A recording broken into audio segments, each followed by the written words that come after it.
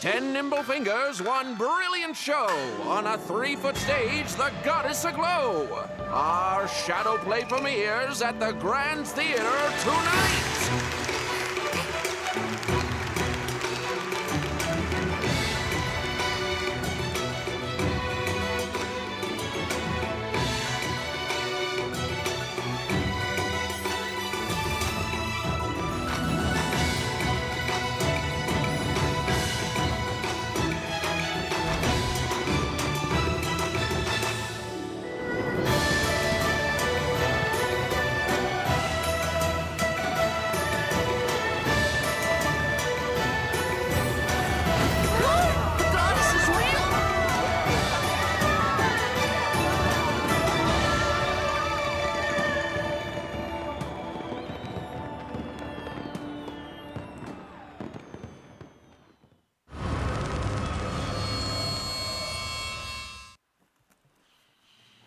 It was never a ruse. This is a requiem.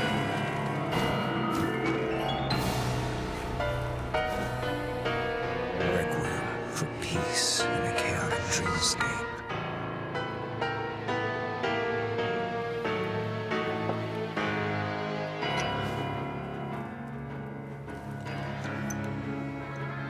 Even if it amplifies their fear. Requiem for an exercise to extend the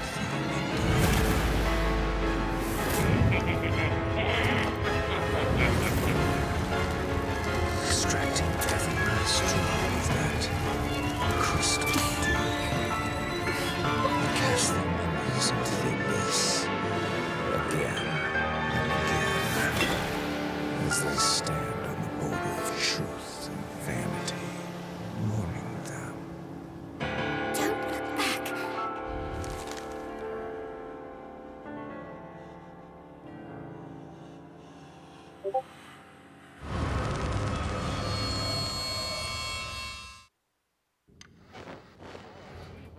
Metropolis' very own superstar, Eternal Aurora, has finally Warning. been released. Hearsay detected. Anarchy detected within the city limits. My control. Breathe and sing endless goodbye. For you I bring a happiness overdose. Join us in this control. Now that everything is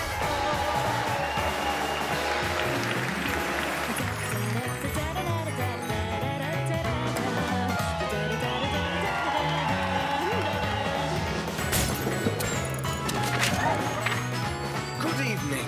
This is Pirate Radio. Headlines after headlines, musicals after musicals. Can you even recall the last time you saw the sun? The media fills you with cheap thrills and mindless entertainment. Eventually, we'll all amuse ourselves to death.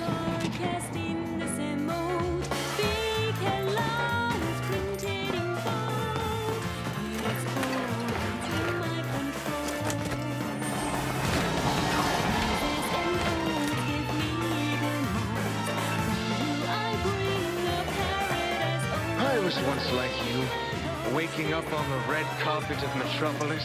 But now, look at what we've become. A cog in this entertainment machine. Wake up. The city is eating you alive. We're nothing but pets and livestock trapped in captivity in this city forever. Let's continue the carnival tonight.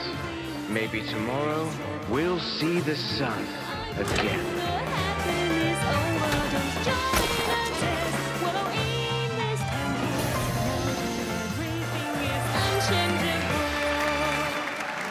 Tonight, we celebrate the prosperity and beauty of Metropolis.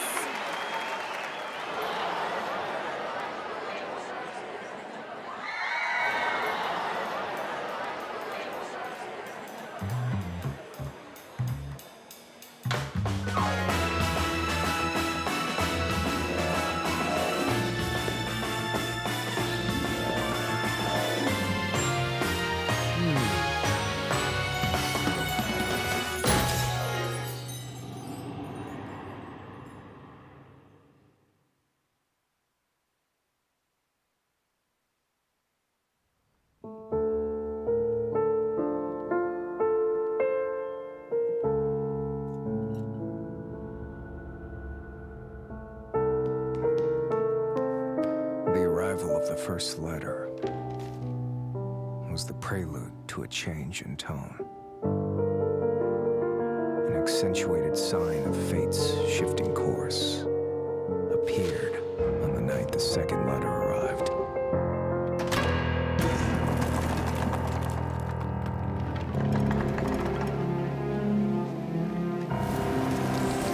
Those fragile wings flew in with the dying light. Who forgot one simple truth. The purer the light, the deeper its shadow.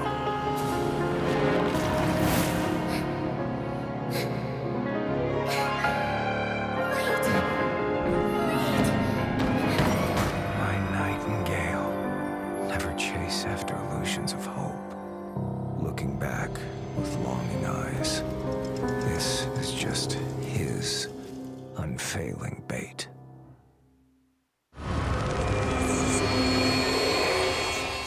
All that remains upon this throne is nothing more than a fragile, incompetent heart.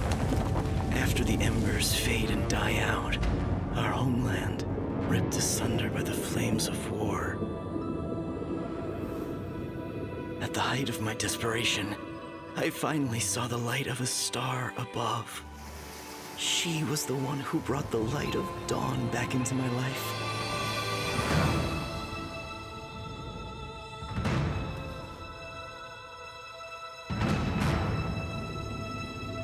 But when the sun sank below the horizon, I saw the flames of war burning without end. Flesh torn and blood spilled before me. The illusion of my utopia had lost the favor of the sun.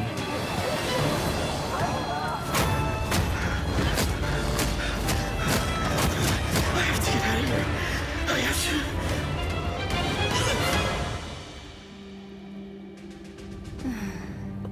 Why do you wish to escape, my dear king? In this everlasting Colosseum, you will forever be my gladiator.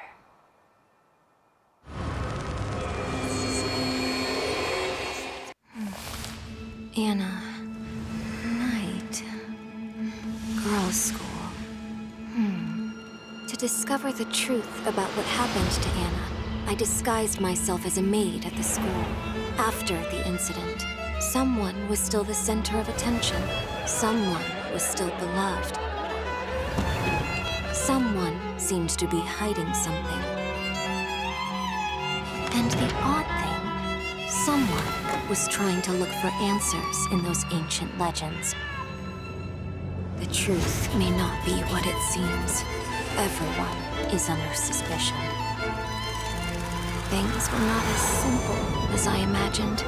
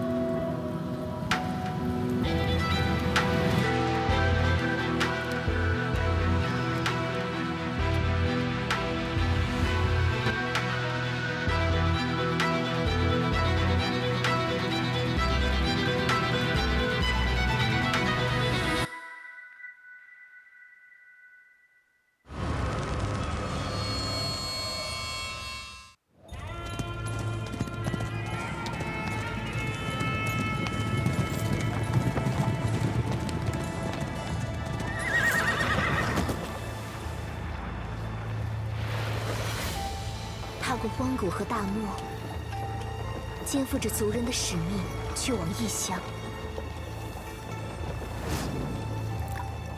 阴谋与命运交织着。当星辰落下之时，毒蛇露出了尖牙。忠诚与背叛的戏码拉开序幕。火光将反叛的计划化为乌有。刺向毒蛇的弯刀，在烈火间把双手灼烫。然而，救命的稻草不过是又一场狩猎的预谋。而若不甘心成为猎物，只能自己勇敢伸手，触碰飞鸟与神鹰。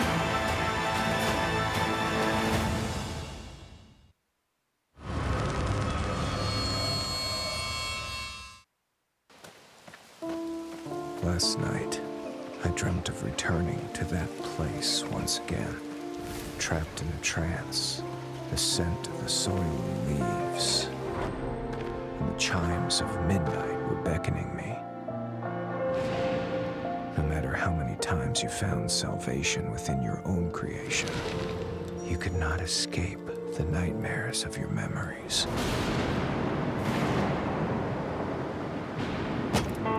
Stop it!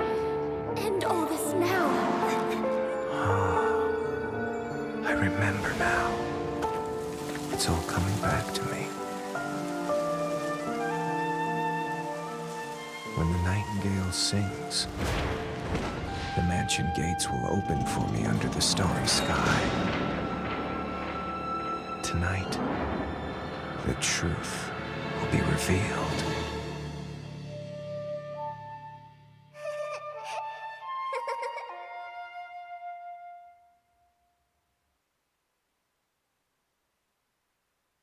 The islanders often say the wayward sons will eventually return home, just as migratory birds always come home to roost. Yet, fewer and fewer have returned.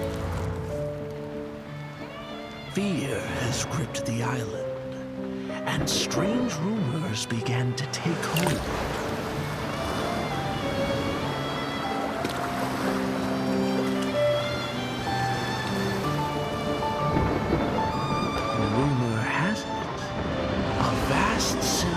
Overshadows the shore. Some also say a resentful soul lies beneath the waves, luring voyagers to their doom. While many claim, even in a storm, the swallows will guide you in the right direction.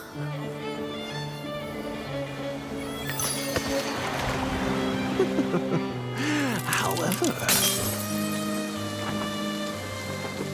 is this calamity wreaked by disgraced deities? Or perhaps it all stems from greedy hearts?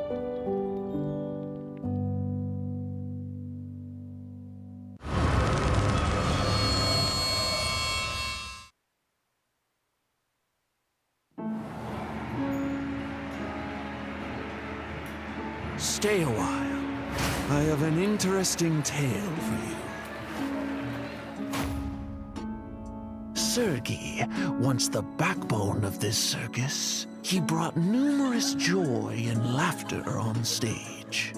But he was a slave to the bottle off stage. His mistress began to fall for a more considerate man. And after a heated argument, she sought refuge in that man's tent. Sergei couldn't stand for this. He destroyed that man's wretched face with acid and ruined his life forever.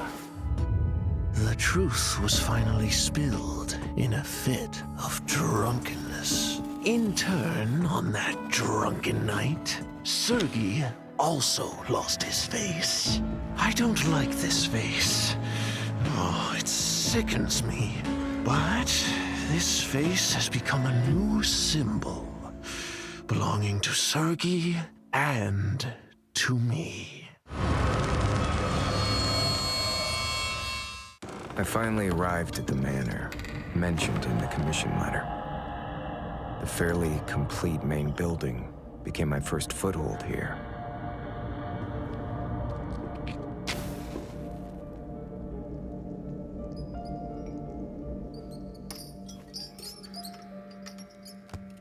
At first, everything seemed to be going better than I had expected.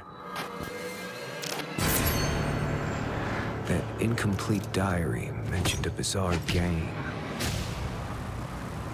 The barely noticeable ashes and marks along the edges of the diary once again led me to new clues. A strange fireplace, unused firewood, a rotatable candlestick. As the wall began to turn, I knew that I had found what I was looking for. An even greater collection of diaries. I continued my deductions using these diaries. Finding information on the hunters is the key.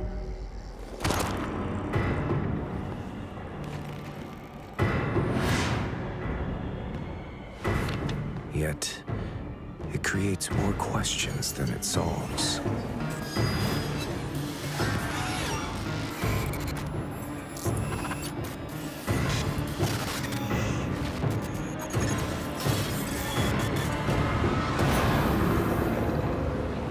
About the manor. About the game.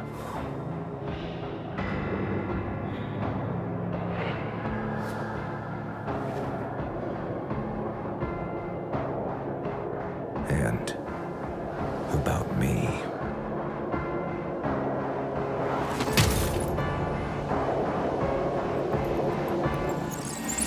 I was once a novelist. I lost my memory in an accident 10 years ago, and have suffered from intermittent amnesia ever since. My condition has worsened with the passage of time. The span of my amnesia is getting worse. Finally, through the eyes of my neighbors, I realize the exact nature of my condition. It's not about amnesia, but that person has awakened.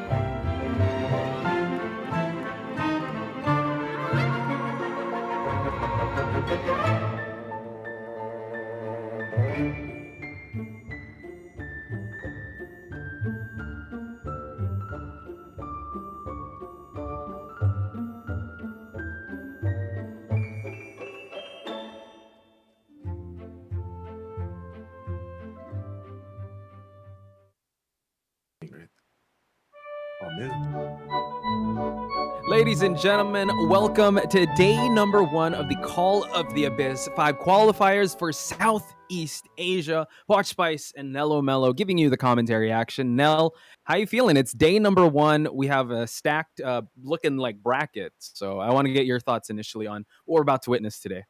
Yeah, but before that, let me just say hi to everyone in the community. Right now, I'm on YouTube chat. Hello, everyone on YouTube chat. So excited to be here with you, Posh. So excited to be bringing the commentaries today for everyone on the chat. Hello, Giselle. Hello, Ishi. Hello, Ewol. I can see so many familiar names. Please keep the chat friendly, hyped, because tonight we're in for a great treat. BL versus Adams. That's our first schedule. And BL, the representatives for COA 4, I don't know, but Adams is also very strong coming in with their lineups. So Hunters from Marks from Noir and also Zed. So I would say it's really hard to pick a side though. Yeah, honestly, like I think if it's any indication of how the qualifiers went for NAEU, it was pretty stacked, and they had some amazing moments. I'm so excited for Southeast Asia to carry that momentum and show like the world and everyone watching on Facebook, YouTube, wherever that Southeast Asia is here to compete, and as you say, like make Southeast Asia great again. These teams, Yeah. I think the latest time they competed was during the IVA, and that was also a pretty stacked bracket that was just kind of community led. So I can tell that the passionate community of Southeast Asia is here to represent. And unfortunately, we'll be only coming home. We'll only be after this weekend. We'll only be crowning one qualifier since the team GH already made it. Got the fast pass to Call of the Abyss 5. But by the end of this weekend, hope you guys already marked your calendars and your dates, because we will be crowning a champion here this weekend to represent the region of Southeast Asia. Yeah. Speaking of crowning the next qualifier, let's just have a look at the prize pool, because it's a whopping 620,000 US dollars. That's a lot of money right here for Identity 5. Yeah. And this just shows that the community keeps growing and growing, that there's continuous support, especially with the certain format that we're having. We did have a qualifier last year, but rest assured that there's more to come, more content, more teams to get scrims. And I just think it's a great time to be an Identity 5 fan. I think that Call of the Abyss is a celebration of everything related to Identity 5. And we're going to take part in that. So in the coming months, please do pay attention to your favorite teams and also your favorite communities for Identity 5 here. Yeah, I just love that the fact that NetEase is conducting so many events outside of COA itself, having qualifiers, having IVC. It's just an indication that they're trying their best to grow the community itself. And tonight, speaking of tonight, we are seeing the brackets BL versus Adams. Definitely a match not to be missed.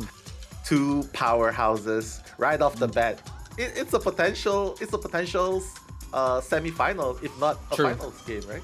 Yeah, we were talking about it, right? That I think every match has the potential to be a finals match. After that, we're going to see Team SG versus NM. And then on the next day, it's Love at First Sight versus Rename and GG versus HS. So, and on Sunday, it's going to be semifinals and finals. And what's really scary here, Nell, is that it's a single elimination bracket. So these teams have to put their best foot forward, starting with BL versus Atom. That's about to happen. And then SG versus NM. That sounds so familiar. I wonder, where does that ring a bell? NM. And then, I'll leave that for you and Eli to talk about it later. To decipher, okay. To decipher what NM stands for. No mercy. No mercy. No mercy. Ooh. No meta. No meta survivors. No monkeys, please. Yeah, we're gonna decipher that in just a bit. So Nell did mention, Eli will be coming on stream later. Super excited to introduce him to the Southeast Asia stream. But like you said, Adams, ADM versus BL, two powerhouses. ADM, a team that we know that they have competed also in the previous IVC. But BL, they're the ones that did represent us in the Call of the Abyss 4, along with OSM. What are your initial thoughts on BL and how have they been performing so far? I would say that BL is definitely going to be faced with a lot of challenges, because over just a mere period of 1 year, we've seen the rise of many strong teams. But we're going to talk more about that later, because right now we're going to look at the team lineups for Team BL. Two of the hunters right there. Dark Oh Whoa, I think a very familiar name because he has been playing for BL since the last event. Carol, on the other hand, is going to be a new addition for Team BL. So I'm guessing that he's going to be really strong, because BL recruited him. So I'm looking forward to Carol. Yeah, someone I'm looking forward to is MX. We've gotten to a voice chat with MX and Rem going back and forth. We'll get into that in just a bit, because we got to talk about Dark. He had made, for me, my introduction to Dark was during the NM Fam, I think June or July. I was one of the NM Fam tournaments, and he was so good. And the potential of Dark has not yet been reached. And I think, we're going to see a power spike of his level here with Ever Hunter. I don't know if I've seen a Naiad, but he definitely has a lot of meta hunters he has a lot of meta hunters that he's going to bring out. COA win rate above 50%. Average of 4 eliminations at 38%. Again, we have to talk about the meta. Survivors being the more powerful of the half of survivors and hunters. So the stats pretty much speak for himself. Not sure if he's going to bring out the Naiad, but we have seen his breaking. We've seen his Sculptor. We've seen his, I think his Bon breaking. Yeah, Bon and breaking. Bon breaking was. And this is the hunter you mentioned. Yeah, Carol. Carol is the new addition to BL. Very surprising, because you can see right there on the screen 100% win rate on COA 5. Am I looking at this correctly? Because that's and 1.0 elimination, 10 knockdowns, 16 strikes. 4 elimination rate, 100%. That's scary, man. I think once he got the first elimination, they were like, his opponent's like, GG, we're done. We can't deal with this. Yeah, This Axe Boy, yeah. too powerful. So Help. yeah, that's why it's the 4 elimination. Again, these stats were gained in the Ethereal Theater, so it's just a snapshot. I wonder if Carol will be coming out, because we did mention that Dark most likely will be the first hunter that will come out. Now let's talk about MX. Cheeky thief right there. MX, yeah, I mean, we've seen him on Thief before, but Right. if MX does decide to bring Thief, I think it's most likely because of his emote dances. It's just really cute to Yeah, look at. true. Yeah, like chase me. But 76% win rate, something not to be underestimated, with a containment time of 83 seconds and even a decoding progress of 126 seconds. I would say definitely pulling up his weight, even though he's playing as a thief. But who knows? We might see him because of the recent buffs. He received flashlights, so he can put the Yes. spotlight from Spotlight everywhere. Yeah, if you need a Yeah. spotlight, he's got it. But also It's something that we have to tell the audience here. MX has a really good batter, but you know what? This is just a snapshot. Who knows if he'll bring out that batter, because he did make a lot of waves in the recent IVC. But now shifting our attention over to Rem. Not sure if he plays that forward. I think we did talk about it mostly like a prospector seer, but who knows? we haven't seen BL in a while. Could bring out that forward, but I know, yeah, they do have a dedicated forward. But most likely he'll be that seer if it's not there, if it's not banned. But he also has that prospector. Win rate over 60%. Containment time as well as decoding progress is very impressive. Escape rate above 50 is already enough to ask for. So Rem, I would say Rem. He was the spokesperson in our call, our VC with all the teams.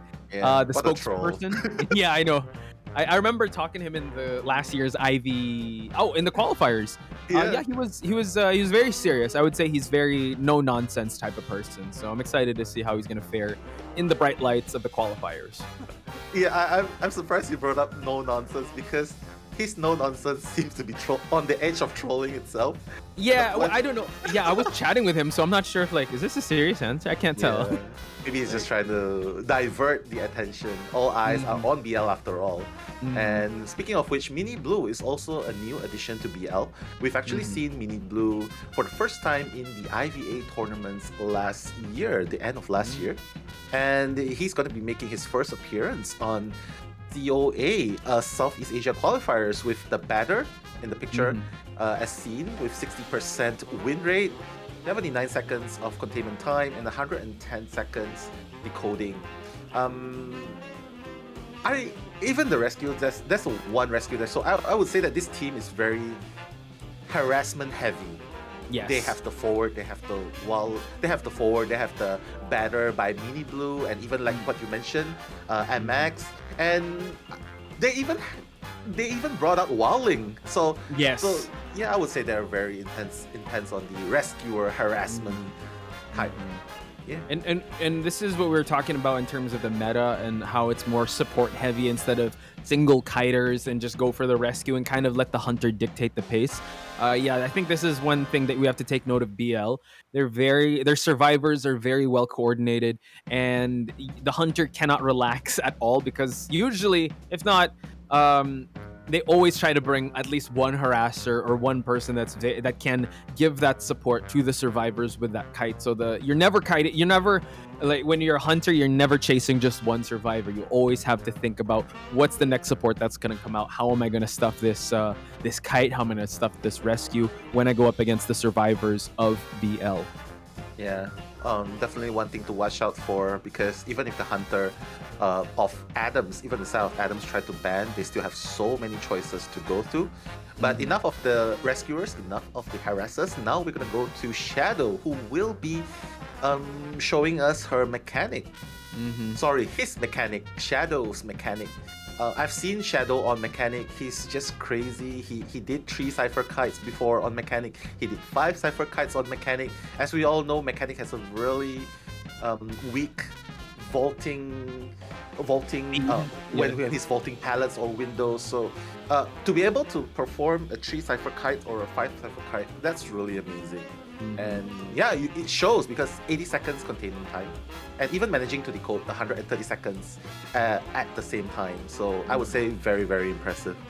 Yeah, something that you have to worry about when you're chasing after the survivors of BL. You never chase after your shadow, but if the shadow is on that mechanic, it's a very, I would say, juicy target to go after. But as you said, he is a master when it comes to kiting. The numbers speak for it himself.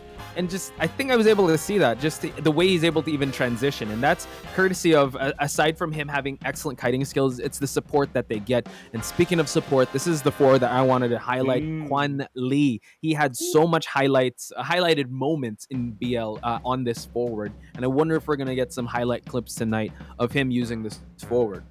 Yeah, I mean, he's the OG player of BL. Kwan Lee, Rem, both of them are OGs, and you can see right there the one thing that instantly caught my attention, the 2.0 rescue, which means that in every game on average, he'll probably be doing rescue more than once. So that's 2 rescues at least, with a high escape rate of 67%, even managing to finish one cipher at the same time. Wow. I think Kwan Lee is definitely one to be feared, especially on the forward. And yeah, looking forward to seeing him actually starting on the main team. Yeah, another thing I'm looking forward to seeing is Team ADM and how they're going to be playing around the composition, because as we had that meeting with the other casters, we did look at Adam's team, and they can bring like pretty non-meta survivors. Speaking about Marks and Zed, not sure which Marks, if he'll be playing survivor or hunter side, we have to confirm that. But if we do see Marks, we know him as really good bonbon. And his violinist as well. So who knows if they're gonna bring that out. Zed also, Disciple. We have Daddy Ding, Run, Piano, Maple Leaf, and IYS. Yeah, fun fact, Run from ADM is actually a previous member of BL as well. So she is definitely a very strong addition for Team ADM. Now, looking forward, looking at Marks right now, definitely showcasing his skills as Antonio. He has been maining Antonio, a religious user of the violinist, if I may say. Despite the 41% win rate, he manages a 1.74, very respectable elimination rate. Of course, 7.41 knockdowns, and even managing a 0.44 Terra Shock. So you can expect him to Terra Shock once in every 2 games, which is very, very impressive. Yeah. I think in in last year's IVC, we were able to see a little bit of his violinist in a match in his group stage. But what really got my impression was his bonbon, and he brought out bonbon in hospital. So I don't think he even was able to use peepers, because he just was able to stuff the rescue and got a double down situation when 5 ciphers was still remaining. So if Marks does, if Marks is the hunter, I'm sure the survivors of BL took note of that, and they might want to ban that bonbon away from Marks. Yeah, he did practice a few hunters aside from Guard 26 and Antonio. I believe he has also picked up Sculptor as well. So definitely try to add into his repertoire, because if the game goes into a BO3 and your hunters are banned left and right, that's where this hunter with the deeper pull will be able to stand out more. And speaking of which, now we're gonna see Zed. Not his true representation. I believe everyone here, or if not most of us here in the chat, guys, I believe you've seen Zed with his photographer. His photographer in the previous tournament, where I think a lot of people went crazy when he went for photographer in such a high stakes match. But now the stats here is for his Disciple. He does mean Disciple as well. 38% win rate, a respectable 1.54 eliminations, 6 knockdowns, and even 17 strikes. Despite being on An, he even got a 25% 4K. So that's actually really good, considering An is a single hit jump leaping hunter. And that's a good way of explaining her toolkit. Right, she even contested last year. The cats, She contested BQ last year as the Thai Queen. So I wonder if Zed will be bringing her out, because I don't know, Nell. I don't know if it's our connection, or if whenever we're on commentary, but whenever we're on commentary, we might get a photographer match. So if that is loud enough, maybe Zed could hear you guys if you want to see Joseph come out of Zed's hunter pool. Who knows? Yeah, I mean, if there's one person I know would like to see it, I'm sure Devastry is in the chat, guys. Devastry, photographer main definitely is gonna want to see Zed on the photographer. And yeah, I mean, despite photographer not being a meta right now, but in the hands of a card trick master, I believe it's gonna make it's a high risk, high reward kind of thing, you know, if you know what I'm saying, Posh. Like, yeah, we talked about that in the NA qualifiers, right? I think even the chat popped off to see a Joseph, and there was so much love and support for that Joseph. So tonight, let's see if Zed is confident enough to bring that out, because Joseph does have his issues when it comes to the current Survivor meta. Now, moving on to Daddy Ding. Daddy Ding being the main rescuer, has that mercenary. I think also has a gravekeeper. Average rescue is 1.15. You could try rounding that up, and it's almost a two-person rescue. Containment time above 60 seconds. Decoding, he's probably going to make his presence known mid to late game for the hunter. So let's see how Daddy Ding will be able to do some surviving, because I think in IVC last year, he's always escaped. Or is it 2020? I forgot which one, but I remember seeing him, and he's just he's always the one, like kind of like Polar's last week, where he's just clutch escapes here and there. yeah, you're talking about his escape. I'm just wondering about why is the chat laughing about Daddy Ding, the name Daddy Ding itself. Oh But yeah, you know it's what? we're so used to it already as Daddy Ding. You know what? We're gonna look at Run right here. I believe Run does pick up a forward, and she's not really a forward player. She's more of a seer, priestess, mechanic, support decoder type of player. And the reason why you see forward here is would explain why her win rate is 0% on forward, because she doesn't play forward. It's probably a misclick, but you know what? Let's give her the benefit of the doubt. Beautiful containment time as well, 120 seconds. Decoding progress 126, which is crazy for a forward player, and 50% escape rate. Very impressive 1.50 rescue. So that's the stats provided to us by Run on the Buffy reliable forward. Run. So we'll see if Run will be using that, but like you mentioned, balls. Run being part of BL before, she better use that skill.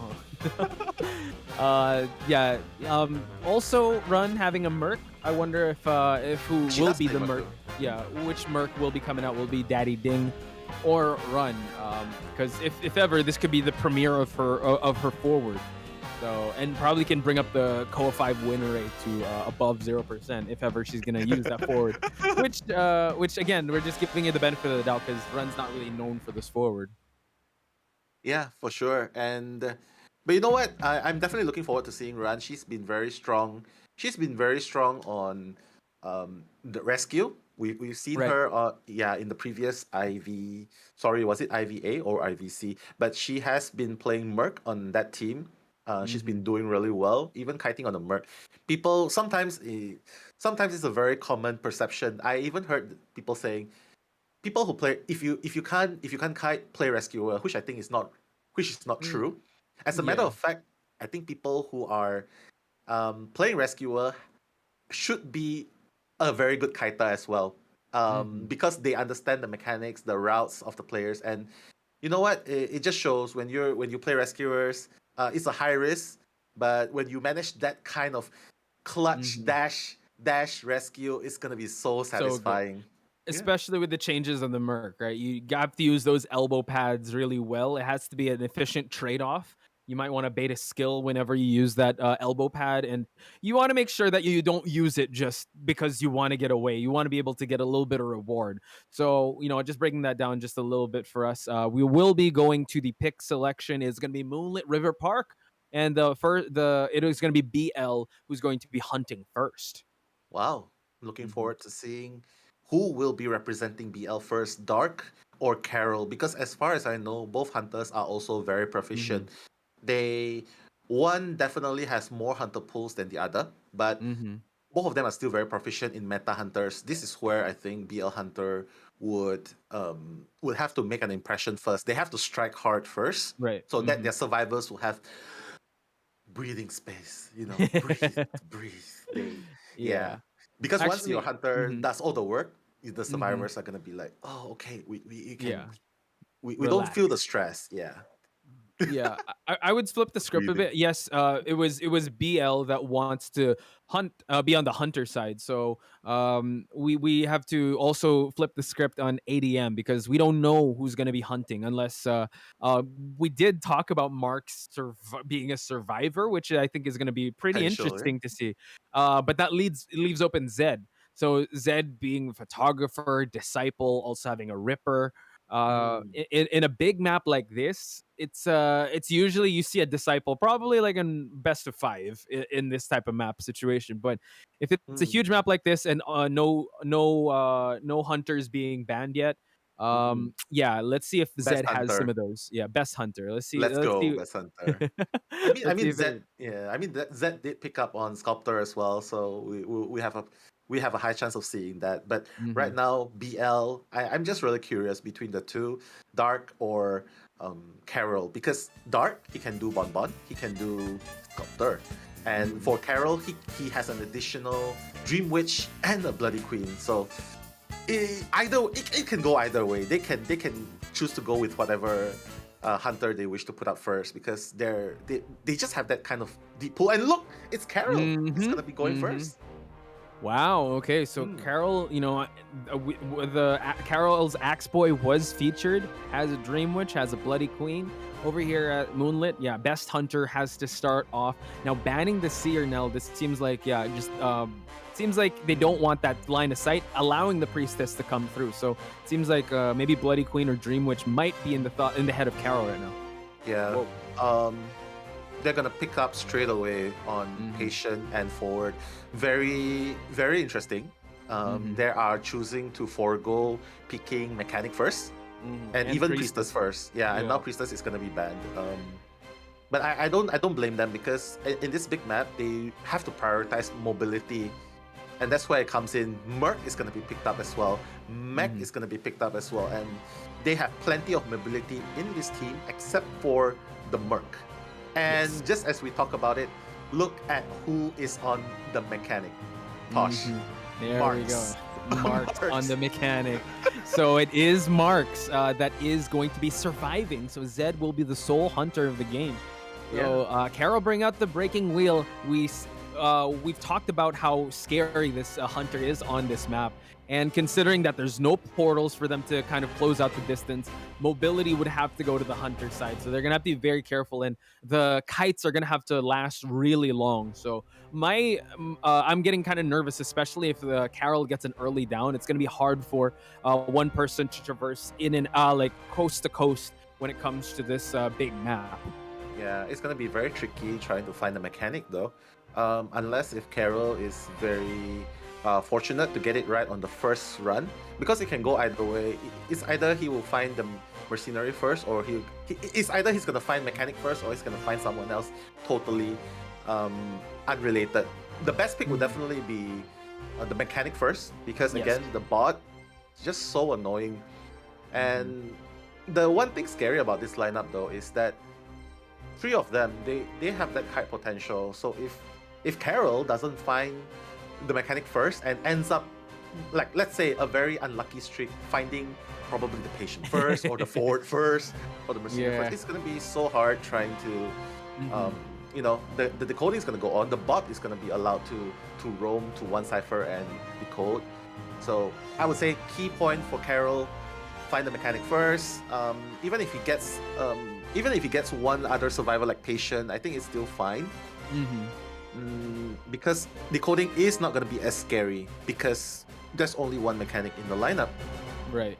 Yeah. I agree, especially that this hunter has so much options to just chase or leave. If the chase isn't going as he wanted it, he can always just go to wheel form and just transition away. And when that happens, the team has to be communicating, get to a good window, get to a good kiting spot to get in tight spaces. So that's gonna be hard for him to make those turns. And Yeah, I think on Carroll's win condition here, yeah, I agree that he has to remain steadfast with who he chases, because chasing a forward, chasing a mercenary at the start of the game is going to be a headache. We all know Patient has been banned for a reason in certain maps because of how well he can use those grappling hooks. When those grappling hooks are gone, it's going to be quite hard. So you don't want to spend too much time with these three hunters and go after that mechanic, especially before she even deploys her doll. Mm-hmm. But either way, you can see Carroll is he's gonna be first on the patient. Like just what I said, even if he doesn't have very, very but this is so hard. And he's just gonna read this spike. What just happened? Oh my god. Yeah, he got a lot of presence on that. So did he catch him in the mid of an animation? I didn't see it on screen, but that was an early down. But something that ADM has, at least the mechanic is off decoding. So there's technically still 4 bodies decoding. Now we see that IYS is the one that is close in the tent area that has to go for the save. Yeah, and this is the scary part about having to play that. Because once he manages this skill, you see, look, that's already like the mercenary is gonna fall. Yeah, the mercenary is gonna fall. And mechanic, even if he doesn't get found first, this is also a very bad scenario for ADM, because mechanic is gonna have that debuff. That's the thing. Marks, back and forth. Oh my god. Yeah, I think he wanted to go across this, but he landed on the platform as well, and Carroll was just waiting. Patience is with Carroll right now with how he's playing this out. Yeah, IYS will be falling down. Double down situation for Carroll. So this is a great way to start things off, because the Cypher Rush isn't even felt because so much pressure is being put on the team of ADM. Yeah, and one thing to note is Carroll hasn't even used his blink yet.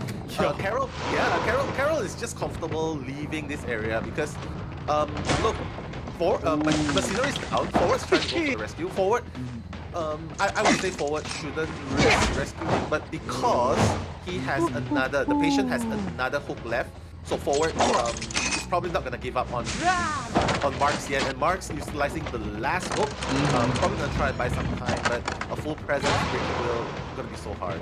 Yeah, this rebound kite has to last, but Carroll already has him pinched in the corner here. And now we see that the mercenary, trying to heal up, but we do see that Mark's already going to the corner because he just wants to buy enough time for probably that forward to go heal up the mercenary or expel that. But we do see lower left side of the screen, the mechanic over at 2-story is trying to decode.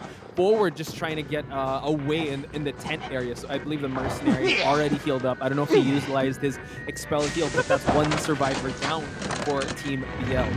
Yeah, mechanic has to be crying right now because of the intense debuff. Yeah, but fortunately she still has another robot to play with. Carroll knows that the scenery is in the tent. He's just gonna go for forward first and gonna find him forward. Exactly. That happened. Wow. Yeah, exactly. Great what I thought timing. would happen. Yeah, the timing was so great, like Posh. Like that's the thing of you have to mind when playing against a Pollen, because as soon as he breaks the wheel form, even if the forward has a ball, the spike burst is going to cancel the animation of forward dash, and that's why forward, I think, in that situation, there's not really much you can do, and now he's just going to shift his attention to Machinery. Mechanic has no choice, has to be the one to come and rescue, and yeah, Ran is already in the vicinity. We see the area of effect. Mechanic. Oh my god, he was able to down it. He canceled out the rescue and now stuffed it. IYS now has to be the one to go for this rescue. Can delay the hit, the down here, but now we see the forward has a full football to utilize. So will the blink be expelled to try and close the distance in this forward? Okay, Maple Leaf does not want to risk it. Uses the football to get away from this area. While the mechanic is down, Mercenary will be following soon. Jukes him to the second story of this platform, and now it's only a matter of time. We see Maple Leaf, gets 2 spikes, and now he's gonna have to change out a wheel form. Again, he's just chasing him. He's waiting for him to expel his football. 3 spikes and a snap will be downing this forward.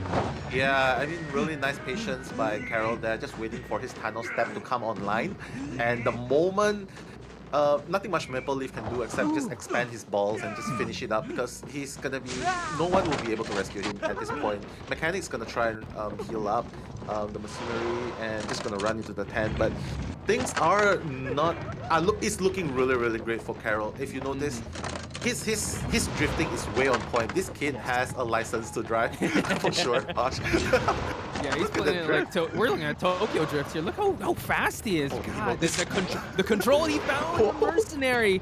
And now 3 ciphers remain. At least the dungeon is revealed, but Carol is taking note that it is in this area outside of 2-story, and he's just making sure that the forward already expelled is sent out of the game, and now he's making his way back. This is what's so scary about the breaking wheel. This map is so huge, but in a matter of seconds, he's just traveling from place to place around this map. Mercenary has a spike on him. Mechanic Doll has been expended already, so Carol just has to stay on control here for BL to be in the lead in this match. Yeah, if you notice that he's gonna go for the next machinery now, and Thanos step in, Mechanic has no choice. She's just trying to run out of the tinnitus area effect of Carol. But Carol, he just knows. Look at him. He's already going towards the 4th station and instantly triggering the tinnitus. And it's just one of those situations where it looks like a very inevitable 4K. Well, that's what Thanos said. I am inevitable. But now Carol finally expels the blink. He has a double down situation, and I believe the mercenary has. I can't see the lower left side of the screen. Yeah, I think he might have, but it's still only a matter of time before Carol is able to close out that distance before IYS can go for that heal. But like you said, inevitability. That is what Thanos is all about as he snaps his finger. And Carol getting the 4K GG's was going to be called BL with 5 points to start off the night. A very dominating game right there. Breaking wheel right off the bat. And just one thing to point out. Did you notice that just now, before the forward expired on the chair, the mechanic bot just very, very unlucky at that point. The robot just expired in front of the chair. While it expired, then the chair started to spin so close yet so far. One of the moments that you hate to see it happen, but as a hunter, you must be like kind of popping off a little bit. And Carol did an amazing job with the first chase. Like you mentioned, that the first chase, he did have the patient. The mechanic was all the way on the other side of the map. But the timing of his getting a spike onto the patient and also canceling out the grappling hook animation, it really started off on the right foot for Carol. Definitely. And this is why Breaking Wheel right now, correct me if I'm wrong, Breaking Wheel is definitely the top 2 right now. Top 1, Breaking Wheel. Top 2, Sculptor. I believe that Breaking Wheel is the top choice of meta, and even I dare say strongest hunter right now. Now in meta. And you can see just now 4 ciphers remaining. The patient was already on his 2nd chair. And even when it was 3 ciphers, it was already looking like a 4K. Very, very scary. As soon as Breaking Wheel's full presence got online, that's when things got really, really bad for Adams. I like that quote, I am inevitable. That it's just a matter of time before he catches everyone. Yeah, just that Thanos snap, right? Resetting everything, balance as all things should be, but the scales have not been balanced yet because it's BL with 5 points and Adams still looking to get on the board since this is just the first half of round number 1. But looking at the decoding progress, if you look at it, if you just cover the survivor side, you wouldn't think there was a mechanic here with how fast of work Carol put into this map. So I couldn't even feel the presence of the mechanic's doll because of how much pressure he put on Marks right from the get-go. He was able to double down. Like, he was able to technically, if that was any other rescuer, that would have been a stuffed rescue. But that's why Mercenary is really one of the best rescuers out there, if not the best rescuer. Still able to buy a little bit of time, but ultimately the numbers I'm looking at is Carol's 3 ciphers remaining, 7 survivor hit, very efficient, and leading up to 11 knockdowns. And only 2 ciphers were completed. You saw how fast he was already. Like, the cipher had to pop around 2 minutes, but then the first survivor already went down in 3 minutes. So that's just the quick work that Carol brings to the table. Yeah, and despite the mechanic's best efforts to try and decode and doing the rescue as well, and even healing machinery at one point, 220%, very respectable decoding progress. But again, this is the trouble with this kind of lineup. Having a forward, having a machinery in the same team. As soon as patient got caught, two of them have to ditch their cipher. They have to ditch the cipher. They have to start running, making their way towards the chaired patient. Right. Yeah. I have to say, things could have gone either way, because if they decided to ditch Marks as patient Mm-hmm. on the chair, they decided, okay, sorry, bro, we're gonna let you sit on the chair. You're gonna kite on the Mm-hmm. chair, and they couldn't afford it, because again, it's the breaking wheel. Breaking wheel can Yeah. just change a direction straight away, and it's just Mm. so troublesome. But Yeah. yeah, I agree, like um, that Carol actually forced the rescues to happen, especially the mercenary being intent. Usually, in mm-mm, any other hunter, yeah, just sacrifice. It's okay. We'll be able to make up for the next round. But this is a mm, breaking wheel. You mm-mm, can go from point A to point B really quick, like as we say, like a bullet train. Just zip past the map, and you're there, forcing the rescue to happen. And that's what Carol did. So, yeah, great start. And I'm sure, as you mentioned, Nell, the team BL, the survivors are kind of at ease now because it's 5 points on the board for them. The worst mhm, that they could do is for them to still have the lead is just for them to get a tie. mm-mm. But again, let's not take away anything from Adams, because despite the 5-0 start from Pollen by BL, Mhm. Adams still has Zed, who is proficient with Sculptor as well. So if he Mhm. decides to bring Sculptor, very high chance, Sculptor or even Breaking Wheels, high chances are he will be able to at least get a draw, or Mhm. even if he Yeah. doesn't, get a draw, at least try and bring the scores closer to each other Yes. Yes. in case of a tiebreaker. So Mhm. yeah, but definitely stress is gonna be on Zed, because Zed will and BL. Zed will have a more stressful time. BL survivors will have be like, yeah, I'm gonna bring out the wilding, or I'll Thief. um, Why not? thief, why not? Yeah, flashlight. Uh-huh. But yeah, this is where it gets so scary. I would say that round one is just a starting warm up thing, Mhm. go all out, but it's not over, because in game two, I'm sure they're definitely gonna start respect banning Yes. Carol's breaking wheel. Because one fun fact for you, Posh, and for the Mhm. viewers out there, I've seen Carol playing rank with breaking wheel just less than a week ago. He was actually, Wow. yeah, he was actually more proficient on Sculptor, Bloody Queen. His breaking wheel, he actually got a draw in Oh. rank.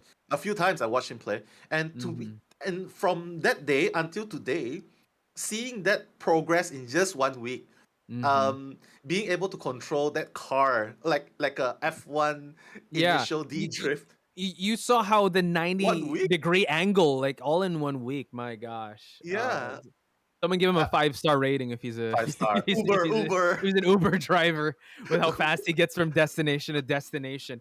And mind you, a week, ladies and gentlemen, that is not a lot of time for you to perfect a hunter. But Carroll is no ordinary human with how he was able to do that. Yeah, Kudos to him. But I agree, Zed more than Zed doable as for him well. to be able to yeah, go above and beyond what is expected. Like you said, first round, maybe they're just kind of warming up. I think the Mm-mm, survivors now, what they got to do is go back to the drawing board, come to round number two fresh, and just give all the support they can to Zed and try to just mitigate the situation and try and just for him to perform his best. Because I think in round number two, we're going to see a new and improved Adams, and they have to be able to adjust mm-mm. because, yeah, they're definitely put on the back foot at the start of this round. Yeah, right now they have to trust Zed to carry them in game number one, the second half. And meanwhile, the survivors, I think they should try. The one thing they can do is sit down, calm down, shake it Mhm. off, and hopefully and get, I don't know, get green tea, get fruit tea, or get milk tea. Come on, go get milk tea, drink it, and just get ready for game number two, because Mhm. again, shake it off. It's already happened. You They have to Don't- recuperate and try it Yeah, again on game yeah. number two. Yeah, Yeah, they got to don't mind, right? As don't people mind, would don't say, mind. Fighting, don't mind, fighting, fighting, fighting, fight all the fighting. way. And Yeah. I know Adams, yeah, they definitely have some experienced players, and I think they've been Mhm. put in these type of situations before. It just with how the bracket was shuffled, it's just that they had a huge test in front of them, which is BL, the representing well, I would say the latest representation of Call of for Southeast Asian Call of the Abyss, and I'm sure that Mhm. they want to be the representatives again come For Call of sure. the Abyss 5. So yeah, shake it off, ADM. Everyone in the chat, give them your love and support. You'll see them again in round number two. But For right sure. now, I think Zed needs all your support, especially Yeah. with as you said. I think yeah, we've seen that he can use photographer, disciple ripper, but in this map, I think you got to go with the meta. You got to go with that sculptor. Sculptor, yeah, I think Sculptor is still very strong. The presence to chase, the presence to cam, and the presence to even pressure rescue. So And yeah, yeah, let's talk about a sculptor because the sculptor has kind of we've seen a lot of creative sculptor builds. Do you think he's gonna go? What trait do you think he's gonna bring to the table? You think it's gonna be teleport? You think it's gonna be blink for an early down? it really depends on what survivors BL are gonna bring. Mm-hmm. I've seen sculptors with 312. I've seen sculptors with 39, as in insolence trump card. I even seen sculptors with 612 teleport. So it really goes to what lineup it is. If BL is gonna have like a rescuer intensive kind of lineup, I would say Zed will probably, if he decides to go for sculptor, yeah, he can just forego. He can just forego insolence and go for the 612 teleport, or even 312 confined space trump card, confined space blink into teleport late game. It again, sorry, it still comes up to the lineup and the bans and picks. So Which we're about to see now. So Zed opting to ban the Seer, pretty much the mirror of a ban to start things off. So this leaves a lot of options for him.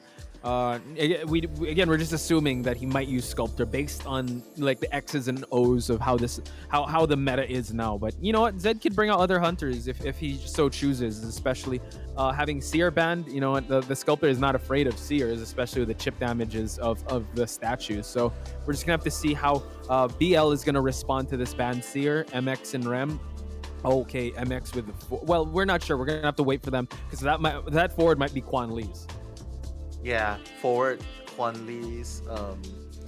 If Quan Lee decides to go for forward, then I'm really curious to see what MX is gonna be picking. Right now, they seem to only have their minds on forward. Yeah, Priestess straight away. I was thinking about saying Priestess because it's just so strong in this kind of big map.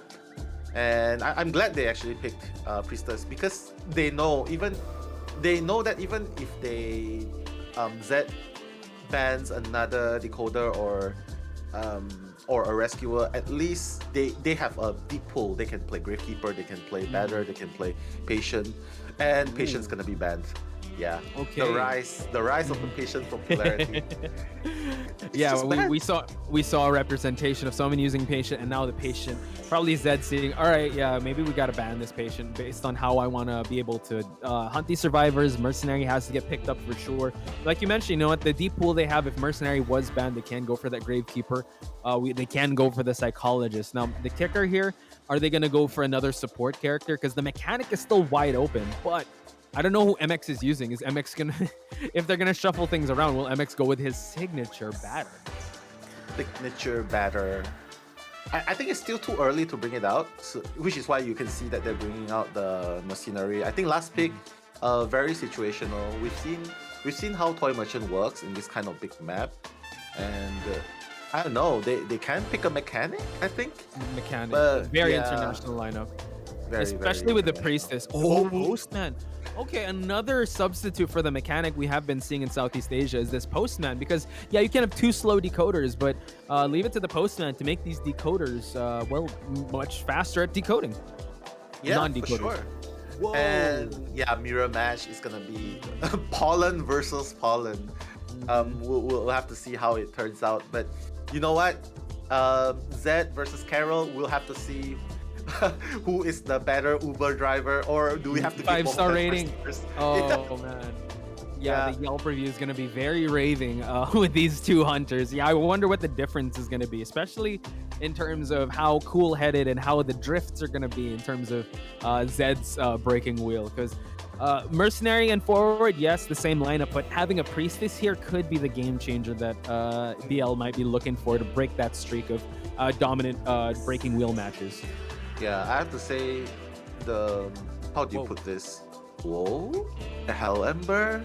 No way. No, come on. No, remember we spoke a little too soon. No way. No, that's not gonna happen. Nah, this Yeah. map, no. Yeah, First but I have to round? say, no, for sure. No, Papa Leo, no. Wait. Still a misclick? I don't think so. I it was last time, so I'm not sure. We can't call it unless we see the match happen. Do we talk about how Hell Ember would be in this map? Can he throw that far from he can, fourth he top can, to but first top? But oh my god, that's but gonna this take is some time though. yeah, but it's not gonna. This hunter is not gonna be a hunter that goes for 4K. It's Yeah. literally so challenging to get even one survivor early game, and even if they do, the power of camping is strong, but he wouldn't be able to pressure other ciphers. Not Right. forgetting there's a priestess, there's a postman. I think it's a misclick, but we'll just Yeah. have to see. Yeah, we just have to Um, talk about the potential of it. And like you said, can't pressure the ciphers. The win condition for BL is just to tie it, really. Or actually even get one person out and they technically win the game because they still have it's gonna be a 6-3 score. But I agree with you. Maybe this is a misclick. Misclick. Especially with the stakes being so high. I is. love my Hell Embers in competitive in round number 1. Yeah, that's a tough sell to anyone. Yeah, where's the Emma though? If you want to play Papa Leo, at least you have. Oh, you got to see bring an out the Emma. yeah, exactly. Well, You know- BL doesn't know. BL doesn't know. We got to tell BL. Bring it out. Yeah. Okay, Rem. What's wrong with Priestess? No, take Emma in. You know? Yeah, but you know what? Whether it's a misclick or not, just a very short time I want to take to just say, hey guys, thank you so much in the chat for being positive always. I see you guys, Posh and I, we're lurking Ooh. around. Thank you so much for being positive. Hello, Miss Lu. Hello, everybody. Hello, Hey Woo. I see so many people that I recognize there, Posh, and No, they're- let's go. yeah, they're sending nothing but love here. Hello, That- Manny. Hello, everybody. And that's how it is in Southeast Asia. We got to support ourselves. We got to support our favorite teams as well, and spread the positivity when it comes to this game, and also the competitive passion. Oh God, Hell Ember. I don't know, man. Hell Ember. I I've seen Hell Ember in this big map. They usually bring insolence though. Like they need Blink- that. Yeah. But still, it's I have to say my heart is rooting for Hell Ember to make its appearance, but 80% of my heart is saying it's probably a misclick. I agree. I love Yeah. my Hell Embers. I love it too. If ADM was in a more comfy situation, I'd push for it. But considering how the scores looked, yeah, maybe this is definitely probably misclick, or Probably. that's why we don't want to talk about it. But we got to talk about the potential Uber driver versus Uber driver matchup that we might see, the breaking wheel versus breaking wheel, because that's a very strong pick. I would say if that's a 4K hunter if I've seen one, aside from that sculptor, to go up against the lineup that BL already pre-picked. So the kicker that I talked about, having that priestess there, having the postman there, yeah, you could say that's for the mechanic, but I think the postman might have a stronger difference maker in a map like this, especially with BL's coordination with how well their survivors are well in sync with each other. This priestess could make or break the game for them. Yeah. I think it's Rem that's Um, on the priestess, right? Yeah, Ram plays Mhm. priestess as well when he's not playing mechanic or seer Shadow. or prospector. Yeah. Mhm. Um, Mm. first kite is gonna be very important. Doesn't matter who he finds first. Communication is very important because in team Mhm. chat they're gonna be like the only signals, just to share a little bit. Their signals will be like heartbeat. That's the one word they can let their teammates know that the hunter is Mhm. nearby. Heartbeat. You know what my team when we play, you know what the signal is? Someone Yeah. screaming. Ah! That's a good signal too. But everyone's screaming like, "Why?" Oh, okay. Yeah. Why? What's wrong? What's wrong? Is Freddy behind you? Ah. Yeah, but that's but what they usually say though. Yeah, yeah. heartbeat, change target, heartbeat, Change- change target. So that Mhm. if it's a breaking wheel, they can have time to rotate or get behind a Mhm. window, get behind a long window, not just a Mhm. short window, but a long window to Yeah. dodge the needles. Mhm. So first kite And- definitely gonna be very important. And also, like, yeah, just to peel back the curtain of like teams, right? Especially if someone is kiting in the middle of kiting, yeah, the conversation is still ongoing. Like they're constantly telling him, okay, done with this cipher, you can transition here, or they're giving like these plays for them to do, or like Owl Ready or something like that. So yeah, this it's a well-oiled machine. I definitely would love to hear in game. Like I wish we had like a hot mic in one of the teams, just so we could hear. Again, it's gonna steal some strategies away, but I Yeah, know for like sure. in IVL, like they're so well coordinated. Like uh constantly the team is talking to each other. Like they do not, there's not one moment where they don't know where one person is. Like it's they're moving as one machine, like a hive mind. And I think that's one of the good trait. That's a good trait of a team that constantly communicate with each other. Oh my god, I think they. Sorry, I'm just sidetracking here, but you know what? Mm-hmm. It's all about connecting with people, connecting with players, connecting with the Mm-hmm. audience and community, and you know, I think they just heard us saying hi to them, and the chat's going crazy. And you know Oh. what? Hi guys, Posh. Anything you Mhm. want to say to them? Because I'm reading the chat now, and they're Oh they're yeah, so lovely. big shout outs to everyone watching. I want to see some hearts in the chat. Hopefully Nell's taking attendance, guys. If you guys didn't know, he's been marking down the names. He has a pen and paper. He's going to give bonus points to those that are perfect attendance. So hope you guys hopefully we'll see you guys all 3 days. But yeah, let us know who you think. Are we going to see Hell Ember? Hello. or, or Yeah. or or Mer- actually, yeah, let's see the star ratings on Carol. You guys give a 5-star rating for Carol's driving for the his breaking hmm. wheel. Yeah, just let us know. It's a Um, conversation, you guys. it is. It is. Okay. While Mhm. we are at it, do you think that it's gonna be Carol's 5-star Uber that's gonna be the superior carrier, or is it gonna be Grab Mhm. Foods? Grab Foods 5-star? So it's Uber Eats and Grab Food. Why are we Okay. talking Hey. about food now? I don't know. I don't know. It's dinner time. I hope. Also, Dinner yeah, time. if you guys haven't eaten dinner yet, please do grab a bite. You know what? While you're watching, yeah, we'll keep you guys company. So we just heard word there was a bit of a technical difficulty. So I hope you Mhm. guys are doing okay in the chat. We just have to wait. Again, these players want to play at the best possible conditions, so we want to be able to provide them that environment to do so. Mhm. Yeah. To keep things fair, we do not want players to, we want the best to move forward. So Mm-hmm. to ensure fairness, definitely, despite the technical difficulties, we're gonna try and at least get things back up really soon. Mm-hmm. Band picks are probably gonna be done. But again, we have to look at the decisions made. And of course, while we are here right now, we don't really just want to be talking among ourselves. We also want you guys to share your thoughts on what do you think? What do you think they're gonna be Mm-hmm. picking? I mean, you guys know Zed as well. Zed Yes. is like in the chat. Zed is teasing us. Hello, Aurora. Hi, Posh and Nell. That's Hey, Aurora saying hi. Aurora. What's up? What's Hi. up? Yeah. Fatima, stop the chit chat and start the match. Oh, so sorry, Fatima, but you have Sorry. to We grab your popcorn first. again, Yeah. just the slight technical difficulties. I think you know what. Good things come to those who wait, and we gotta wait for this 5-star Uber, guys. We gotta wait for Yeah, we have to. for We have to. for Yeah. Zed's Hunter. Yeah. Yeah. In these times, it's just we're just very grateful that we're still allowed to have these displays of competitive identity 5, and the qualifiers is definitely a celebration of that. And yeah, just Mm. keeping everything wholesome in the chat could definitely go a long way, especially to represent to everyone what Southeast Asia is all about. So here we Mhm. have it, the picks and bans. And yes, that is a breaking wheel. Unfortunately, not a Hell Ember, but fortunately for Zed, this Hunter has a lot more in the toolkit for him to be able to down these survivors to keep their tournament lives alive in round number 1.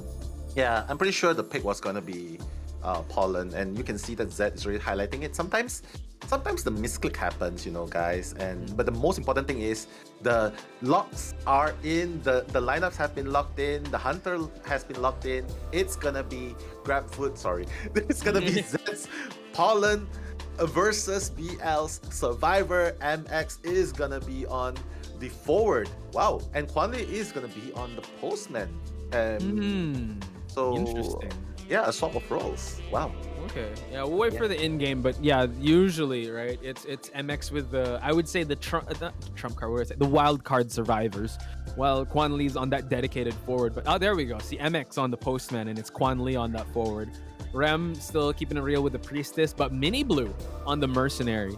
So we have yet to see Shadow actually. So I guess that's a sub survivor that I thought that could be that priestess, but pretty solid lineup overall. When it comes to the first chase, again, like we said in the previous match, very important first chase, especially with you want to go for that postman first, so he stops giving buffs to everyone.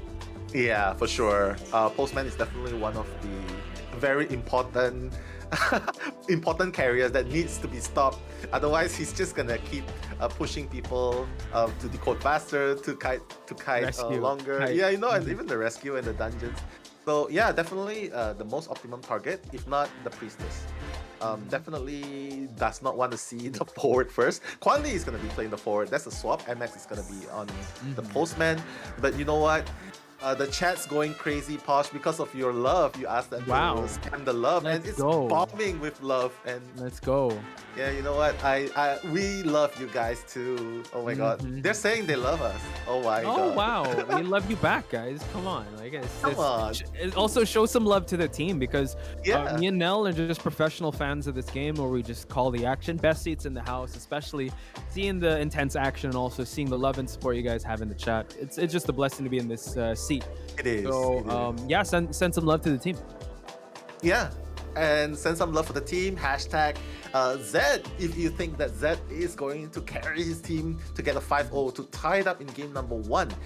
Just show your love and support to Zed. Or if you think that BL survivors are going to come on top, hashtag BL. So guys, in the chat. I want to share a funny story, because when I was talking to Rem last year when in the qualifiers when they won, any message you want to send to everyone out there, like about your team, he goes, tell them BL stands for brilliant, not boy love. Yeah, it's brilliant, not boy love.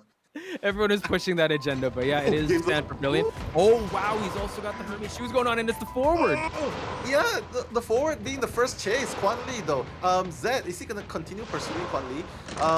Because right now in the open area, he's gonna get that boost. First spike onto Quan Li. Quan Li definitely needs to avoid the second spike. Otherwise, it's gonna be really hard. But again, forward does have the ball to utilize in case he gets the second spike onto him. Quan Li is doing that. Yeah. Quan Li's shuffling right now. Look at him. He's testing the driving skills of Zed. Look at that, just avoiding. So close, but now 2 spikes are on him, and he knows he doesn't have to dash off right away. He needs to wait for him, and that's when he's gonna dash away, probably to a better part in this map, almost at second story, forcing Zed to chase him on foot. He's gonna have to worry about those traps. Rem, the priestess, already at 2-story. Another trap being utilized, but Quan Li utilizing that football. Yeah, I mean, I love the decision of Quan Li to just use the football. You see some forward players trying to be greedy. They just want to save the balls. Quan Li, no, he's just gonna go. Oh, the blink! He wants. So watch out!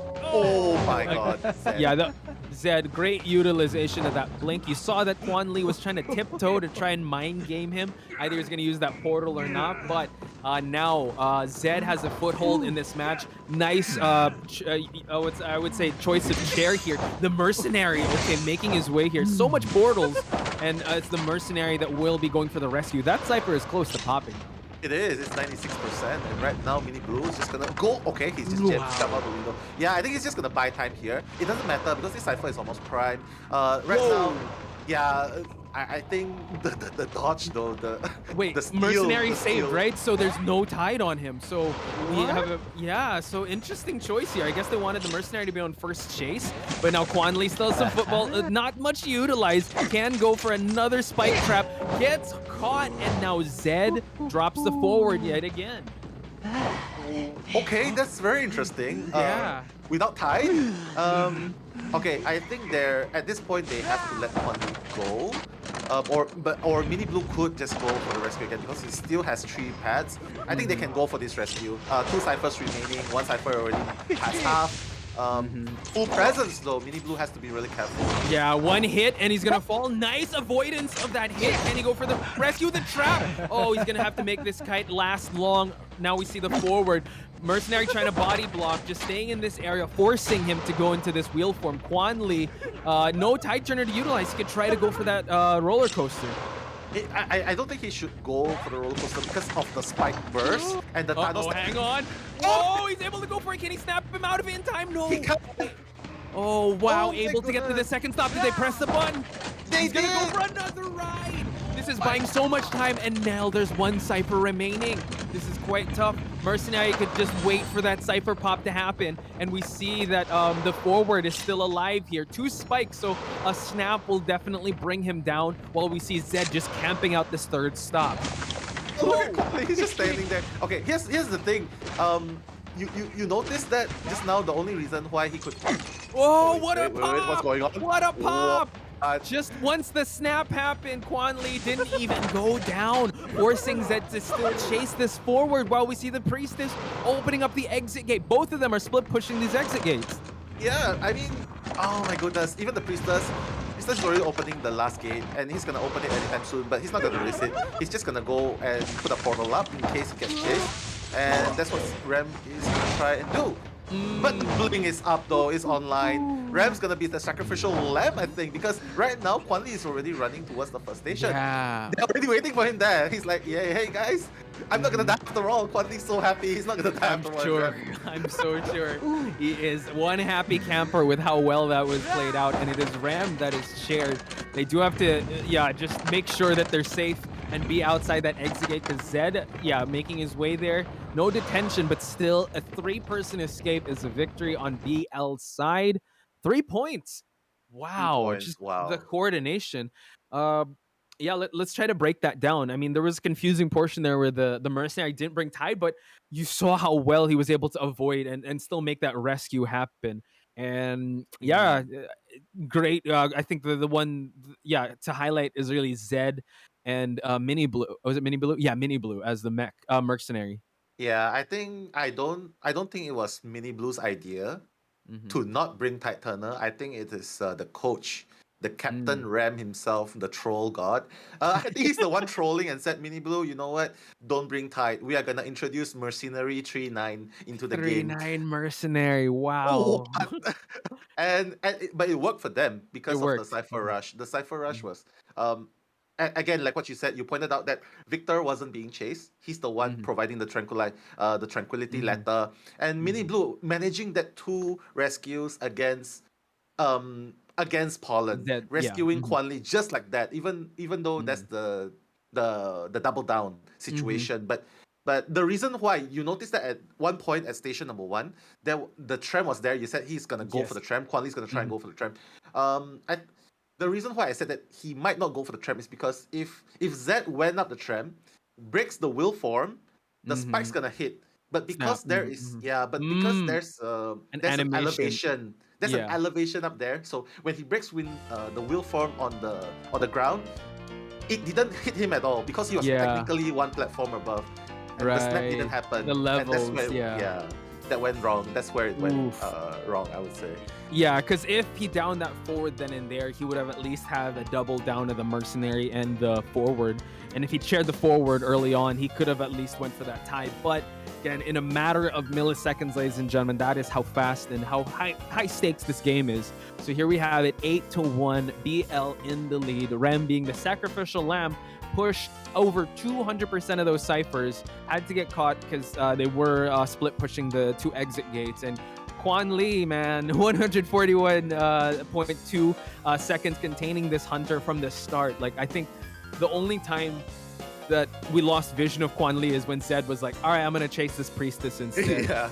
And everyone, I think Rem was ready to be sacrificed because of his idea to Mini Blue. But you know what? 3-9 Merc is not uncommon though. We've seen it before, especially in the Chinese mainland tournaments, and they do it because they think that Merc is gonna be the first kite.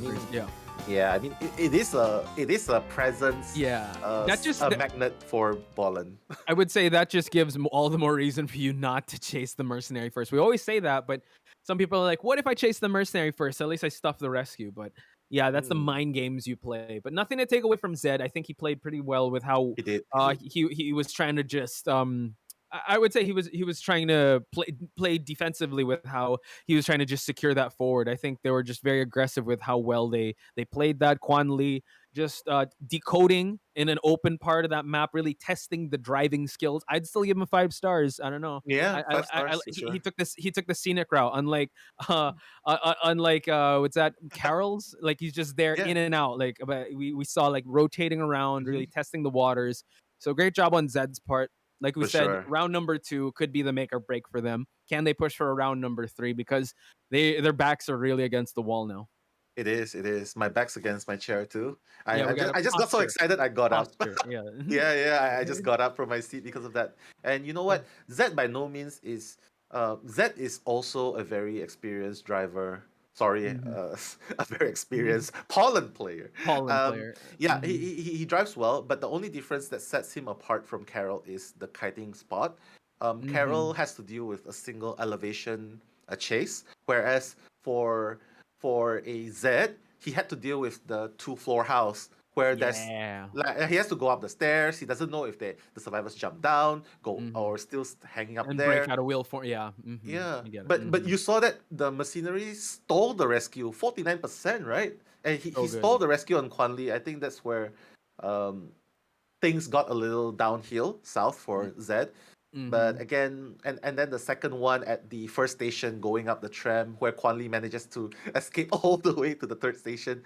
I think that was the make or break for Team Yeah. Adams. Yeah.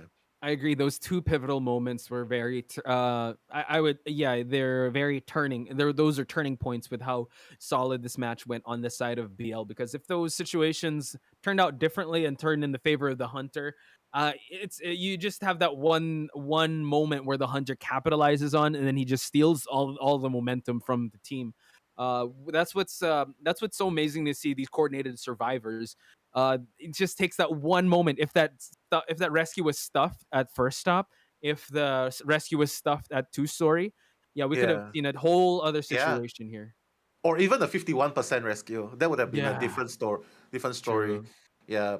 But you know what? This is gonna be a different map this time. It's gonna be a small scale map. Arms Factory chosen by BL. So looks like Adams Hunter will be starting first and Mm. BL will be surviving first. So okay. I think that's less breathing time for Zed.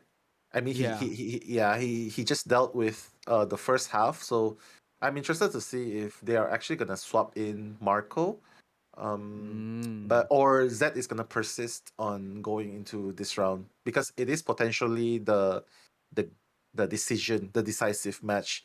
Yeah. Right now BL is up 1-0, 8 points to 1. So Adams really need to make this game count, or at least try and get a draw for game number 2 if they want to advance to game 3 for a fighting chance to come back. I'm not really sure with the rules if because Marks did play Survivor, right? Can he also play Hunter? If that's the case, because if that is, Mm, he will have to, once you swap hunters, you have to stick with that hunters all the way. And I would say that's a pretty smart move considering Marks' hunter pool. If you bring out Bon in this map or Violinist, they're pretty good. And like you said, he was also practicing some Sculptor in this map. He can thrive. So that's a question we're gonna answer once we see the picks and bans. On the other hand, though, we have to look at if Zed will be doing the hunting. We did see a glimpse of his breaking wheel. Not sure if he wants to bring it out again in this type of map because he can bring out the photographer. He can bring out the disciple if he wants to. Ripper, maybe mm. save it for third round, but yeah, it's still a choice for him. For sure, for sure. Overall, it's a different map now, and it's a different round. So I would say just forget about game 1. Game 1 is Right. is already over. This is a fighting chance for Adams. Adams Z needs to make this round count. He needs to set the pace for this game. It doesn't matter if it doesn't matter if he gets only 1 survivor or 2 survivors or 3 survivors or 4K. He cannot let BL get a 3-man or a 4-man escape Yes. anymore. Yeah, he Yes. needs to give the breathing room for the survivors team for Adam. So he needs to set the pace here, right now, right here. Yeah, this is a lot to ask for, but this is where champions are made and born and also forged in the fire of battle. Zed now banning 2 survivors. So let's see if he'll be able to shake off those cobwebs. He's not a fan of that seer. And yeah, I can understand why we don't want to see that seer, especially with how well he's been utilized in certain situations. Especially, I would say BL has some clutch seer plays with how Rem is able to utilize that seer. So I don't know if he's gonna bring out the priestess here because it's a pretty small map. It's very situational if ever you want to bring out that priestess, because usually you can forego it. Maybe opt for the patient more, opt for more containment heavy survivors. So we just have to wait who Zed will be banning aside from the seer. Psychologist. Whoa. Wow, taking out the psychologist. Not I going think- with Merc. Okay. Yeah, I think he has an idea about what BL is trying to do here. Mm. BL, in this small map, psychologist is, well, we see a lot of psychologists in small maps. In general, here. yeah. Yeah, in general, the rise of psychologists simply because of the Wi-Fi healing. And I think Zed sort of has an idea what BL is trying to do. Maybe 2 harassers coming, 1 harasser, 1 rescuer coming in. If one gets half health, can heal and go in for another one. Mhm. I think they're betting on it. I think they're betting on doing something like this. But taking away this does leave room for BL to bring out the mechanic. That's the Yeah. problem. That's what's scary. If you're gonna gamble them to secure those support, obviously, yeah, maybe Quanley wants that forward. You're gambling the mechanic, Yeah. exactly, yeah. Because I think maybe Zed Right was away. thinking that they're gonna go for supports at first, but if you leave open the mechanic and ban the psychologist, which was very interesting, and I think he wants them to bring out that mechanic so he has an early first chase. But we know that everyone in the BL team are really good kiters, so For sure. we're just waiting on the last ban. Yeah. I mean, I have to say BL definitely bringing out the respect for Zed. I mean, they could have banned his breaking wheel, they could have banned his sculptor, but choosing to ban his Joseph just shows a lot.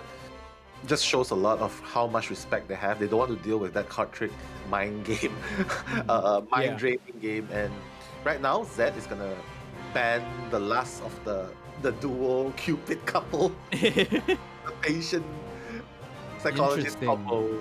Yeah, so he didn't ban the mercenary, so allowing the mercenary, and this is Mini Blue's mercenary. You saw how well Mini Blue was with rescuing and utilizing the elbow pads so well. So I just I wonder if it's 3-9 mercenary coming out Yeah. here in Arms Factory. I think that's the reason why Zed allowed the machinery to come out. He's probably Actually, like, yeah, I dare you to bring 3-9 machinery again. I double dare you. Do it again. I'll catch you next Do it time. again. And this lineup is actually the Okay. same as the Yeah, first just- one. Uh-huh. Just the mechanic and the priestess swap. So I think they're happy. They're happy with the postman pick. It This served is- them well. Yeah, this is actually a little scary because if you think about it, yeah, I think Rem being on the mechanic, yeah, they just changed the priestess, but this is pretty much an international lineup if you think about it. So it makes me wonder what Zed is, what game plan he has, because he banned the lovers as well as the seer, leaving open the mercenary and the mercenary forward and mechanic. I mean, postman, yeah, you can allow Victor to come in, but going for a disciple. Okay, that makes sense. Uh-huh. Because of the psychologist's ability to just, Right. tank 3 hits, or even if she's not chased, she can heal remotely. Okay, that makes sense. Yeah. Disciple, I love this pick. I love this pick. Yeah.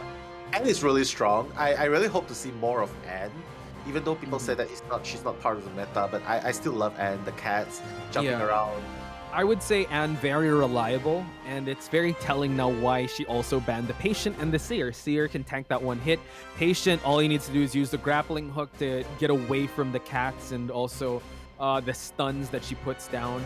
So let's hope that the stability of this Disciple pick will pay off for Zed.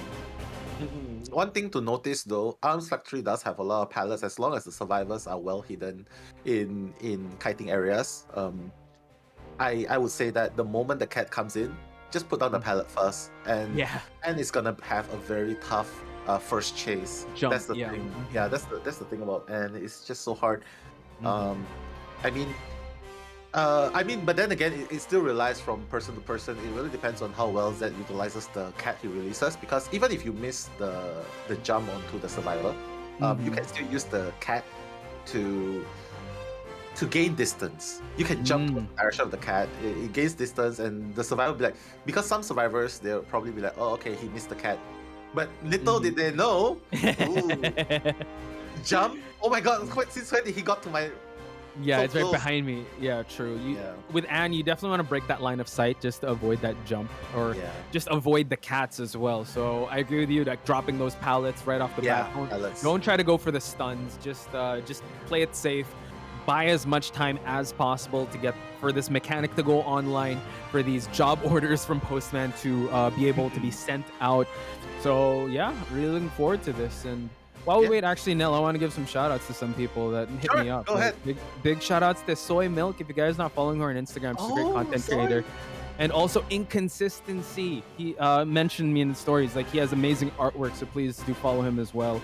Again, much love to everyone that's watching now. So I hope you guys are enjoying so far, because these matches are really really intense. So show your love to both teams for BL and ADM, because they are fighting for the semifinal spot here in the Call of the Best qualifiers for Southeast Asia. Oh my goodness. Thank you so much for bringing this up. Really Mhm. really nice, really nice people around there. They're also supporting the growth of the IDB community, and of course, um like what she said, Soy Milk, she's also a very nice person in general. She does the Oh, yeah. translation, right? For the Chinese to English. She So gives, good. yeah. So if you guys want to get into IVL, I would say follow her page, because she keeps everyone updated with everything related to Identity 5. So we're gonna head to the match mechanic and Postman just crossing Then- paths, and it seems like the first chase might be in the side of MX, because he is heading that way. But slight pause in the action just to get the. I think that was Mini Blue, so I guess we want to get the best type of connection. But it seems like MX might be first chase, so MX being the Postman, I believe. For sure. Postman definitely the best chase option for Zed. Zed actually spawned in the middle of the map. That's actually very.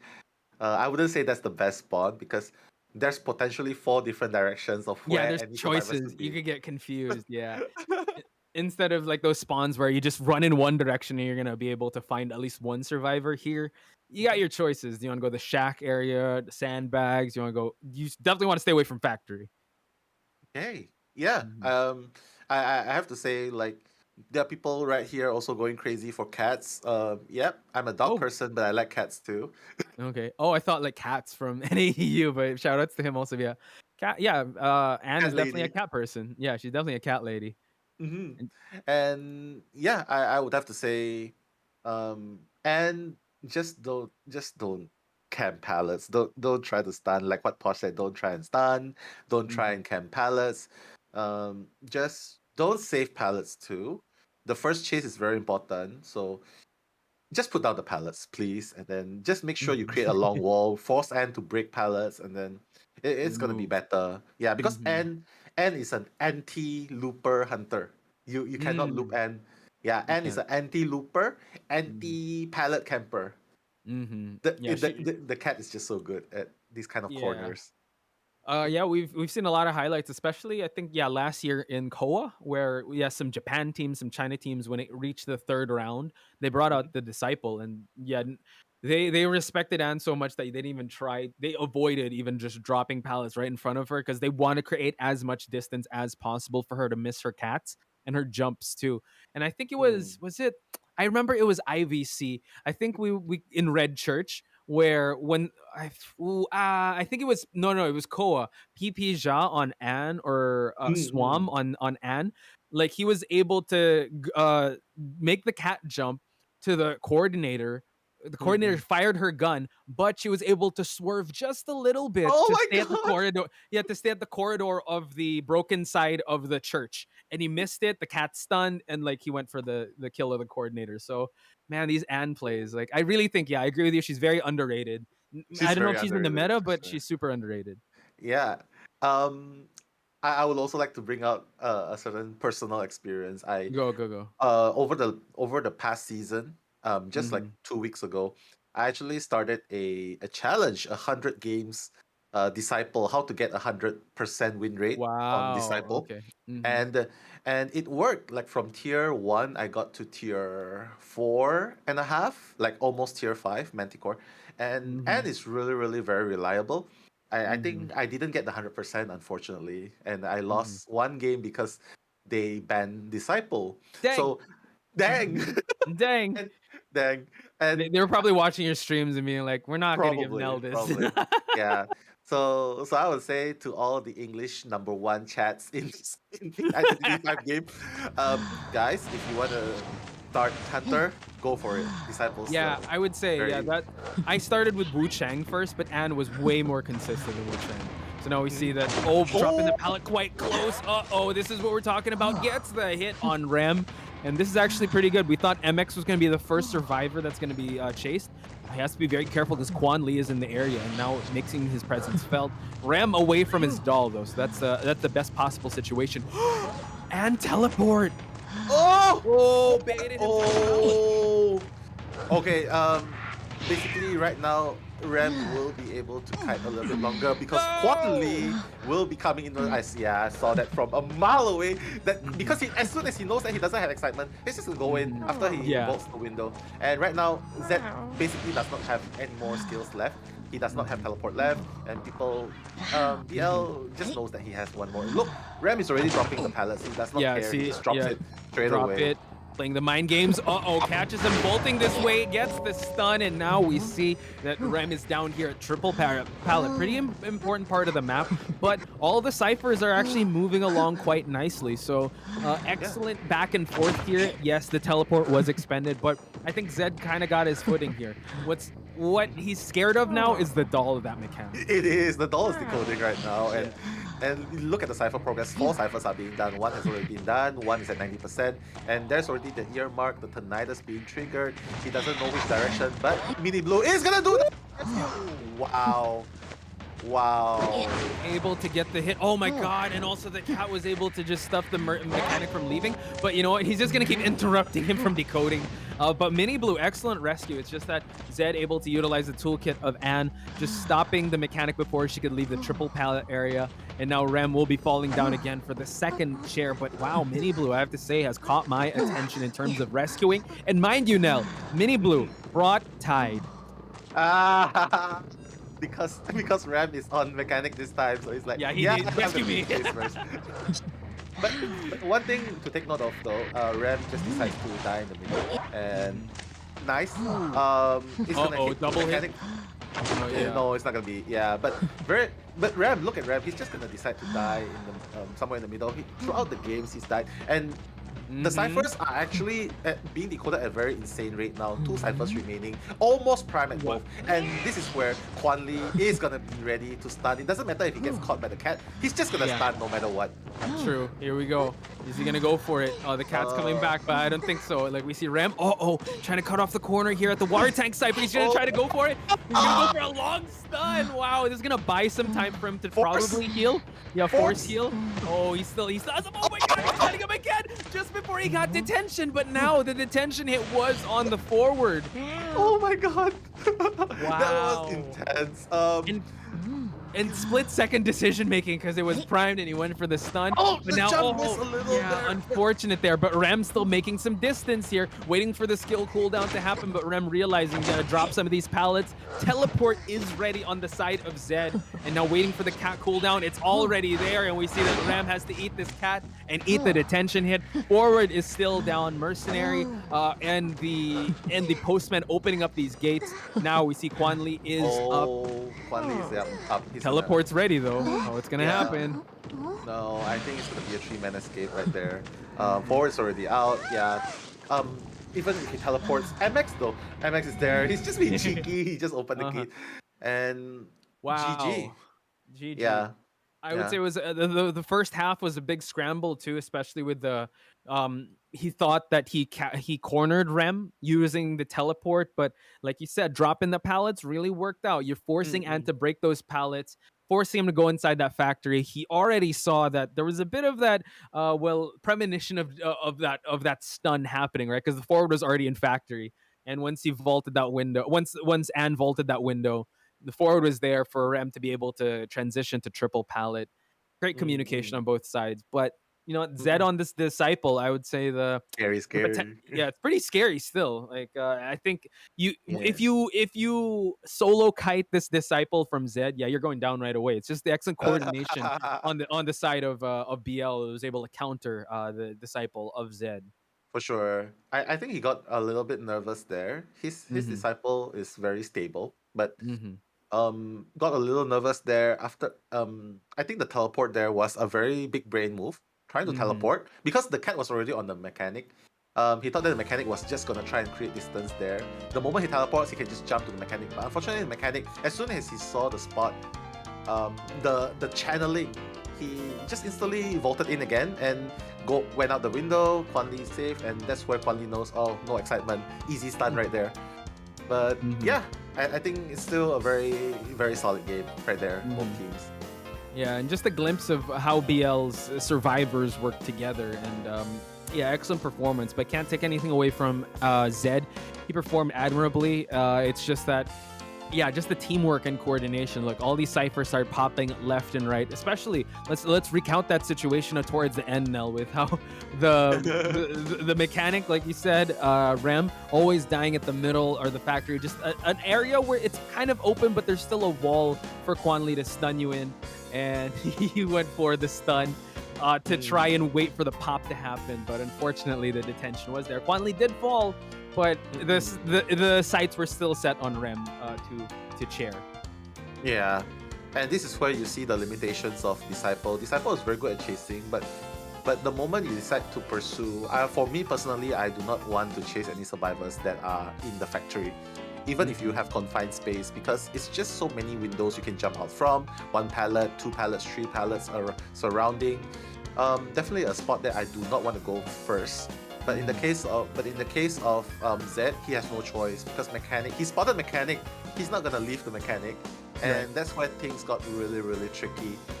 You can see Ram, like just now, he died in the middle, and Zed was forced to camp because because he cannot disrupt the cipher from being decoded. MX was just happily decoding 200%. He did not even see the hunter once, only like 0.6 seconds when the hunter teleported.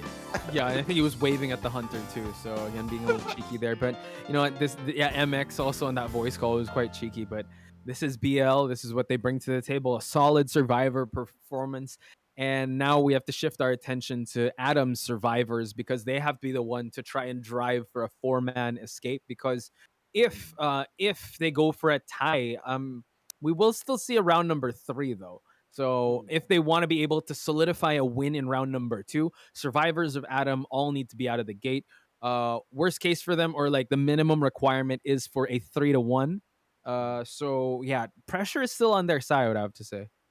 Yeah, but this time it's different. They have one ban onto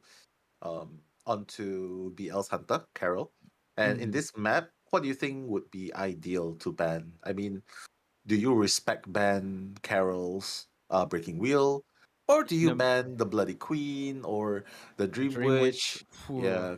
Because Carol just needs 2 kills Yeah, to take the win.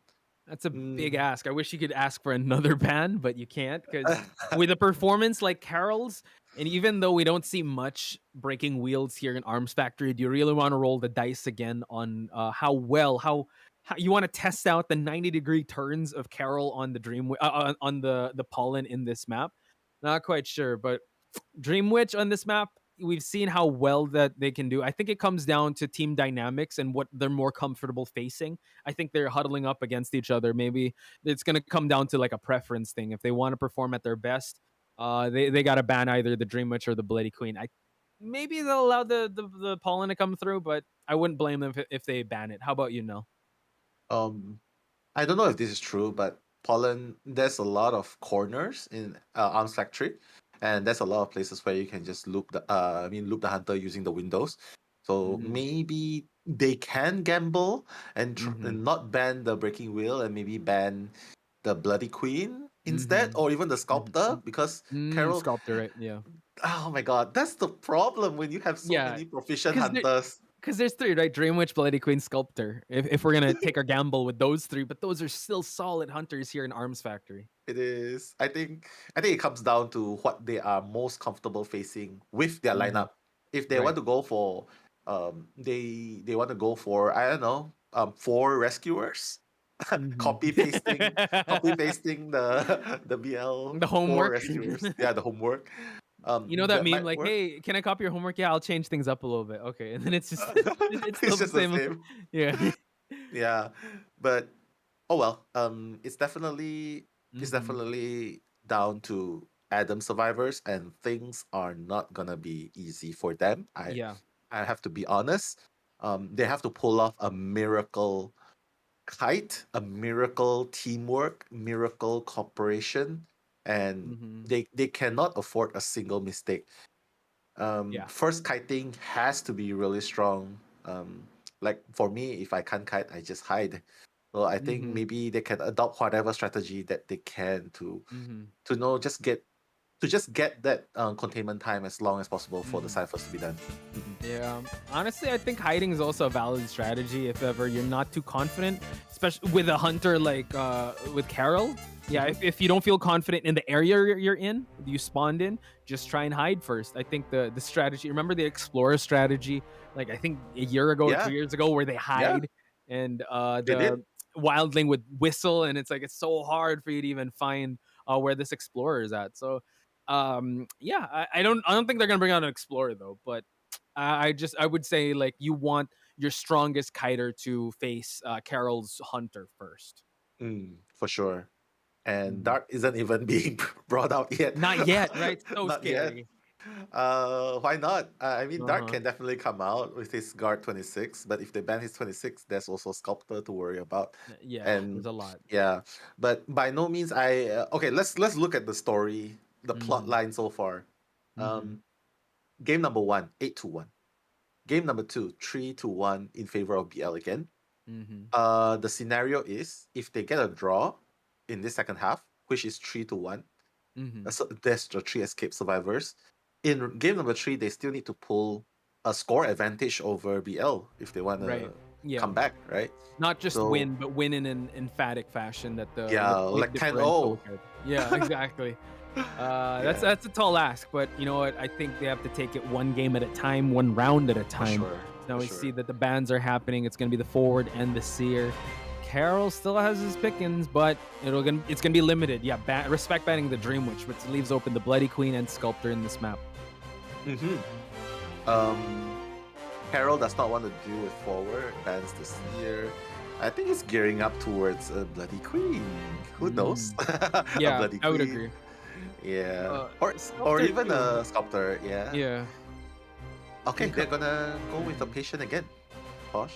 We saw Patient. how well Oh. the patient was. Now banning Ada, banning the psychologist, round up I would say a brawny, well, the forward and the psychologist here. But now we see mechanic coming through and now gravekeeper. So 2 rescuers, one kiter, and a very squishy mechanic here. So that is going to be the big target on the back of the mechanic, and it seems like it's going to be the Bloody Queen Bloody that will be doing Queen. the hunting. Yeah. Okay, let's go. Bloody Queen, I shouldn't say this, but Adams will have a chance, a bigger chance against Bloody Queen, compared to Sculptor or even a Dream Witch, which they already Right. banned. So I would say Adams still has a very strong chance of getting 3-man escape against Mhm. Carol's Bloody Queen, because I know that sometimes Carol can be a little bit distracted when he's on Bloody Queen. So they have to make it count. They have to make every rescue, every distraction counts. And it seems like they're just gonna go with Run as the mechanic again. Marks is gonna be on the patient. So I'm foreseeing that Marks have to face Carol again. First kite, second time. That's my Redemption prediction. kite, yeah, redemption kite. So Yeah. we'll see how he's able to do that, because in the matchup with Breaking Wheel, if you guys are just joining us now, he was able to down this patient real early. What's scary in my eyes, Nell, is that these survivors don't really have that much support. It's more of just rescue and containment. So when one person is kiting, yeah, you just have to well, just stay clear of the area. You don't have a forward. You don't have that much a seer to just try to prolong the chase. And with the situation that Adam's in now, they need all survivors out of the gate. Now, if this was a sculptor, it would be a lot more scarier. But with the Bloody Queen, definitely doable on their side for them to be able to get at least 3 escape. They just have to make these kites last as long as possible on their side. Yeah, I know I said this, but Breaking Wheel 1 week ago, Carol showing us his Breaking Wheel today. I have to say, even his Bloody Queen 1 week ago, and compared to tonight, and he's already getting that first hit. Wow! What? Did you see that? You saw the mercenary was immediately in the area, but man, finding out Mark's now just expelling the grappling hook while we wait for the mirror to go online again. That was a mirror hit if I saw one, ladies and gentlemen. Yeah. We do see that the mechanic's doll is in the area. Carol trying to close out the distance. Grappling hook is online for Marks to utilize. Let's see if he's gonna use it. Yeah, the moment he uses the mirror, Mark can just use the grappling hook again and run towards the window, one window, one pallet. But again, Blink is going to be online in 8 seconds. Mark, it will not be able to go to the one window, one pallet because of the route. The route of... Oh my god, that missed! That missed! Oh! What a utilization of the grappling hook and the jukes on Mark's breaking ankles here. And Carol will have to chair him at this side. I think he was able to even see the mechanic's doll, so the mechanic's doll has to get away. See that the mirror. Goodness. Oh, just canceling it out. He'll have a whiff of where the mechanic is at. But Yeah, he got the so doll. on point. So on Yeah. point. Crazy, man. It's this is an upgrade again compared to what I saw him Okay. playing. Yeah. So He this got is the what's ball. tough. This is what's tough. Now, Patient does not have any more resources and is over here at a pretty open part in the map. None of them can stun. They can try to body block, but how Carol has been whipping out those mirrors and those excellent hits. He did miss that juke though, but he's been pretty much on point. So he's able to get the mechanic My goodness. from all the way over there, and we see that the mercenary is in the area. This is gonna be a tough save. Is he gonna make it before half? How did he get that? That is... Oh my goodness. This Yeah, so good. Yeah, the after image. Now he's just gonna wait for this patient to expire. Maple Leaf, he's gonna try to go for another hit on the mercenary. He has a blink, he can do it if he wants to. But okay, the machinery realizing that, just gonna dash away. 2 more pads to do. Just gonna search out Marks. I think they're gonna sacrifice him because he does not have any more hopes. I don't think it's possible for a redemption kite. And the one thing really scary, I know I said that Bloody Queen by Carol will be easier to deal with, but again, the one mirror, one hit, even a monster when Machinery was in the vicinity, he got that mirror hit onto the mechanic. And now I think there's no choice. Gravekeeper has to do that rescue, otherwise they're not going to be able to get that 3-man escape hook up. Mirror hit. Can he stuff the rescue? No, he decides to teleport. Play mind games. Oh, Gravekeeper eats that hit. Marks going for a rebound kite, but was a little too late with that vault, and now Carol able to down finally this prisoner. This patient. 4 ciphers still remain. Mechanic is already being healed up. Patient will be falling down. Gravekeeper still has some resources to utilize as well as mercenary, but tide turners have already been expended. Yeah, they already used up all resources onto Mark, so right now the team has no more tide, unless if Run on Mechanic still has a tide turner, but the Mechanic definitely feeling its toll right now. 4 ciphers remaining, her bot is only like 10% left, and again, Wow. sniffing out left and right. Crazy. Yeah, I thought he was gonna try to go swinging, but no, he just decides to teleport. He already sees that Run is here in the factory area, waiting for the mirror to be up. Oh my God, the blink! Watch out! Tries to go for the mirror. Oh my God, He got the dropped bot, the actually. doll. Yeah. Yeah. What a doll drop here, just to counter the blink. So it seems like ADM is going out. They're still swinging. They're still saying never say die. Run now, Never. just avoiding the after image here. Has to be very careful. Can't tank 1 hit, but still, just wants to keep it in this area to force the Gravekeeper and the Mercenary to prime these ciphers. Yeah, I think Run can definitely do. The second kite should be better, but oh no, getting that hit during the pallet drop. Right now, you can see the Gravekeeper. I don't know, the Gravekeeper, is he trying to get a heal up because he's just running left and right there. He's going towards the factory cipher, probably trying to finish that cipher. But again, Run. He's gonna get down there. Yeah, just the patience on Carol, and this is the win condition for Carol. He just needs another survivor out of the game for them to be for them to be able to move on to the semifinals. Now, Mercenary and Gravekeeper they need to save this mechanic to stay alive in this tournament. Two ciphers remaining. It seems like the Mercenary will be the one to make the rotation to go for the rescue. Yeah, like what you said, 3 escape to keep their hopes alive. But right now, he knows that one person is at the Gravekeeper is at the cipher. Oh my goodness! Before he was able to dig. Oh my god, and now he sees the tinnitus, the ear mark is here. Maple Leaf trying to make this rescue happen, can't tank one hit, just doesn't want to just wants to make it before half. Trying to bait an activity here, just body blocking and able to get the mechanic down. Beautiful work on Carol's side. I am speechless. Gravekeeper still has a self-heal. I think Maple Leaf he has a tall order here. He needs to avoid damage at the same time waiting for Gravekeeper to decode that last cipher at the grave. Okay, he's got one hit. He has to rescue now. And after he rescues, he needs to finish this cipher while Gravekeeper finishes the 41%. Yeah, Carol realizes it. He's just gonna hit the Maple Leaf. Look, Yeah, that's pretty smart because we know that the mechanic, without the doll and with so much survivors injured and one out of the game, he's gonna try to expel the Gravekeeper. So pretty high thinking strategy on Carol's side to just injure everyone, force everyone to expend their self heals while the mechanic, 2 ciphers remain. She is injured and no bot would be tough for them to push the last 2 objectives. Dungeon is here. IYS about to be closed in on, already expended his self heal. 2 of the rescuers down and now shifting his attention to the Gravekeeper. Yeah, at this point, it really looks like a GG game. Machinery is already down in the middle cipher. Mechanic has no choice, has to try and heal. But again, Carol sniffing out. He just knows what they're trying to do. He just knows. Look, the Merc is already... he's gonna be chaired there. And Mech is gonna be the last person running. Wow, this is so scary. I mean, if you're the mechanic, right, you just don't have that much options. Run still trying to go out. I mean, Run had some shining moments here, but Carol just having such a good foothold in this match, has a blink online. I don't think he was able to spot out the mechanic just yet, but the blood trails in the grass. Can see the mechanic vaulting. Now just blinks and gets the terror shock. GGs are gonna be called here. Wow, yeah, slow vault to just down the mechanic, and now we could crown winner for the first match, which is Team Brilliant or BL. Very, very dominating performance by Carol right there. Managing a 5-0 not only once but twice with 2 different hunters against a top tier team. Adams by no means is weak. They are very, very strong.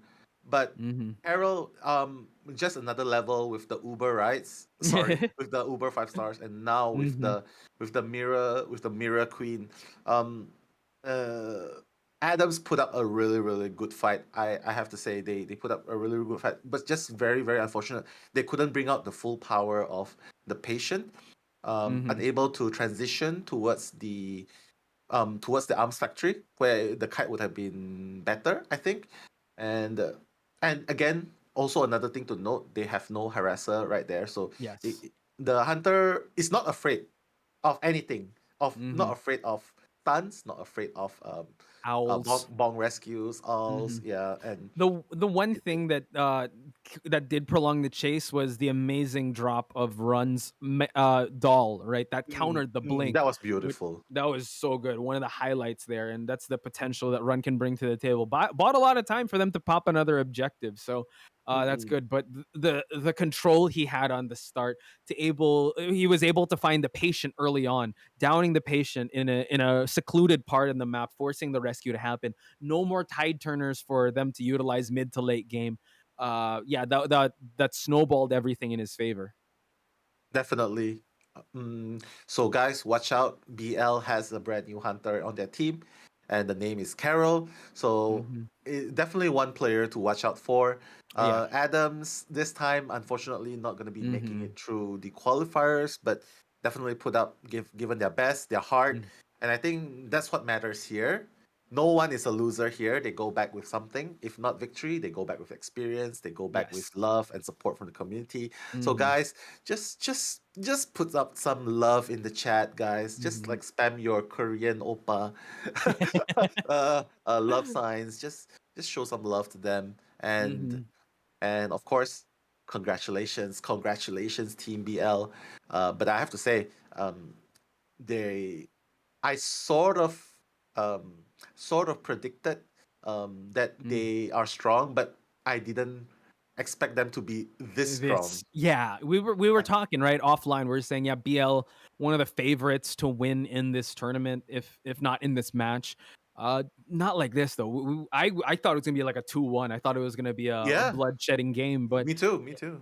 BL just telling everyone that you know what, we need an early night. We got to make this 5-star Uber go to bed first. We're gonna see you guys over at day number 3. So yeah, that's BL in a nutshell. But I like what you said. You know what, guys? Please show your love and support for Team ADM. They went up against one of the best teams out there in Southeast Asia. Our representatives last year in Call of the Abyss, and they want to duplicate that. Finalists in Call of the IVC to go up against GH. Yeah, so one of the finalists, top 3, I believe. So I think Mm-mm, that's a huge step up in experience for ADM, and I hope it's not the last we'll see of them because they've for made sure. fans out of me and fans out of everyone. And you know what? Yeah, There were a lot of shining moments for them. So I hope you guys can share the love with them as well. definitely. And of course, I also want to extend my thanks to you guys, Posh as well. I will not be casting the next match. Hmm. Posh will be introducing you to a new face from NAEU. Hmm. Let's keep it a surprise. You might have seen Ooh. him in NAEU. Hmm. Hmm. You might not have seen him yet, but yeah, he's a very dashing person, and Posh will be commentating with him after this. I will be taking a step back. In the next match, I'll Hmm. be a viewer, but of course, I will Hmm. still be showing my support in the chat. Thank you guys. Thank you so much for having me. Posh, thank you for carrying me. Dude, it's a team thing. Thank you for Team sharing the thing. mic with me. And yeah, we have yet to still crown an MVP, my guy. I know you're excited for the next MVP. match as much as everyone is, but we still have to look at the match stats and also MVP because for Mm, me, and I would love to get the chat's insights on this because everyone in the back are tallying the scores. For me, MVP it has to be someone from BL, either Quan Lee or Carol. Because mm, Carol 5 points all the way. Juan mm, Lee had some hype moments. I would say his kite of that breaking wheel, his mm. support on the disciple kite, just really good overall. So either of those two for MVP for me. How about you? Um, I would have to say the hunter is very outstanding. Right. In this matchup. Mhm. Carol showing us that he can 5-0 not only with the breaking wheel, but also with the bloody queen. Not to Right. mention that he also has Dream Witch up his arsenal and even Yes. Sculptor. So I have to say, we haven't seen the fullest potential of this young player. So Mhm. my vote for MVP definitely Carol. But you know what? What do you think, guys, in the chat? Just drop your comments, guys. Who do you think the MVP is? Just hashtag the names, hashtag Carol, hashtag the player that you think deserves the MVP. Yeah. So here we have the match data. Like you said, Carol having 5 points in this game, 2 ciphers remaining. I think, yeah, there was an average of 2 to 3 ciphers always remaining when Carol's hunting. So whenever he does hunt, he just goes for a speed run and he just doesn't waste any time. All the hits, not really all the hits, but I would say he's very proficient with his economy of hits. He knows where to plan out these blinks and very conservative as well. And it's just a controlled aggression on his side because 18 survivor hits, 1 tear shock. We saw that the slow vault, 11 knockdowns leading to the victory. You got to see the Gravekeeper decoder as well as Maple Leaf as the Mercoder. First chase was Marks. Unfortunately, he did expire before the 60-second containment time was there, and Run being the next chase. One heck of a kite on Run's side. So kudos to Team ADM. They will be out of the tournament, but I'm sure we'll see them more in the future of other competitive Identity 5s here in Southeast Asia. For sure. And I have to put my hats off. A lot of these people, they're playing in new roles. They're playing in a new team. And even Marks, like you notice that he's actually a hunter main, but he has to step in as a survivor. Right. So yeah, so I have to say, mad respect for swapping roles from Mhm. hunter to survivor. I know it's not easy, and Yeah. yeah, We saw Walmart do it from Survivor to Hunter, and now we're yeah, seeing Marks do it. And yeah, I would say Mark's also very insightful with. I mean, we message each other time to time, so he's a veteran of the, well, I would say veteran. They're very young, but he's experienced in the game with how well he uses the hunters. So I can't wait to see him in either a hunter or survival role in the future. yeah, for sure. And definitely more to see. BL will be facing the winners between NM versus SG, Yeah. which is coming up next. I'm also very excited. These two teams are also very Ooh. established. One is an international team. The other is a Vietnamese based team. So Yes. a lot Uh, to expect from both of these teams. Yeah, and some familiar names coming in from both those teams. 72S being on SG's team. You got what's that? Neru, Zhao Khan, Caridonna. I hope I pronounced that name. I keep messing up that name. I'm so sorry. It's But, correct. yeah. It's correct. Don't Yes, worry. Caridonna. Okay, great. Oh, Mulfi gives me so much she says like, come on, get it right, man. Okay, sorry, Caridonna. But yeah, they will be on the survivor side. But you know what? Some names also from SG team. You got Sintais being the sole team that's not the sole member that's not from Vietnam. We also have 72S that is also in Thailand, and the rest, you know what? Under the tutelage of one of our favorite teams out there, former coach of the Mad Penguins, formed this team. So a lot to expect from that team. Anyway, yeah, I'll be talking about that with the NAEU commentator. So we have yet to break bread with that. And yeah, again, an amazing match between ADM and BL. Fast and furious start with how we started things off, especially with the driving. And yeah, ultimate leading to the 2-0, but by no means is this it was still competitive, I would say. You just have to watch how well this team is, how well they played. So if you guys want to watch the VODs, do check it out on the official YouTube channel of Identity 5. So that's where you guys are watching now. So it's ultimately 16-2 in favor of BL, denying the round number 3, and it is Team BL that moves on in the tournament. In spectacular fashion. Definitely looking forward to seeing them again versus seeing the winners between these two teams, NM and SG, which will be happening tomorrow. Which will be happening tomorrow. And sorry, not tomorrow, the day after tomorrow, Day Sunday, 3. right? Mhm. Yeah, day number 3.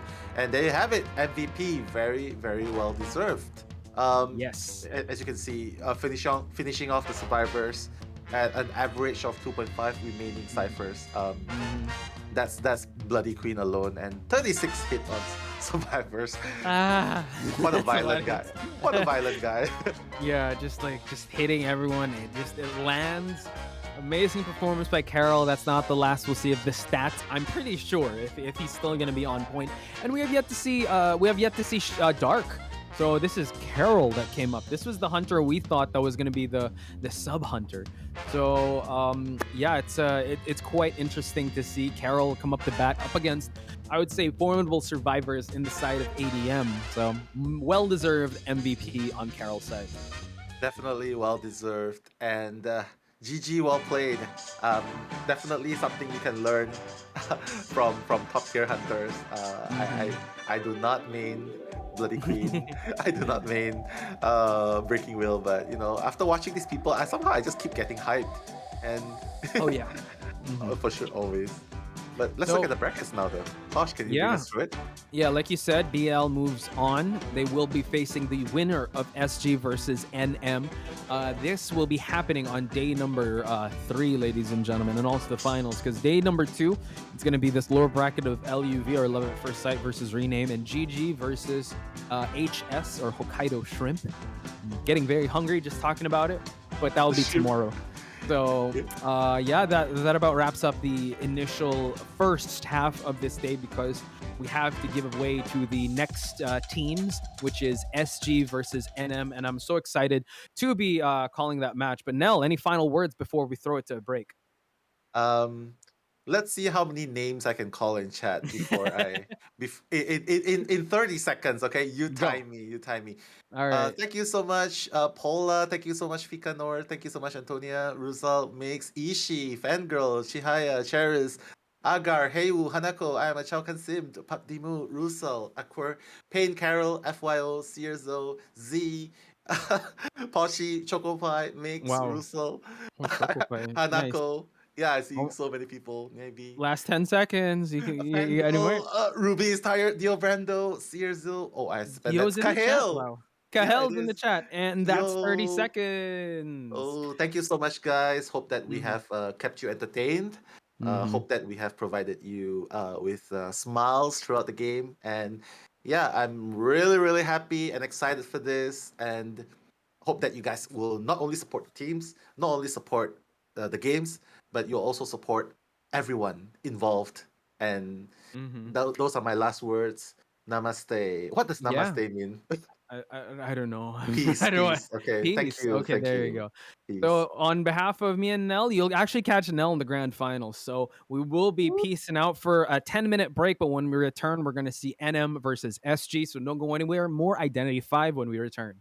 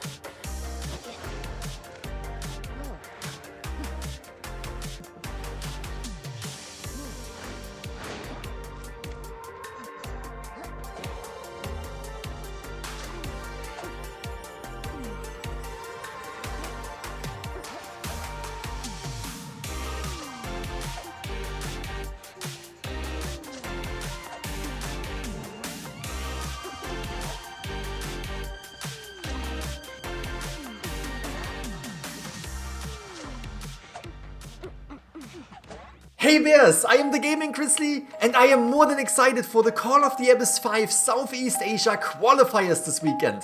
Make sure to join the live stream and cheer for your favorite teams. Hey everyone, this is Kahel and the Identity 5 Call of the Abyss 5 Qualifiers for Southeast Asia is about to begin this weekend. Now I hope everyone's excited for that. These are the top 8 teams in the whole region, so we are about to see some top tier gameplay from these teams. Do show your love and support to them by sharing it to the whole community and tuning into the stream. I will see you there! Hello everyone, my name is Eli O, North American streamer and commentator. This weekend will be the Southeast Asia qualifiers for the Call of Abyss Global Tournament. We will see the best of the best from Southeast Asia competing it out to see who will reign victorious and who will earn the right to compete against the rest of the world in the Call of Abyss Global Tournament.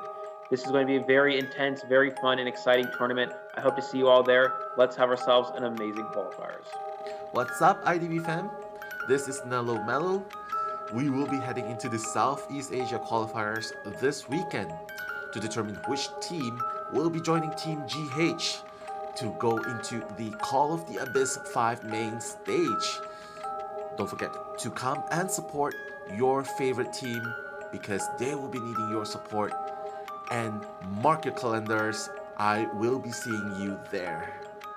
Hey guys, Botch Spice here reminding you that Call of the Abyss season is upon us. You heard that right. The Identity 5 Call of the Abyss 5 Southeast Asia qualifiers will be happening this weekend. So I hope you guys can take this time to support your favorite team, send them your love and support, and we'll see you at the stream. So good luck and have fun, stay focused, don't give up, and let's make Southeast Asia great.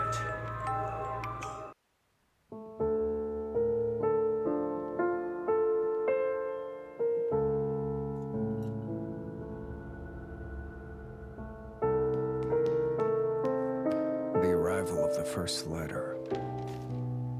was the prelude to a change in tone. An accentuated sign of fate's shifting course appeared on the night the second letter arrived.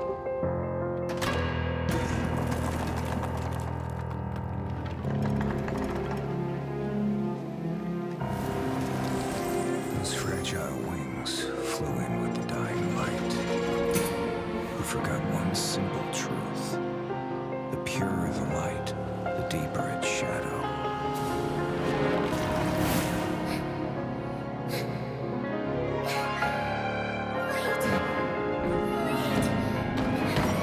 My nightingale, never chase after illusions of hope.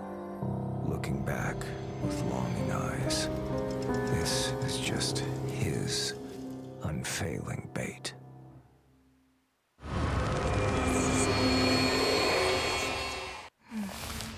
Anna. Night. Girls' school. To discover the truth about what happened to Anna, I disguised myself as a maid at the school. After the incident, someone was still the center of attention. Someone was still beloved.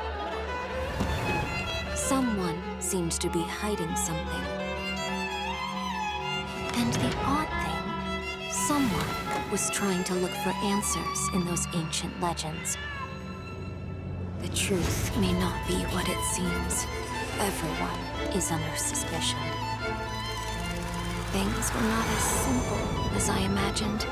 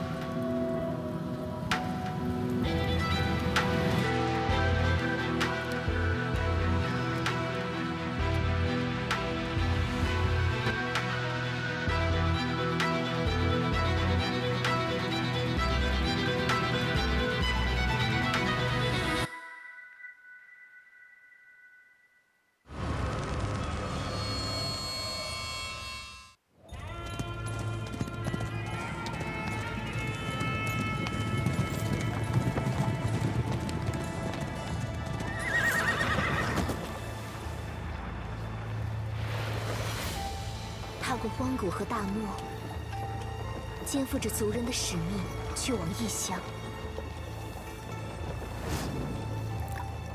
阴谋与命运交织着。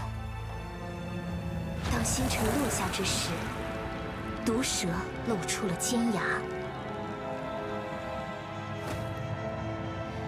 忠诚与背叛的戏码拉开序幕。火光将反叛的计划化为乌有，刺向毒蛇的弯刀，在烈火间把双手灼烫。然而，就救命的稻草，不过是又一场狩猎的预谋。而若不甘心成为猎物，只能自己勇敢伸手，触碰飞鸟与神鹰。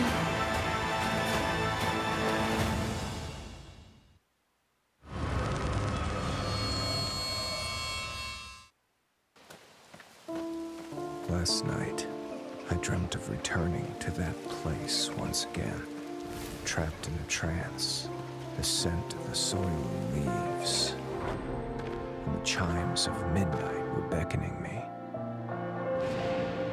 No matter how many times you found salvation within your own creation, you could not escape the nightmares of your memories.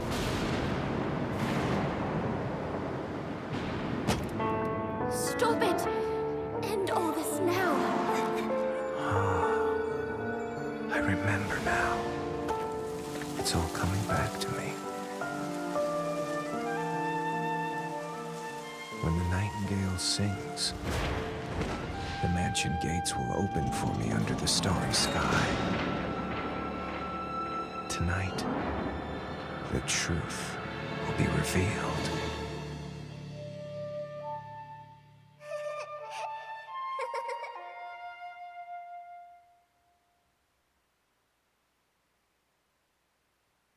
The islanders often say the wayward sons will eventually return home, just as migratory birds always come home to roost. Yet, fewer and fewer have returned. Fear has gripped the island, and strange rumors began to take hold.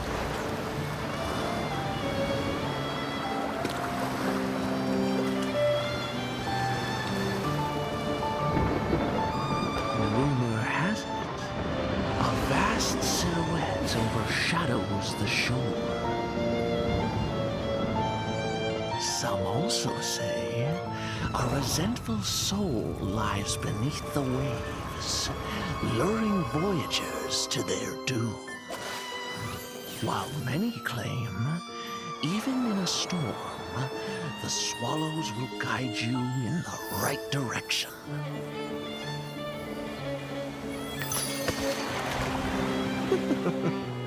However... And welcome back, ladies and gentlemen, to the Call of the Abyss qualifiers for Southeast Asia. Parch Spice and Eli switching his body clock to be with us here in Southeast Asia. It is a pleasure to be sharing the mic with you, my guy. How are you feeling? Have you been seeing these matches? They're insane. Yeah, I saw the first match a little bit.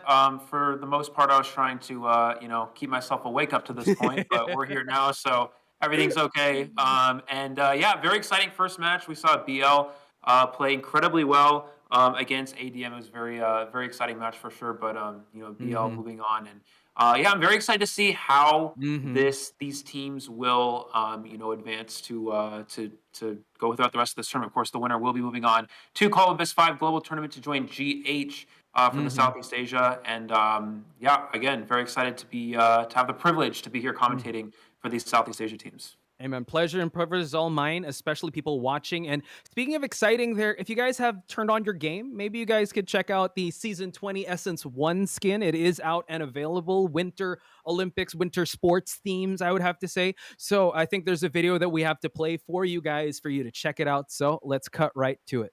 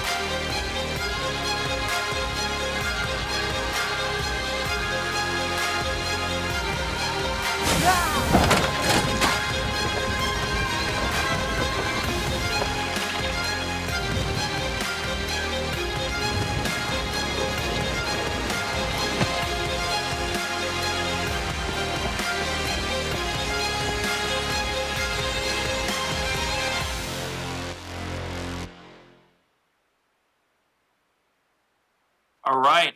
Excellent display of our season 20 essence there. I know I talked about this a little bit in the last week for NAU, but again, I really enjoy seeing the forward animation for this for that particular skin. I think that's definitely my favorite. Again, I'm not a big forward player myself, but this is one of those things that's just kind of like a collector's item that I would I Right. would personally love to have. And looking at these are again very cool winter sports theme, like you mentioned, Poch. It's really enjoyable to see that in Identity 5. Not something we always get to see, but it really does come out here and shine here in the season 20 essence.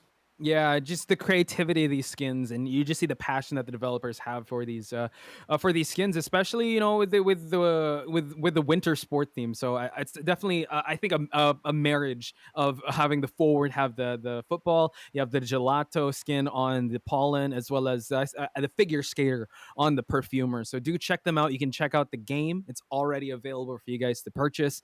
And you know what? Actually, if you guys have time, yeah, just tag him on social media and just show Identify that you love the skins that you did purchase. So, with that out of the way, let's talk about the matchup we have ahead of us, Eli. It's SG versus NM. NM kind of sounds familiar. NM, Nello Mello. Oh, just decipher the code there. If you guys didn't know, Nell, the previous commentator, is the manager of the next team. So Eli and I will have the privilege of calling this match because it's going to be a battle between a Vietnamese based team versus, I would say, an amalgamation of or an international team. Between these two teams, Eli, which one do you want to talk about first?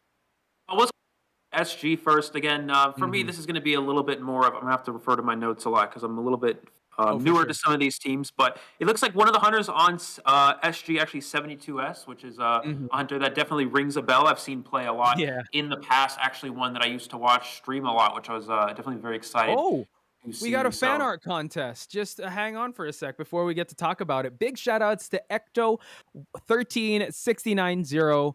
Prepare to die, scum. Wow, that's a batter that shows violence if I've seen one. But this is one of my favorite parts of Southeast Asia too. They have amazing artwork and content. So yeah, wow, we're showing some artwork off. Yeah, we'll just put a pin on that 72S conversation for now, but let's see what else artwork there is, because I love having this portion to feature the community's hard work. And here we have it, a mercenary in chibi form, Itola at merch. What do you think of this one, Eli?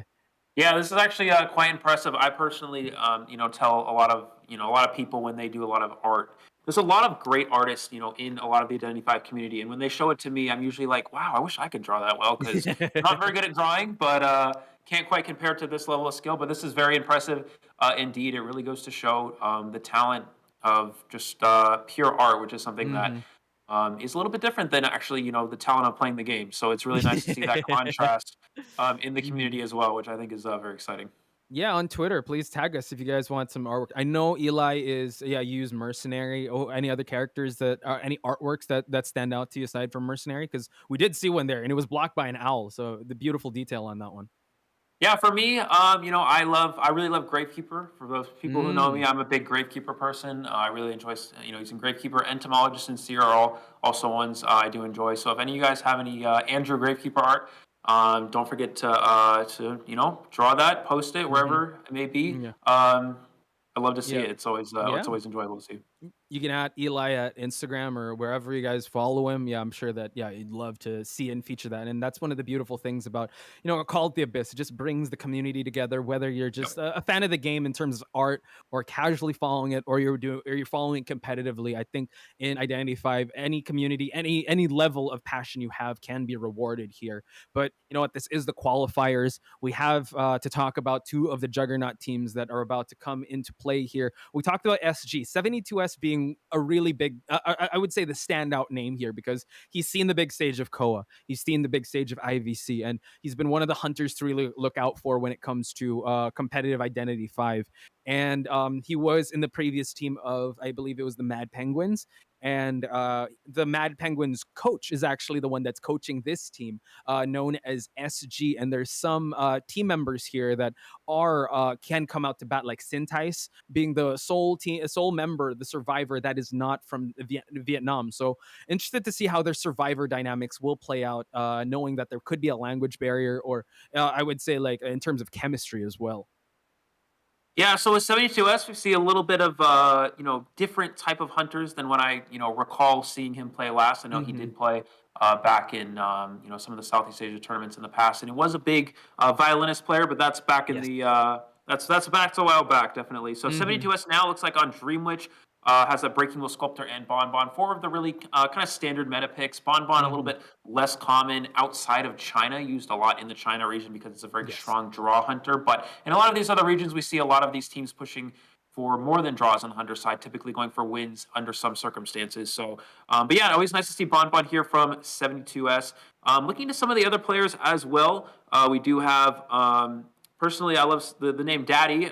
It's an interesting one for sure, but it's always nice to have a good laugh at that as well. First Officer and Mercenary, we're going to see them on Rescuer most likely. So Mercenary character I play as well, so love to see that. And then Yuri as well, looks like a Seer player. We do have the overall lineup as well.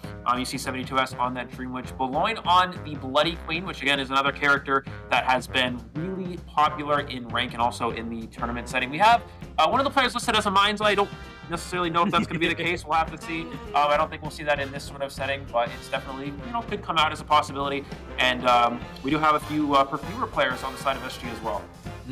One thing to note about this team is that their kiting abilities are on point, and we're looking at just a snapshot of the survivors, but Eli did mention that this isn't just what they have. I don't know if the Mind's Eye is going to come out. I'm definitely going to pop off if we do see our girl, the Mind's Eye, come out.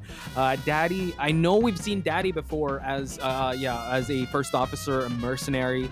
I don't know if he brought out a Gravekeeper as well, but Daddy goes for those rescues, and I'm sure you guys are going to quote me on that in the chat rigorously with how we use the word Daddy. And looking at the rest, Sintais, Mind's Eye, yes, but he also has a Seer and Mechanic. So we'll just have to wait and see also the match data when it comes down to this, because again, all this was just a snapshot of their rankings or their players, or they were able to get a sample size of their performance in the Ethereal Theater. So by no means is this what characters they're going to be using, but it's just a snapshot because they might be proficient in these characters. And looking at Dreamwitch and Bloody Queen, those hunters can come up to bat just in case.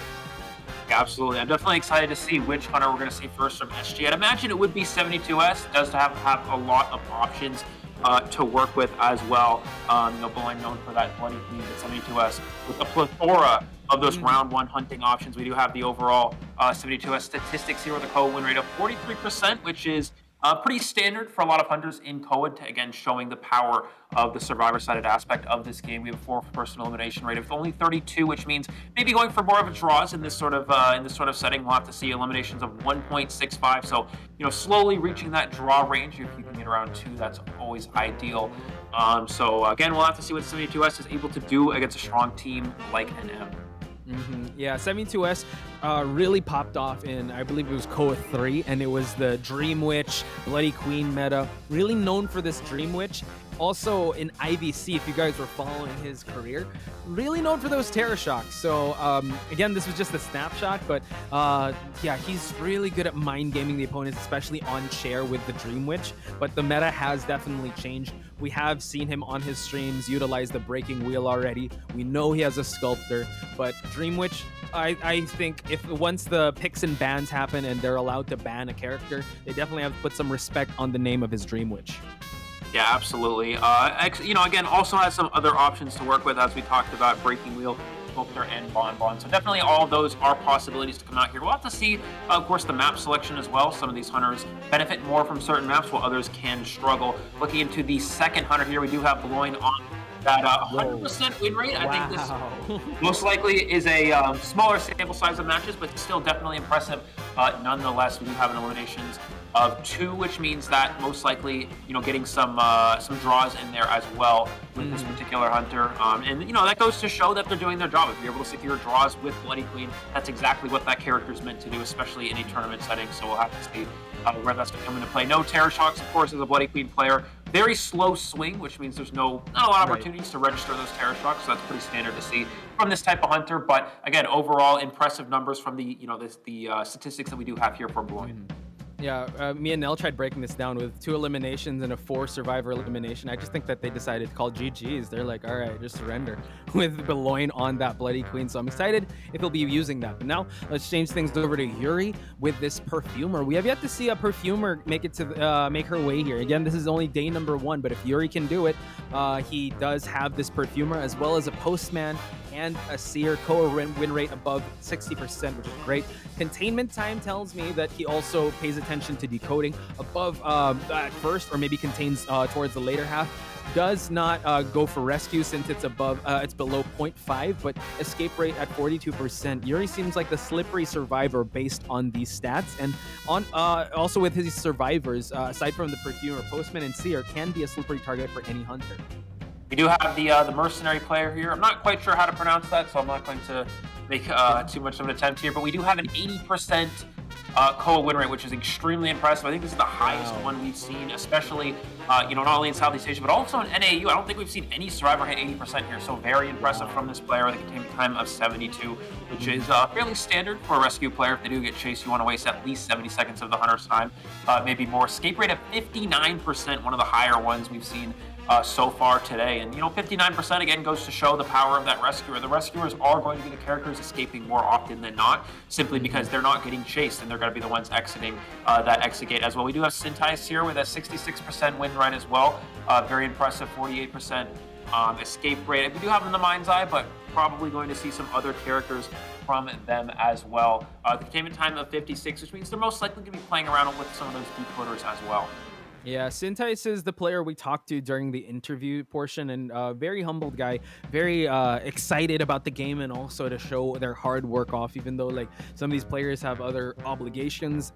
When Call of the Abyss happens, you have to answer that, and you have to be able to perform at your best, and I'm excited to see how they'll be able to do that. So that's Sintais. Now moving over to Seni with another perfumer. Also, mind you, fun fact, Seni is an S-Badge perfumer, so I think this is very slippery survivor if ever. With a COA win rate of 60%, containment time a little above 60 seconds, very impressive. Decoding at above 120, escape rate at 30%. This tells me Seni might be like first chase, sacrificial lamb type of survivor.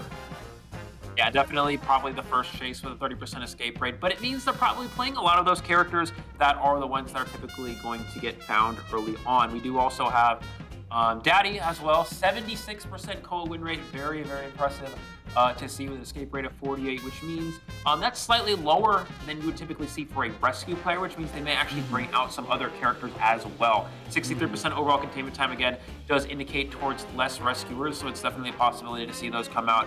The decoding progress around 130, but it also does indicate slightly more than rescuers. A lot of rescuers usually hit around 120, but it could be more or less depending on a lot of situations. But 0.88 rescues, which is actually on the higher side, so again, does indicate a bit of a rescuer player. So we could definitely see either from this particular player. Now looking into the NM Rebels, we do have Yi as the hunter here. It does have that Geisha as an option. Also has quite a few other hunters available. Can play quite a lot of hunters from what I've been told. Sculptor, Bloody Queen, we have Soul Weaver, Axe Boy, and Bonbon. So definitely a lot of options for them. We have Seichu as the other hunter with that Breaking Wheel and Sculptor. Most likely going to see them as more of a round one hunter based off of those particular characters.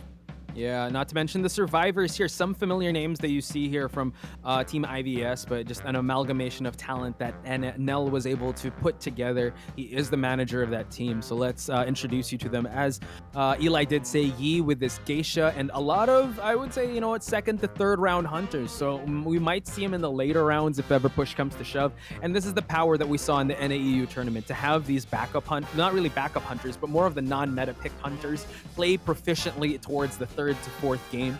So rest assured that Yi might make his way to the games here. If Seichu, since Seichu is more of the meta hunter, 51% win rate, eliminations of 1.65. That's practically 2. 4 eliminations at 38%. So it seems like, with a meta shifting towards more of the survivor side, getting a tie is still pretty good, and having your survivor team do all the do most of the points or point carrying would definitely be favorable if Yi is able to live up to these stats.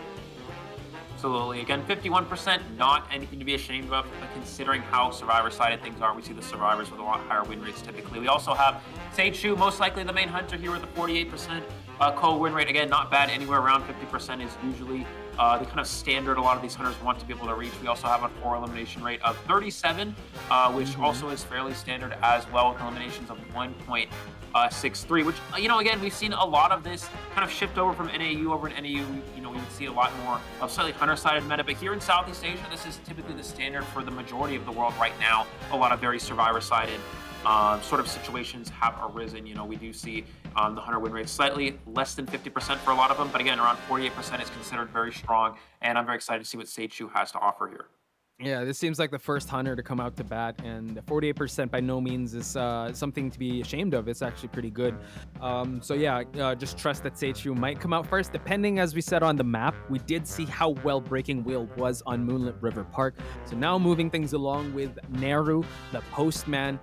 He was in Team VX before. That team had like Capt Kun, had 72S before. So this is a very strong survivor that's seen the big stage before.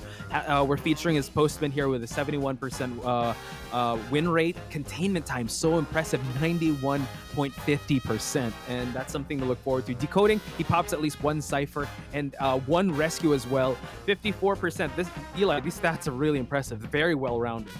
Yeah, absolutely. 91% or 91 seconds for containment time. As soon as I saw that number, quite shocking to say the least. 71%, again, with that COA win rate. The decoding progress, slightly on the lower side, but I do know they also have the option to play forward, so that definitely indicates the slight lack of decoding in comparison to a standard amount of decoding. But again, you do have impressive containment type numbers as well, whether that's you're playing the forward, priestess, entomologist, definitely a few options. We also have Cordona here, who has Mercenary, as you see, 71% win rate, containment time 63, which, we're not going to see the Mercenary kiting for majority of matches, so that is pretty standard for the most part. Rescues 0.82, which is definitely up there for a rescue player with an escape rate of 60%. Again, 60%, indicating that this is definitely a rescue player. They're going to be going for a lot of those unchaseable characters that a lot of hunters don't want to commit to in the early game. With the decoding progress of 143 as a rescuer, this indicates that maybe this player, or at least this team, goes for a lot of draws on the survivor side, maybe selling in a lot of situations and relying on the hunters to potentially come through, which, again, is a little bit less common maybe here in Southeast Asia, but it's definitely a possibility. Moving things along, we're going to Zhao Khan YouTube. Yeah, Zhao Khan content creation, but we'll see. He does have this entomologist that we are featuring, but honestly, I know his name because of the forward plays he's exempted in the previous IVC, as well as the qualifiers. Definitely something to look forward to is this entomologist. He does have one, also has a mechanic. Looking at his stats here, 65% win rate, containment time almost at the 90-second mark, decoding at 107, so still triple digits is quite impressive. Escape rate at 30%, still pretty good. I would say, yeah, Zhao Khan, if you allow his forward to come through, he will be utilizing that forward, living up to the rescue numbers. If you round it up, that's basically one rescue per game. So Zhao Khan has a lot of highlights from previously. I hope that he'll be able to give us more highlights when it comes to either the forward, entomologist, or hey, maybe even the mechanic. Yeah, absolutely. 85 seconds for an entomologist is quite impressive, considering that a lot of the time the entomologist isn't even gathering containment time because they're transitioning so far away with those bees.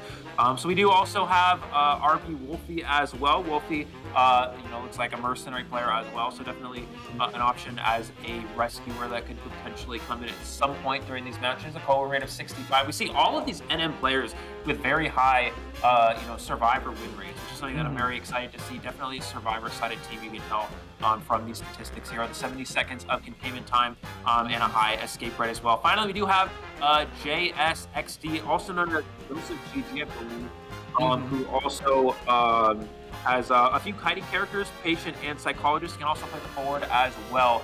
100% COA win rate as well, but this looks like this is probably from a small sample size of matches. Nonetheless, still quite impressive as well. And again, this is a familiar name we've seen play a lot in past tournaments, so I'm excited to see what they're able to do here today.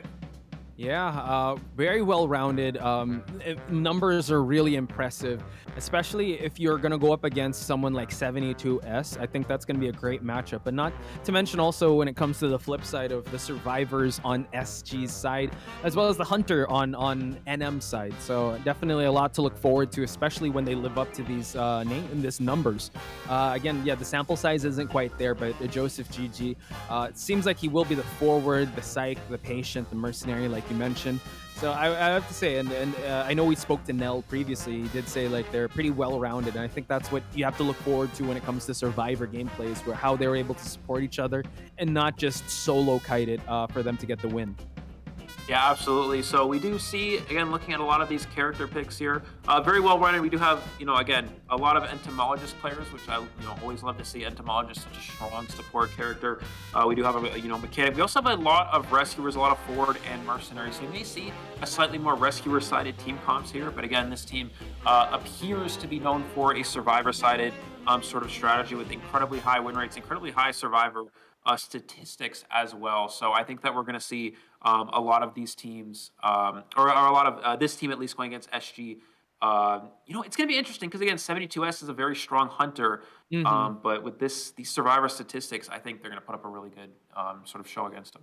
Yeah, and considering how the first match went, this could be the potential like 3 games that people are looking for, or the tie. Who knows? I could be here all night just in case, because of how stacked these brackets are. So we just have to wait and see who's going to play Hunter first and where the map is going to be at, because that's going to say a lot with how the Hunters and Survivors are going to play this game out, especially in the drafting phase, since map selection is very important. I think once a team picks a map, they have a big advantage already, because they can start plotting their escape. And now we see it's Ever Sleeping Town, a map that we don't see that much first in since the meta sort of changed, but it's usually Arms then Ever Sleeping Town. We saw Moonlit before, and it seems like it's going to be SG, so 72S being the hunter first. Yeah, absolutely. So NM picking the map here, going with Ever Sleeping Town, this definitely makes a lot of sense, considering that if we're going to see Sage Shoot come out and hunt here, we do have Breaking Wheel and Sculptor, and Ever Sleeping Town is the strongest map for both of those hunters. So you really gives you a lot of options to work with depending on what the survivors are going to opt to pick based off of their team comp. If they go for more of a harassing type strategy, you may want to consider going with Sculptor. Breaking Wheel struggles, very fragile hunter, struggles quite a bit against harassing hunters such as Forwards, such as Batter. But if you see more of a Priestess type strategy with that kind of support, you may want to go for something like Breaking Wheel. So it's definitely, it's going to be interesting to see how SG plans to go against that here. 72S, I don't think has any problem with this map as well. Dreamwitch, very strong on Ever Sleeping Town. Sculptor, Breaking Wheel also has options, so I think this also will work in his favor as well. Yeah, one thing that you mentioned there that caught my attention was Priestess. Priestess being so important in this match. We didn't see any Priestess in the snapshot, and we didn't even mention Priestess. So I wonder if they're going to be able to have a Priestess locked and loaded for this lineup, because we do know that these hunters have to be respected, especially in a map like this with that Breaking Wheel. A good counter for that is that Breaking Wheel is that Priestess, if the Priestess isn't banned just yet. So we're going to find out in just a bit. 72S being the hunter, Neru, Fury Donna, Zhao Khan, as well as Joseph GG or JSXD on the Survivor side. If he's going to go for the Breaking Wheel, might ban the Seer, might ban the Mercenary. We're just going to find out. Yeah, let's find out indeed. Now, if it is a round 1 situation here, looks like we are going to see the Seer, which definitely indicates heavily towards Dreamwitch. However, it could also be a Breaking Wheel ban as well. A little bit less likely to be Sculptor, but again, definitely still a possibility if you are going for just a draw. I think we're most likely going to see the Survivors probably take characters that are strong against Dreamwitch. There's Forward and Mechanic. So Mechanic is a little bit interesting. Typically, a character, it is strong against Dreamwitch, but not something you'd always lock in immediately, considering that because of how fast Dreamwitch is, it's very easy to locate that Mechanic early and potentially down that doll before they get a chance to hide it. Yeah, and considering that the Priestess is up to ban, you know what? If the Dreamwitch can ban that Priestess, if it's gonna lean that way, oh wow, allowing the Priestess to come through, getting rid of the Mercenary. Looking at the stats of the Survivors, yes, a lot of these Survivors are proficient in Mercenary, so taking this off the table could help out. But now they have a lot of support coming out the bat, plus the decoding of the Mechanic. I guess they're very confident with how well they're gonna build up this composition. Wow, 2 decoders, 1 support, and 1 rescue. Yeah, interesting double decoder round one. This is the strategy we would see pop up a lot in kind of the slightly past meta, but this is a little bit, this is something that NM's maybe trying to potentially bring back here. It's a very good draw sort of comp. Typically not something that would always be able to push for wins. And we are going to see Breaking Wheel from 72S, so we're not going with that Dream Witch. This, I think, makes a little bit more sense considering that this comp is very good at potentially drawing or even beating a Dream Witch Breaking Wheel. I think it's going to struggle a little bit with this Cypher Rush here, but it's going to have an easier time downing a lot of these survivors because they are going to be very weak to the wheel. Again, Priestess is a character that the wheel can go through that portal in wheel form and not be stunned for too long. You have the Mechanic and Prisoner, both very easy kills for Breaking Wheel. The forward will be the biggest challenge for him. We'll have to see if that has any effect here. Mercenary ban for Breaking Wheel is actually interesting. I think 72S was considering going Dream Witch and possibly switch after seeing the rest of this team comp. So we'll have to see how he's able to go against this. Again, forward's going to be his biggest threat here. Yeah, like you said, I think it's just how the picks came out for the survivors. He just went along with it, and that's the advantage hunters have as proficient hunters with different with a bigger pool. They can just adjust on the fly because based on the bans, you'd think that a Dream Witch would be coming out, especially in a map like this. But as you mentioned, having a Breaking Wheel here can just really turn the tides, and I think the NM team, the NM Rebels, have to take that into consideration because this would definitely counter that Dream Witch. But a Breaking Wheel, on the other hand, is a different conversation because he has a lot of those tools. I think, as you mentioned, the biggest deterrent for this Breaking Wheel is that forward. So he does have two targets in the name of Mechanic and Prisoner. You really want to go for that Prisoner first, but if you're able to get that Mechanic and get that doll down, that's still pretty good. And an option that he has is once he doesn't like how this is going, Breaking Wheels can just like zip past the map and not really commit to a certain survivor if the chase isn't going their way. Yeah, and this is actually a comp. Again, we talked about this being slightly an older meta comp, but it's actually was used to play against Dream Witch. It was the best comp for drawing and beating Dream Witch. So I think that's kind of what 72S is realizing. I don't really want to put myself in a position where I might draw or lose with a particular hunter, so I'm going to go something a little bit different to try to counteract. Again, it's going to be still kind of challenging because of how fast the Cypher Rush is going to be. Breaking Wheel can struggle against the Mechanic doll. It's something that's difficult for the wheel to sort of kill because you don't really want to get out of wheel form, kill the bot, and go back into wheel and then go for another survivor. Waste a lot of time. So that's the biggest downside to Breaking Wheel. With Prisoner, it's not a bad character to chase. If you're actually able to find Prisoner first, believe it or not, Prisoner is actually the best target for the Breaking Wheel to find here. The reason why is you don't want to find Mechanic because if you find Prisoner and down them first, Mechanic's decoding is going to be slowed down anyway. And Prisoner is weak wall on the rocket chair. He has no abilities on the chair, whereas Mechanic can still decode and Prisoner would be able to decode at full efficiency. So we do have the Breaking Wheel spawn in at Graveyard. Gate key spawn is over at Geisha, but he's actually going to go towards middle here, trying to find the corner house survivor. And it looks like there's actually two here, which is not good at all. And it is the Prisoner. This is the perfect target for 72S. So a beautiful start for him so far.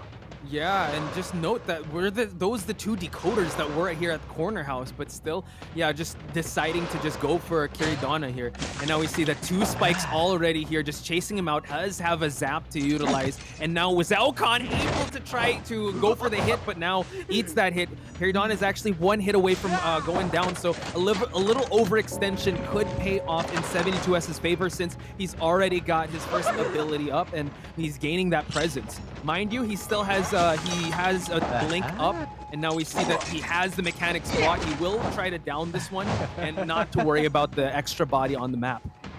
He is able to get the bot down. Now that's actually huge because now the survivors have to heal the forward. You cannot leave that forward injured, one, because he's the main rescuer, and two, the Mechanic can't decode with two survivors injured if that Prisoner were to go down. So we do have Zalcon hiding out here, able to avoid the spike. Will 72S change targets? I don't think so. You never really want to commit to a forward. He's actually going to go for the Mechanic. This is actually a pretty good situation for NM.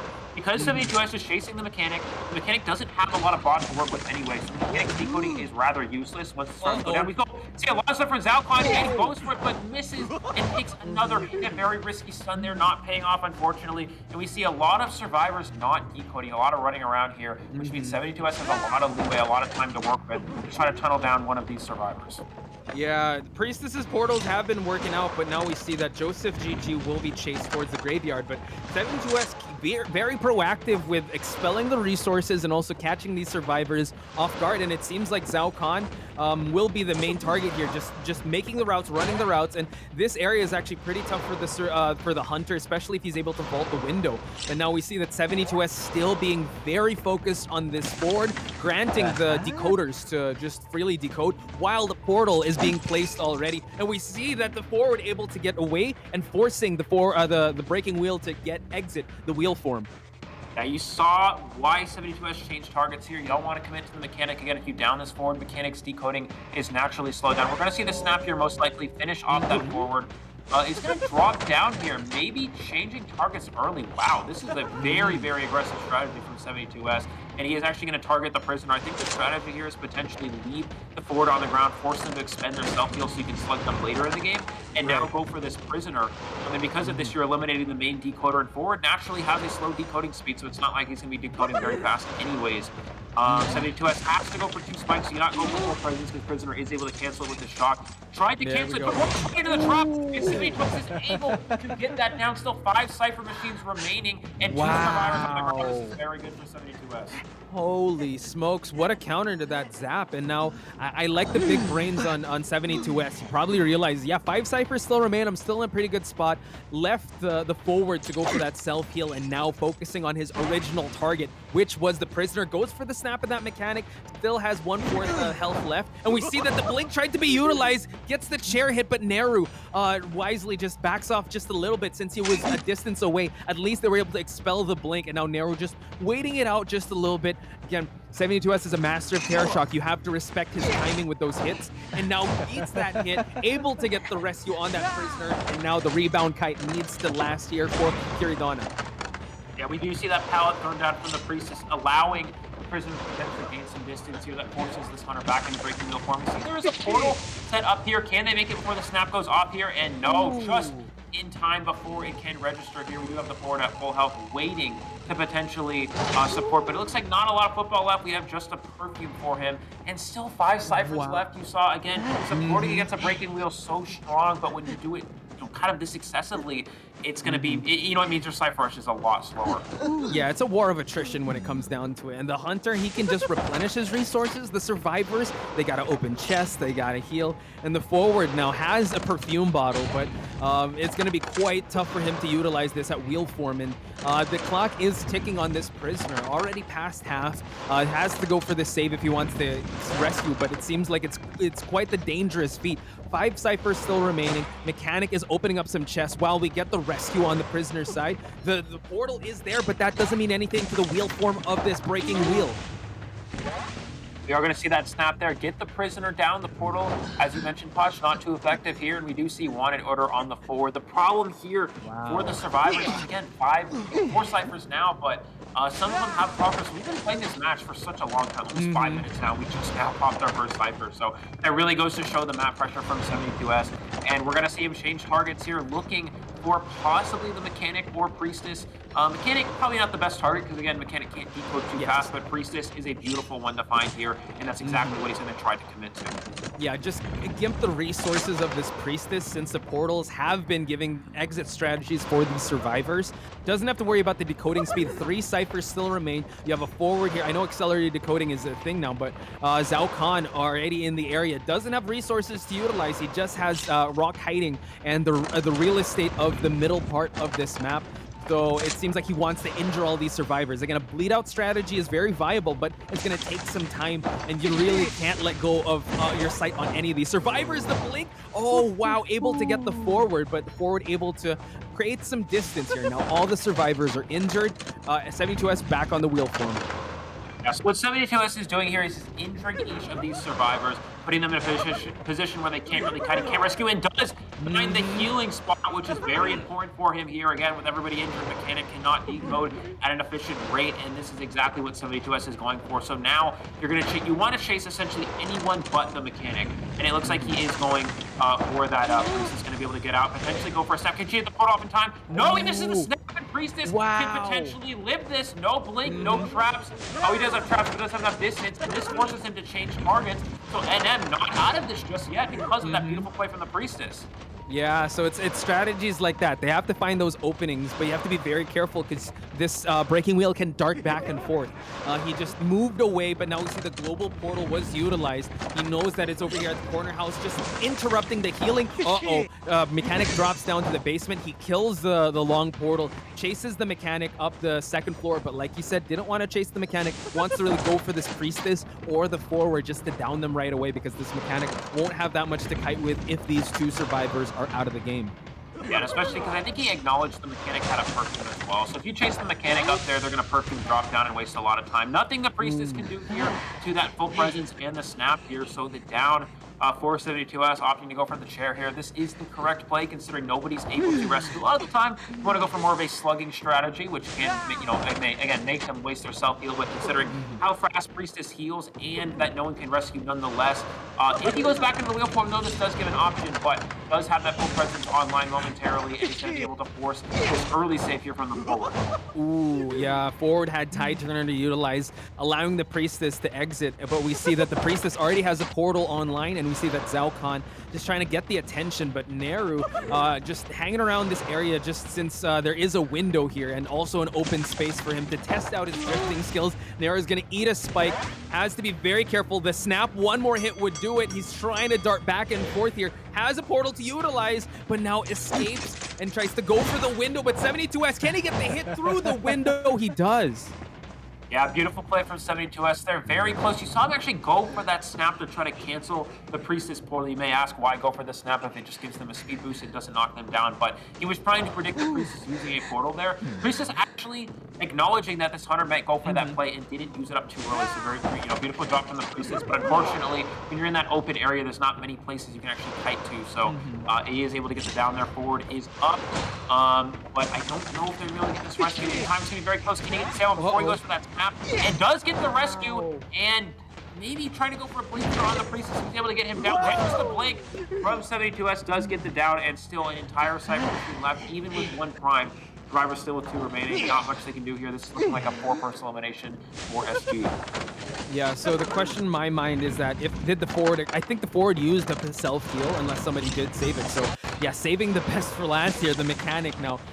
Forced to vault that window. It does have a perfume. Oh my god, forcing him to vault the window while the mechanic is still out, and now allowing him to go to the second, the middle part of the map. Try to utilize the snap. The tram is in the way, just delaying the inevitable here when it comes down to it, because this mechanic can't last that long with the full presence breaking wheel for the forward to self-heal. This is going to be quite tough, and 72S still wanting to get as much points for his team as possible. We see that the trap did slow the mechanic down, but it's only a matter of time for 72S to down this mechanic. He's just being very careful. Changes to wheel form, and it seems like this mechanic buying so much time. The forward already used up the self-heal. Forward does acknowledge that the dungeon is over here at the middle part of the map.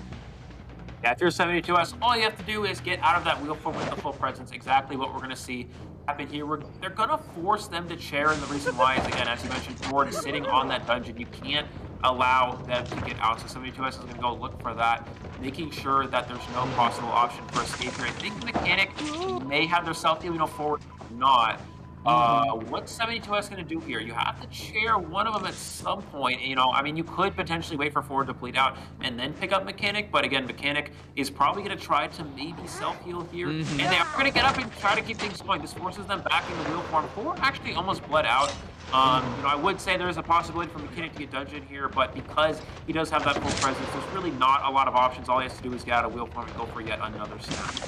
And here we see it already going to the AoE, and the snap once again. Mechanic already used up his self-heal. The forward is about to expire. This is the first time the mechanic is going to be chaired, so he's going to have time to go over there at the dungeon side for him to be able to get a 4-person down, a 4K in the book of 72S. GG is going to be called. Wow, what a game. This was past the 10-minute mark, Eli.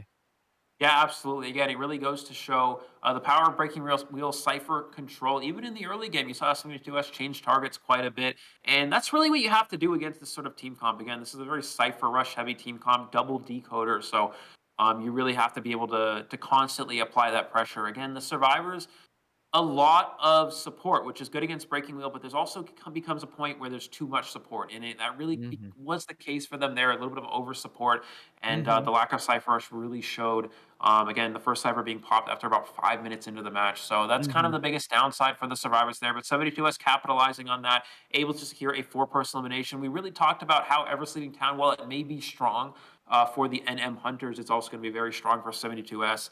And that's Mhm. exactly, what really came out in this match.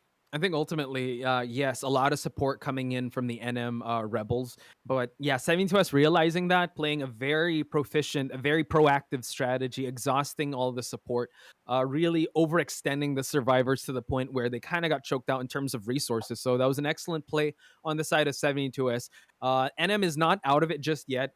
The idea was there. It was definitely, yeah, you could see what they were going for. The blueprint was there. It was just that 72S was sort of, I would say, one step ahead in terms of trying to predict what was going to happen. There were some scrambles here and there for both sides. Ultimately, yeah, it's a game about pushing objectives and not not containment times. You really have to push objectives for you to be able to like push for the end game and put the hunter in a disadvantageous spot, because if there are three ciphers still remaining and you guys have expended most of your resources, the hunter would definitely have a huge advantage on his side.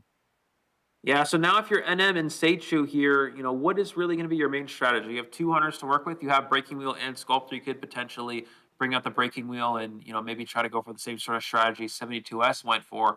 But the problem with round one Breaking Wheel is Breaking Wheel can struggle against three characters in particular. That's the forward, Mhm. mechanic, and the seer. Both, the seer can farm owls quite easily against Wheel and force Isara with two spikes to absorb a hit. You also have the forward, which, again, Breaking Wheel being very fragile, and mechanic, which applies a lot of Cypher Rush, and can be very hard to deal with that bot. So Breaking Wheel in the early rounds is not always the strongest character because, we saw in the last round, Forward and Mechanic immediately getting locked in. We saw the Rebels being prepared for, I guess, for the Breaking Wheel, and that's kind of what Mhm. happened. But even then, 72S able to come out on top. So it's definitely still an option for Seichu, but, you got to be careful with, having two of those characters that Breaking Wheel is weak against. So we may also see Sculptor come out. If we do see Sculptor and we do see this Mhm. hunter potentially going for a 4 kill, we're probably going to see the mechanic get banned first. Right. But again, you also have to consider, do you Mhm. go for a win or do you just go for a draw and try to close the gap as much as possible? Yeah, that's definitely running through the heads of Seichu because of how well 72S played, and it kind of backed them up in a corner here with how he's going to play this out, because pressure is definitely on NM's side. As we look at the match data, it was a lot of containment time on all the survivor side, like all triple digits, quite impressive. But if no cipher is popping, that's still a win on the hunter side, which did happen. And 72S really piled things up, as Eli did mention. If you look at the graph below, accelerated decoding happened at the 2-minute mark, but Cypher started popping in the 5-minute mark. So that just shows that 72S was very proficient with just hunting down these survivors, stopping them from healing, expelling their resources, and really catching them off guard. So 72S, great job. For NM survivors, though, not out of it just yet. At round two, we've seen in the previous qualifiers in NA, like one match might have been one-sided in the first round, but second round they come back with a vengeance, and we have yet to see the sequel to this match. So you can never you can never go wrong with sequels. So I'm excited to see how the NM Rebels will come back from this. Yeah, again, pressure on most likely Seichu here is going to be the hunter. So, it's going to be tough. We have SG. We saw their survivors very impressive for sure. So it's going to be a bit of an uphill battle. Now, if you're the SG survivor side, what sort of strategy are you going for? Are you just going for a draw? Most likely is the case. There's no need to push Mhm. for anything past that. Again, if you're able to secure round one, you gain a huge advantage on NM's home field. Again, they picked this map. This is the map Yeah. that they wanted. So if you're going into round two with a win and map selection, you're at a huge advantage, and that's going to be very difficult for NM to come back from. So if you're Seichu, I think maybe you go for kind of a winning strategy here. Try to go for that four-person elimination. Mhm. If that is the case, we're probably going to see it be the Breaking Wheel. Sculptor, after the nerf, has become a little bit more of a draw hunter. Still, of course, has a lot of win potential, a lot more than hunters like Bon and Bloody Queen, but a little bit less in comparison to something like Breaking Wheel or Dream Witch. So again, if you're going for a win here, I think Seichu is probably going to be going with that wheel, considering this is one of the best wheel maps in the game.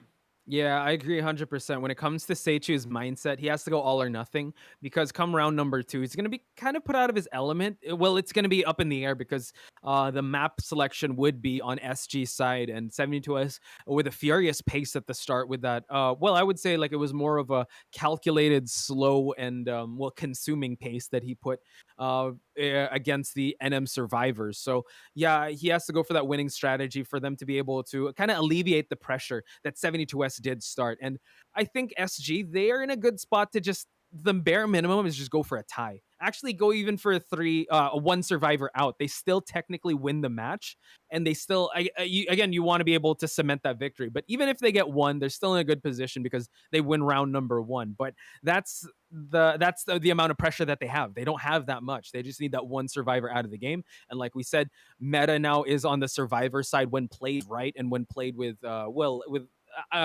with how the survivors have been in terms of the composition. And we have to take note also of how they played that composition, right? The composition there, I think, yeah, they were getting ready for the Dream Witch, the Respect Dream Witch of 72S. And it seemed like, yeah, the breaking wheel really did the work for the team of SG. Yeah, and the reason why going down one round to SG here if your NM is so difficult is because again, looking at Seichu's Hunters, you have Breaking Wheel and Sculptor. All SG really has to do is pick a weak Breaking Wheel map and just ban the Sculptor, force them onto the Breaking Wheel for the round 2. So yeah, it's really tough. I mean, most likely if you're if you're in the shoes of SG, we're gonna see them potentially go Arms Factory, Red Church, second round, ban Sculptor, and then force Seichu to go with the Breaking Wheel. At that point, you may see Yi come in because you have more options for those type of maps. But yeah, again, forcing your main hunter out after the first round is never ideal. And again, NM on a huge, just because of Breaking Wheel being a map-dependent hunter, NM is at such a disadvantage if they do go down one round to nothing here against SG. Yeah, and I was just looking at the chat. A lot of support for both teams. 72S did really well, but here we have it. NM, their backs are against the wall. They do need your support here, especially the hunter in the name of Seichu, because Eli did say the X's and O's of this match and broke it down for us. They really need to be on just try to mitigate the points here and not give too much of an advantage, because in round number 2, it is SG that's going to be picking the map, and we have seen how well their hunters, how well 72S does play here. So here we have it, picks and bans Seichu on the hunter side, while Yuri, Thin, Daddy, and Seni on the survivor side, banning that Seer. Seems like we might be, I guess a wheel as well. I'm not quite sure because, wheel as well as Sculptor. Sculptor allows the Seer to come through just because of the statues, but yeah, it's still wide open for Seichu to, maybe he just wants to see the hand that SG brings to the table first. So lock in the Mercenary and forward. Yeah, I think the Seer ban has to be Breaking Wheel. Again, if you're in this situation like we talked about, Random really wants to try to come back in this. If you're playing Sculptor, you can't ban Seer. You have to ban Mechanic if you're going for a 4-man. So I think the Seer ban, I mean, maybe they're going for a draw with Sculptor, but again, if you go down one round to nothing against SG here with their map selection coming up, it's going to be very difficult to come back. So I think that we're most likely going to see Breaking Wheel, Ward, and Mercenary, as you mentioned, Posh, locked in here, which means that Mechanic is probably going to be the second. Oh, Priestess ban. So I actually have no idea. I'm going to be honest, I have no idea what Seichu is going for now. This is interesting. Again, Priestess is a character that can work against Breaking Wheel. The support portals are very strong after they get out of that wheel form, especially on a map like Ever Sleeping Town. Maybe Seichu just not wanting to deal with that. But again, leaves Mechanic open for the survivors here. Maybe they're just opting to pass it up altogether. Maybe Seichu knows this, and maybe that's why we're seeing the Priestess ban. But anything's on the table here for SG. Again, we're going to have to see what they go for.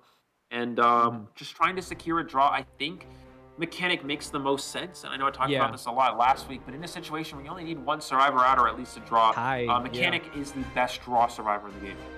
Yeah, Mechanic being on the table, they have to respect that and wanting to go for that. Maybe Seichu wants to bait them to use the Mechanic too, and he's going to rely on his hunter sense to get that Mechanic. Aside from the Mechanic, they can try to go for another support character, maybe go for the Psychologist. They could also go for the Patient if ever. They could shine pretty well here in this map. Especially Psychologist when it comes to going with the Perfumer Gravekeeper. So this has caught me by surprise, and how could I forget S-Badge Perfumer on Seni's side?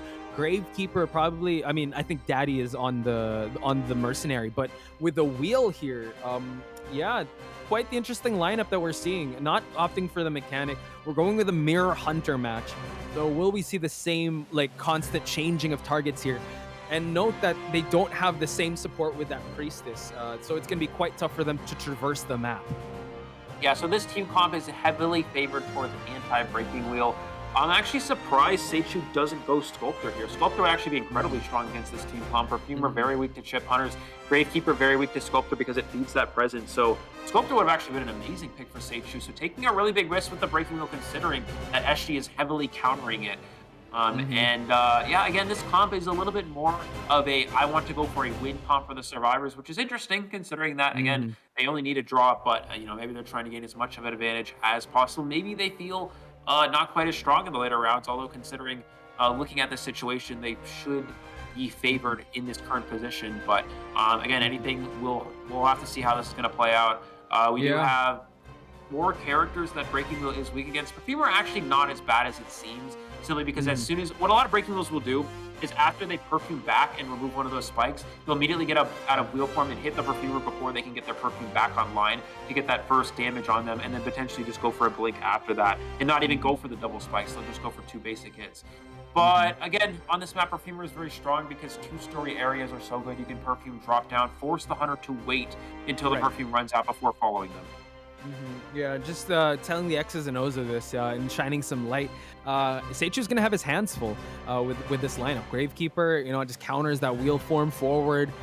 Even though the priestess isn't here, that I guess that goes for preference. I think, Seichu might just go for the breaking wheel because he's more confident in the breaking wheel matchup. But you could see the difference with how I would say 72S really countered the pick here, but we're seeing Seichu really stick to his breaking wheel because, maybe the breaking wheel he's very confident in his breaking wheel that he can counter this lineup that would try to counter any of the toolkit that Pollen does bring to the table. And looking at the viewers now, we're at like 1,000 plus. So big shout outs to everyone. Everyone's saying like, hopefully the teams just have fun. Good luck to everyone. Just more love to the Southeast Asia community, keeping things positive here. While Seichu, lots of pressure on his side because the first match did not go in NM's way. It really went all 72S. He wants to duplicate that same magic. So I wonder if the streak will continue with mirror matches and how well they play it out because like you said, SG, they just need like 1 or 2 survivors out the gate. And it just seems like these survivors could heavily kite. You don't need that much support with these survivors. They can buy so much time. So let's do Seichu will go for first. Oh, seems like the Perfumer. Yeah, this is the best find here. Again, you don't want to chase any of the rescuers, especially Mercenary or Gravekeeper, because they do have that shovel and elbow pads. 2 quick spikes. We see one of them get perfumed off there. Seichu going for a double spike, and they get 2 instant spikes, even with perfumes being used. That really goes to show. And Perfumer's trapped. Perfumer is trapped here. This is going to be an instant down for NM. What a start. This is actually impressive considering that this is a character that is strong against the breaking wheel. You typically would see the Perfumer try to hide in the early game, maybe going to one of the upstairs areas, but going straight for the Cypher, falling right into Seichu's favor. And with 3 rescuers on the team, 3 slow decoders, this is already an incredible start. And mind you, Senny S-Bad Perfumer, like Seichu really played that, that sequence really well. And now it is Yuri that's the safest to go for this rescue because he has that burrow stake. And now Seichu has to camp out, get out of wheel form, try to throw a trap just to cover his exits here. Eats the hit, and now Senny goes for the pallet here. Drops the pallet just in time, but the blink hit will happen. And mind you, Eli, there was no tide on that Gravekeeper, so they were trying to hope for the Gravekeeper to be chased first, but now Senny will be downed again, either the forward or Mercenary, but Mercenary does have that wanted order, and now the forward as well. Yeah, this is really good for Seichu. Again, as you mentioned, the tide turner not being there is really crucial. You lose about, maybe the Perfumer had 5 seconds of tide time. Now that's 15 seconds gone. And with a slow decoding team, you can't afford to lose that, and that's exactly what happened. So now we're going to see Seichu go for that's the Mercenary, try to pressure them away, and I don't think they're going to go for a rescue. You have wanted order on the forward. Gravekeeper's not going because they are injured. Actually, this is really good because you can see that the Gravekeeper is being healed by the forward with wanted order, which means you have a free option to just chase the Mercenary. As Seichu, no one's rescuing. Wow. If Cypher's left all of them about 50%, a 3 damage snap here on the Mercenary as well, and now full presence, all the pressure on the survivors. Seichu in a really good position to go for those 5 points. This is beautiful work on Seichu's side, and in only 2 minutes, 1 survivor out of the gate, so he's not playing it slow how 72S. He's going fast and furious, and now the forward, just excellent control here on him, just circling around that area, that gap, that hole. Now we see the forward going over to the graveyard area where the mercenary is. Can he try to go for that 3 spike hit? Forward still has a football to utilize for him to be able to kite his, transition away from this graveyard area. Trying to go for the claw here. It goes for the snap. 1 more hit will down this forward, but the forward still has that football to utilize. Trying to break ankles here. Avoids the trap and now captures him over here at the outside of the corner house. Yeah, beautiful trap thrown from Seichu. Even slows down the football to a point where they couldn't make any distance. Look how much football they wasted from such a short dash. That really goes to show the power of Breaking Wheel. 2 ciphers down, but 2.5 still to go with a injured mercenary and a gravekeeper with no tide and a forward with no football. I don't see how SG gets any survivors out of this. This should be a 4-person elimination with at least 2 ciphers remaining. Yeah, it's going to be quite tough, but yeah, SG will still try their best to try and continue that momentum that 72S gave them. And now we see that the Gravekeeper has to go for that save. Forward has about less than 1/4 of a football to utilize, but that might be a non-factor here. Seichu going back to wheel form to close out the distance here. 1 spike will hit, another for good measure, then he's going to probably go out of wheel form out in this open area and go for that snap. And now we see that the forward will be falling down once again. Blink is online, Eli. We're going to see the survivors try to heal up here, but I mean, if you heal the Gravekeeper, it gives an option for a rescuer, but then the mercenary is going to heal slow because it's a mercenary, and as you mentioned, Blink back online, which means it's going to be so hard to save. No shovels for the Gravekeeper. If he catches sight of the Gravekeeper, it's over. Yeah, he catches sight of the Gravekeeper. There's no way he can make this rescue with full presence. He's going to get out here, he's going to blink the Gravekeeper, slug him, and then go for that mercenary. Beautiful from Seichu. Mercenary going to try to make it with elbow pads. Maybe can. I think we'll probably shot. Wait for it. Oh my god. Chokes him down. Can he get the hit on the mercenary? He does. And now we see all survivors are down. Forward is about to get out of the game. We're at the 4-minute mark. This is the same, same breaking, well, not really the same one, but breaking wheel on this map, but now half the time. Eli, I'm looking at your face right now. You look quite speechless with how Seichu is doing this, and this is the best possible outcome for Seichu.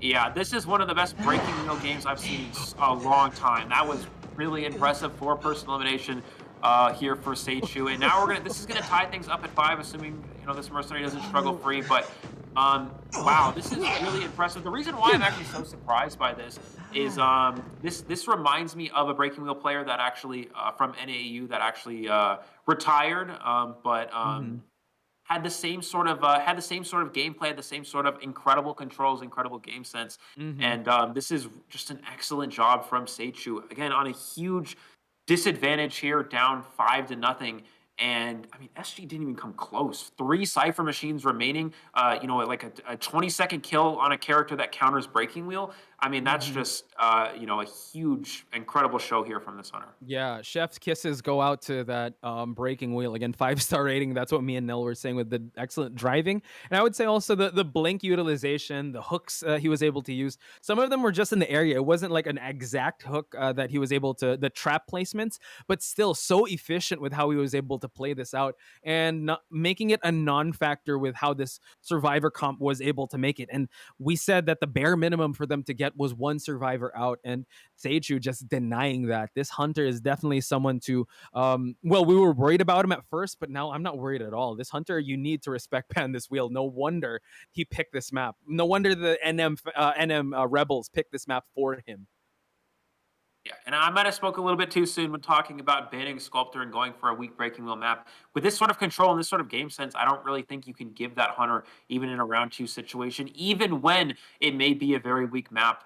So I think that probably the best situation for SG moving forward here is probably go for more of a Sculptor weak map, which in this case would probably be something like Moonlit River Park, something like Arms Factory.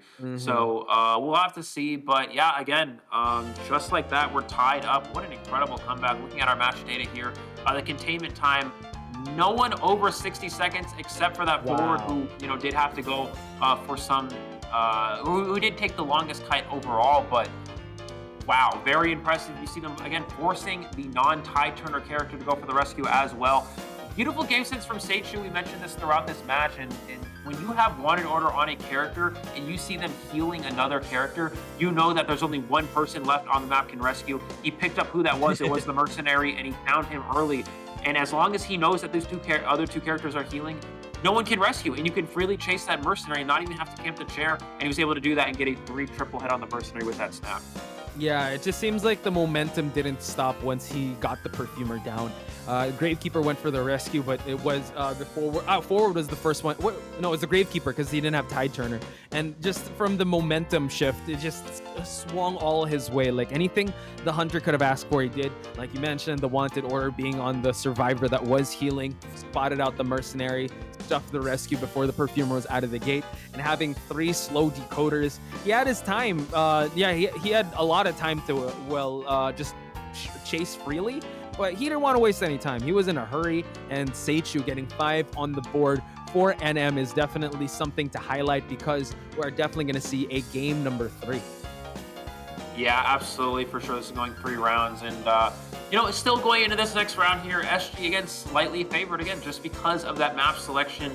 This was NM's pick. They didn't go Ever Sleeping Town, so getting a draw on it for the first round isn't bad necessarily, but you typically want to try to win the round where you have that home field advantage. So it's going to be a little bit more challenging for NM here to come back. Again, we may see a tie score, but SG still slightly advantaged, slightly in the lead because of the next map pick here.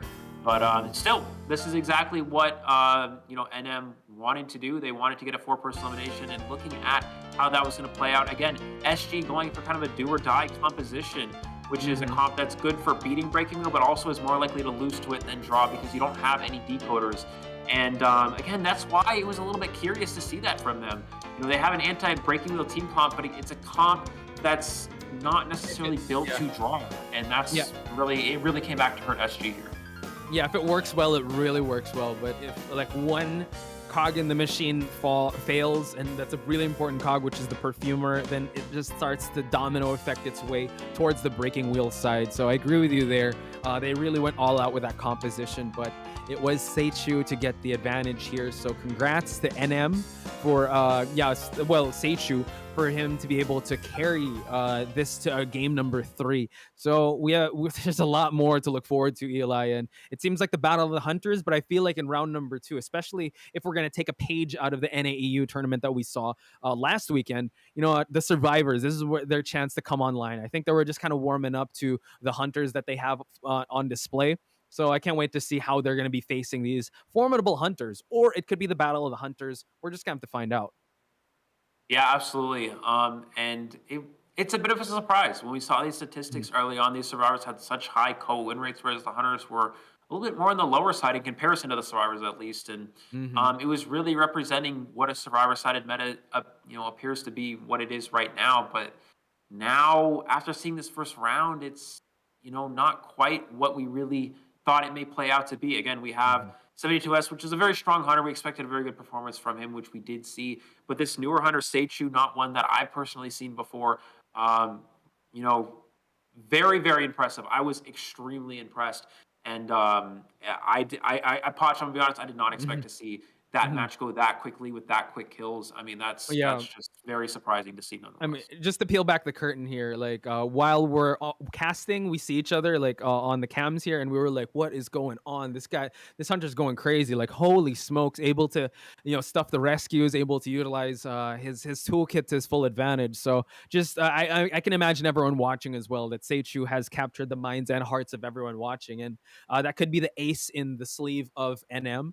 I know that the survivor is very proficient. We saw in the match data that they are very proficient with how they are able to coordinate very well. Also, their lineup is pretty deep.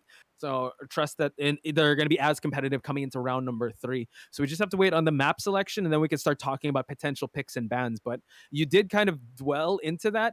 Having that insane performance on Seichu's side, that does grant a respect ban. Yeah, so I think that it's going to be... if again Seichu's second Hunter is Sculptor, like we are predicting, I think that if you're SG, you have to go for a map that's weaker for Sculptor. Again, you can't give them the breaking wheel, even if it is Arms Factory, even if it is Red Church. A hunter with this level of skill, at least based off of that last round, could still win on one of those maps, even with breaking wheel. And a round 2 breaking wheel is actually a lot stronger than a round 1 breaking wheel because you can ban the forward and the sear. You can get both of those out of the way, and now you don't really have a lot of threats at all to deal with, considering that this team didn't appear like they wanted to play mechanic. You may have a breaking wheel that doesn't have any of the 3 counters, and that's too hard. That's just too hard for SG to overcome. So I think they're definitely going to see a breaking wheel ban in a map that's not strong for Sculptor. Again, 2 of the weaker maps for Sculptor is Arms Factory because there's a lot of blind areas, a lot of tall walls, a lot of blind areas they can't really hit statues as easily on. Also, Mullet River Park is very good, very big map, so it's very hard to win as Sculptor in the map because of how big the map is. And it's also very open, which makes it a lot easier to dodge statues and avoid getting chips. So I think those are probably the 2 best options for the SG team here. Another option may also be something like Lakeside Village, also very open, also very difficult to hit statues on. I think those are also options, and it really just depends what 72S wants to go for. I think if you're 72S, you have to give yourself a map that's good for Dream Witch and also good for Breaking Wheel, but again, weak for Sculptor, weak for NM's Hunter. Now, what map is that going to be? I think that one of the best options at this point, because since you can't go Ever Sleeping Town now, might actually be Moonlit River Park, Dream Witch is not bad on Moonlit because you can pressure one side of the map and force the survivors in a 3-cipher situation, and we all know how strong Breaking Wheel is because of the lack of windows on that map.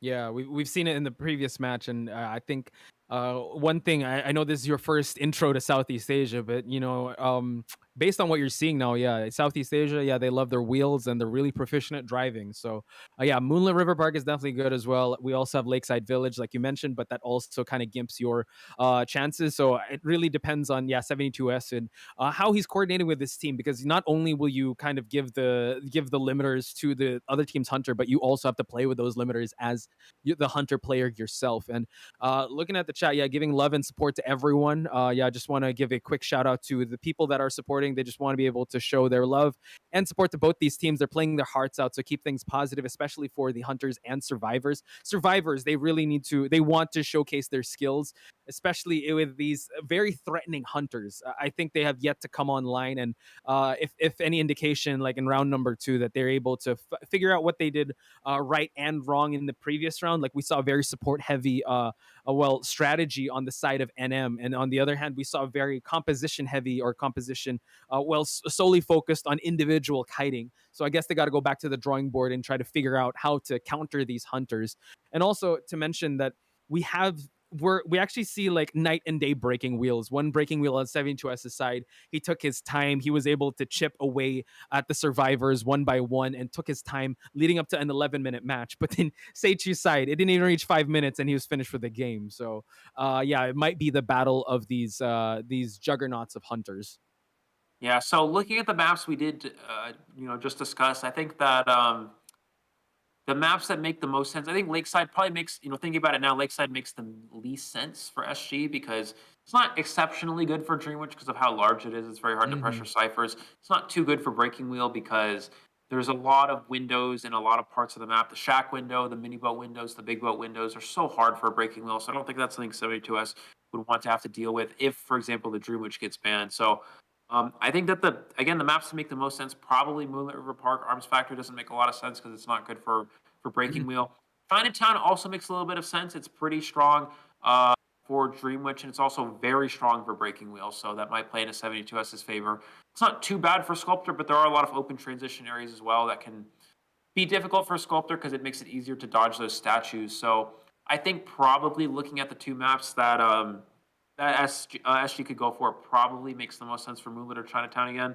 But we'll have to see it. And, we have a lot of things on the table still here for this SG team. And not to mention also, if we're talking about hunters, we talk about the sub hunters for both teams with Beloin and Yi. We know that Beloin has the Bloody Queen. That's all the info we have on him.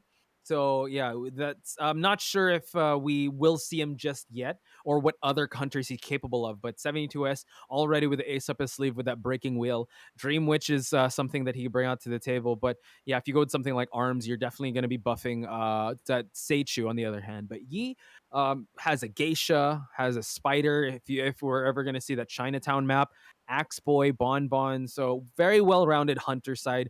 My hope and my prediction for this next round is that we're going to see a level up with the survivors as well. So we're going to see a lot more adjustments on both sides, not only with how they try to counter it, but I think they got a feel of their breaking wheel. I'm sure they're going to respect ban that, and they're going to expect probably, yeah, maybe a sculptor match or a Bloody Queen, or maybe even depending on the map again. We just have to wait and see where we're going to settle this. But yeah, you mentioned a lot of great maps that we could settle this on. We just have to wait and find out and see where this round number 2 is going to be settled in. Yeah, definitely. And again, it really comes down to usually when you pick maps, you pick maps that are good for your hunter and weak for the opposing hunter. 72S also has a sculptor as an option, but again, I don't really think that's gonna be what they want. What SG wants to go with, just because if you're picking a map that's good for your sculptor, you're probably also giving the opposing sculptor a good option. So again, when you have a little bit more versatility, again, 72S has a few more hunters than Seichu does. You have more options in terms of maps, and that's what's going to really matter here. So again, this is why the advantage goes to the team that has the second map pick, even if it was a draw in the first round. So it's still an uphill battle for NM. They may have had a very impressive start with that hunter side, but the survivors are really going to need to step it up here, and you're really going to need to see how well, again, very, very strong breaking wheel from Seichu, but breaking wheel is one of those hunters that, when mastered, is very, very formidable. But you also have to be able to play these other hunters. Breaking wheel, the play style of breaking wheel is so different from other hunters that even if you are a strong breaking wheel player, you also have to adapt your play style to play these other hunters like the sculptor. Right. I agree. And you did mention the survivor side. So let's actually, while waiting for it, let's talk about the survivor side on both teams, because they did fall to the hunters. So what do you think that they need to do to bring to the table come this next match? Because we did say that the NM team, they were very, I would say, very overextended when it came to a rescue. Well, more of support. They didn't want a survivor to hit the rocket chair. And now they're actually trading off Sintice with Cine. So we're not going to see the Perfumer of Cine. We did see the Perfumer be the first one to fall. So Sintice coming in, brings in a Seer, brings in a mech. But that might not happen because we did see that Seichu does not favor that Seer. So let's get your thoughts in the survivors. Arms Factory. Okay, let me hear your thoughts on that first, Eli. Yes, Arms Factory is a little bit interesting. I think maybe 72S is planning to play a hunter that maybe we didn't quite consider, possibly the Bonbon. Again, if you're going into this map here, as the survivors for NM, you really can't give Dreamwitch an Arms Factor. I think maybe what 72S is going for is he's saying, my breaking wheel played so strong in the first round, maybe I can get away with them banning the breaking wheel and have Dreamwitch here on Arms Factory, which is her best map. But I don't think NM Rebels will really give that. It doesn't really make sense. Again, breaking wheel on this map is so weak. There's no reason to. We talked about how breaking wheel is such a good round 2 hunter because you can ban 2 of those characters. That's very strong. But Arms Factory is just so bad. There's just no. It's just you get kited. There's just too many windows, and I don't think that 72S can afford to play breaking wheel. So I think if you're NM Rebels here, you're banning that Dreamwitch. Maybe he's planning to go with the Bonbon because this is a good Bonbon map. And again, Sculptor is not strong on Arms Factory. There's too many blind windows that, blind walls that block off the Sculptor's vision. So I think that's why they're going for this. They're going to ban Breaking Wheel and give potentially the Sculptor to Seichu. I don't think you can afford to give Wheel even on Arms Factory. Yeah, I agree. Even though we have seen some I would say there were some matches of arms of a sculptor in arms and also breaking wheel in arms. You see the struggle happen. You usually see like BQ, Dreamwitch, all the hunters from before. So round number 2, it is Seichu that will be hunting first. So let's see if they're going to respect ban I'm sure they're going to respect ban that breaking wheel just to be more safe with that and allowing the sculptor to come through. Or hey, if they want to ban the sculptor as well and face the breaking wheel, there are those good spots that you mentioned, like inside the shack, inside the factory, that they could just I would say exploit, so that the breaking wheel will have such a hard time in wheel form and be forced to go and chase on foot. So Seichu has his, I would say he has his plate full with this. He wants to be able to alleviate the pressure from the survivor side. So I have a feeling, he might want to ban that Seer again, because Sintice coming in, Seer and Mechanic, the very 2 optimal bans if Seichu will come out. It's hard to predict because we did say that he does have that playstyle where he did ban the Seer and Priestess and went with Still with his Pollen. So we just have to wait and see who Seichu chooses. Yeah, I think Seichu is really considering these bans. Again, Arms Factory, I'm sure probably puzzles Seichu just as much as it did us. I mean, again, it's a map that doesn't necessarily benefit 72S if the survivors ban the Dream Witch, and also Seichu has to think, what hunter are they going to give me here? You know, this is such a bad breaking wheel map. Maybe they still give me my wheel even after that last sort of performance. But yeah, I don't know. It really comes down to what do the survivors want. We're gonna see the sculptor ban, so I don't know. You're giving them the breaking wheel. It is, this is the strategy we talked about before the round began. Poch was, round 2 Arms Factory ban. The sculptor give them the wheel on a bad wheel map. But after the performance from Seichu in the last round, I don't know if we can really afford that. Even on Arms Factory, it's so weak for wheel, but with Seichu's performance, that incredible control. He doesn't care. He doesn't care. Yeah, and as the survivors, what do you go with? Seichu has a round 2 wheel. You have forward ban, you have Seer ban, which is most likely what they're going to go with. How do you come back if you're SG? Yeah, that's definitely something that they have to come and they have to take into consideration if they try to go for the sculptor ban. So, yeah, that's I guess they've done their homework with this. And while we wait for that, I just want to give a quick shout out to everyone in the chat. Aurora-san said that we gotta hydrate and drink our water because these intense matches. So rest assured, we're hydrated. Me and Eli have been sipping some water in between the talk times, but I hope everyone in chat also has been drinking their water and staying hydrated and keeping things, light and positive in this matchup. So, yeah, Eli, I share the same sentiments as you. I'm quite worried allowing the breaking wheel to come in again, even though we did say that in Arms Factory, it's quite tough for the wheel, but Seichu is no ordinary breaking wheel. Like, he is a specialist, very impressive. They can roll the dice with this one. But I'm pretty sure as him being a specialist, he's gonna know who's the best chase, who they're gonna go after, and how to chase them out of those great kiting spots for the survivors.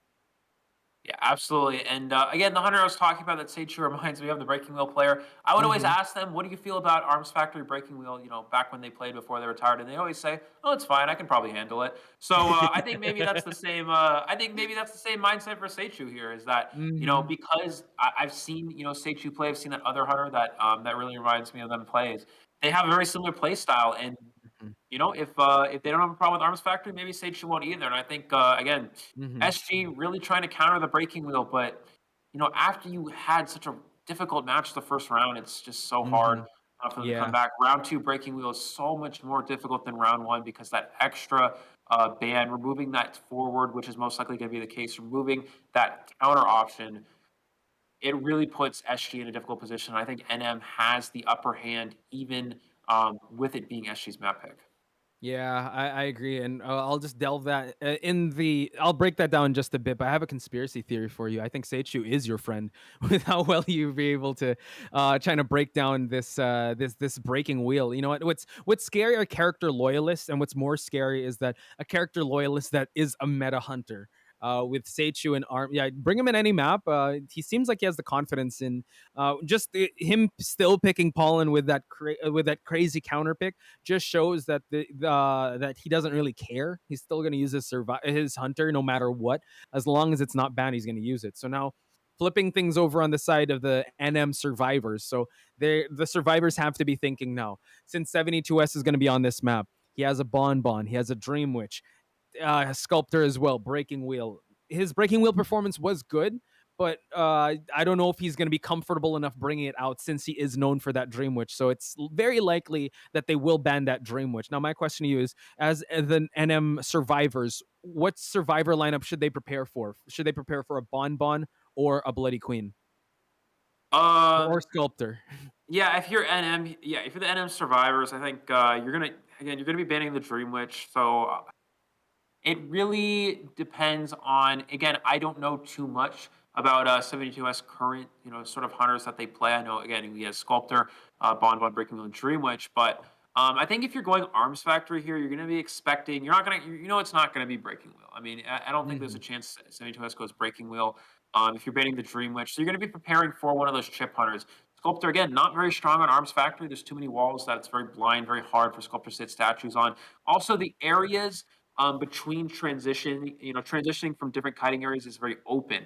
So, for example, the area between Shack and 3 POW is very open. The transition areas, which again, transition kiting is so strong against Sculptor because of this. Sculptor is weak on arms factor. That's one of the reasons. So I think that Bon makes the most sense for 72S. You're going to be prepared for that. But again, what is 72S ban? I think if he goes Bon, you're banning Mechanic 100%. Bon, unlike these other hunters that, of course, don't like Mechanic, you have to ban Mechanic if you're playing Bon. Bon's just too much of a tie hunter. Yeah. Too much of a tie hunter, too hard to deal with the bot. The chip damage is not too strong unless you get 2 of them. So I think that you're going to definitely be banning Mechanic. You're probably banning, I would say Forward is your second ban, just to prevent that stun on share, prevent that support. So if that becomes, if that goes down, where does, as you said, NM, where do they go from this? I don't think they go Priestess. It's not a very good Priestess map. So you're definitely going to be taking Mercenary, probably the Seer as well. And then from there on, most likely you're going to go with characters that are strong against Bon. Entomologist is a good supporter, especially for those rescues. You can push the Bon away and get a free rescue against a good camping hunter. And other than that, I mean, it's not great. You don't really want to go Gravekeeper. You don't really have a lot of rescue options, but because of the Forwards ban. But yeah, definitely Mercenary. Probably Seer if it's not banned, and probably the Entomologist as well. Yeah, I would add maybe to the lineup either Patient Psychologist, because Patient could just transition kite away from the bombs that he presents. And also, yeah, I've seen 72S with a Bon. He's very calculated when he drops the bombs. But if we're going to look at his career, I think that he might actually favor a Sculptor, even though the Sculptor does not shine so well anymore in this map, especially with the changes.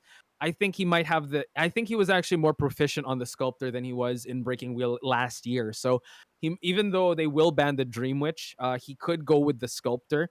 And I think that's something that they consider. Again, I'm just saying the other side of the coin here, but a Bon pick in Arms Factory is still pretty good. We've seen how well 72S does prepare for this matchup, especially in such a confined space as Arms Factory. Bon can just light up the floor and force survivors to be in really tough situations. But when it comes to the Sculptor, though, he's still very proficient. They're going to have their hands full with how well 72S does perform on Sculptor.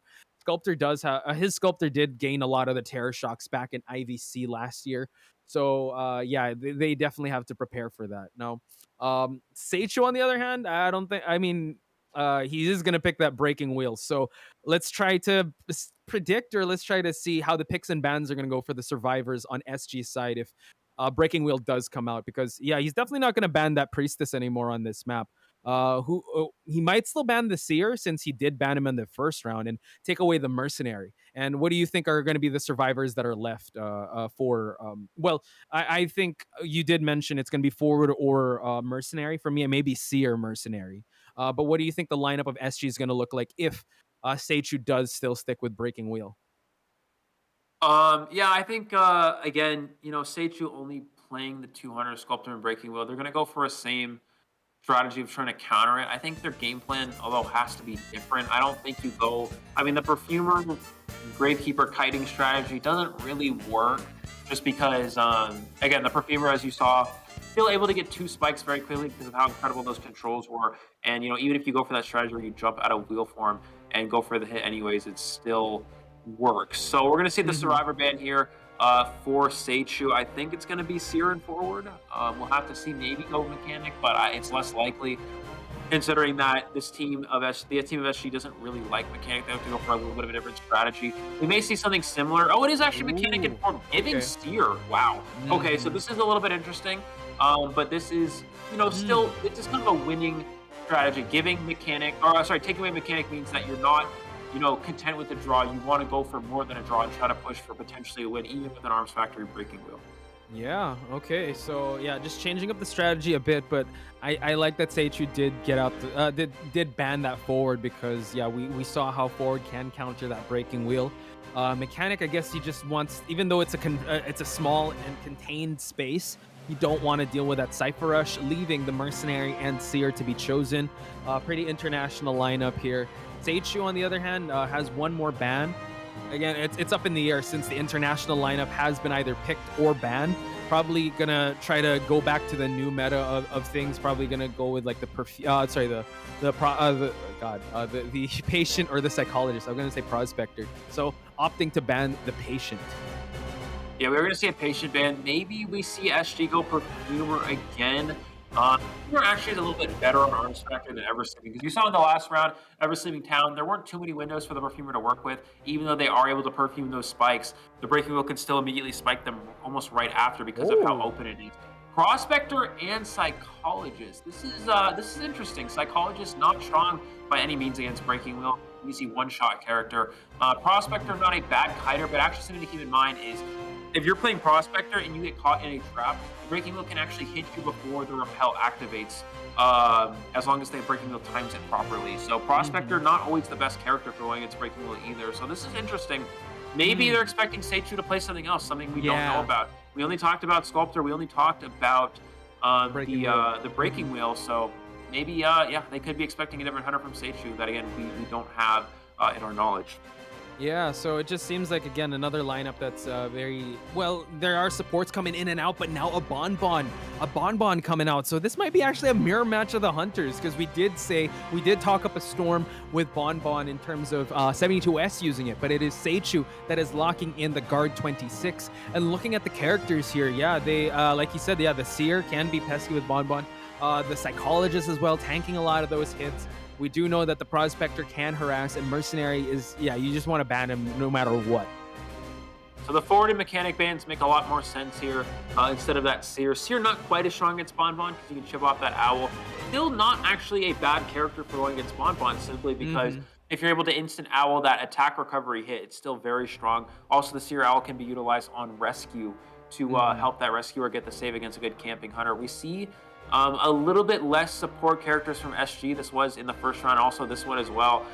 Really the only support character here is the Seer. Prospector can support as well, but it's a little bit less common than something like a forward or batter. So, yeah, I don't know. This is interesting. This comp not bad for going against Bonbon. Psychologist can struggle because of that chip damage. Seer can struggle because of that chip damage. Prospector a good kiter for Bonbon because of the lack of hitbox. It's a lot smaller and easy to use those magnets, but I actually expected Seichu to still go Breaking Wheel simply because of how strong that performance was in the first game. And Breaking Wheel is pretty good against this team comp. Again, Prospector, Psychologist not too strong against them. Maybe Seichu just not comfortable with the Breaking Wheel on this map, and we're going to see the Bonbon instead.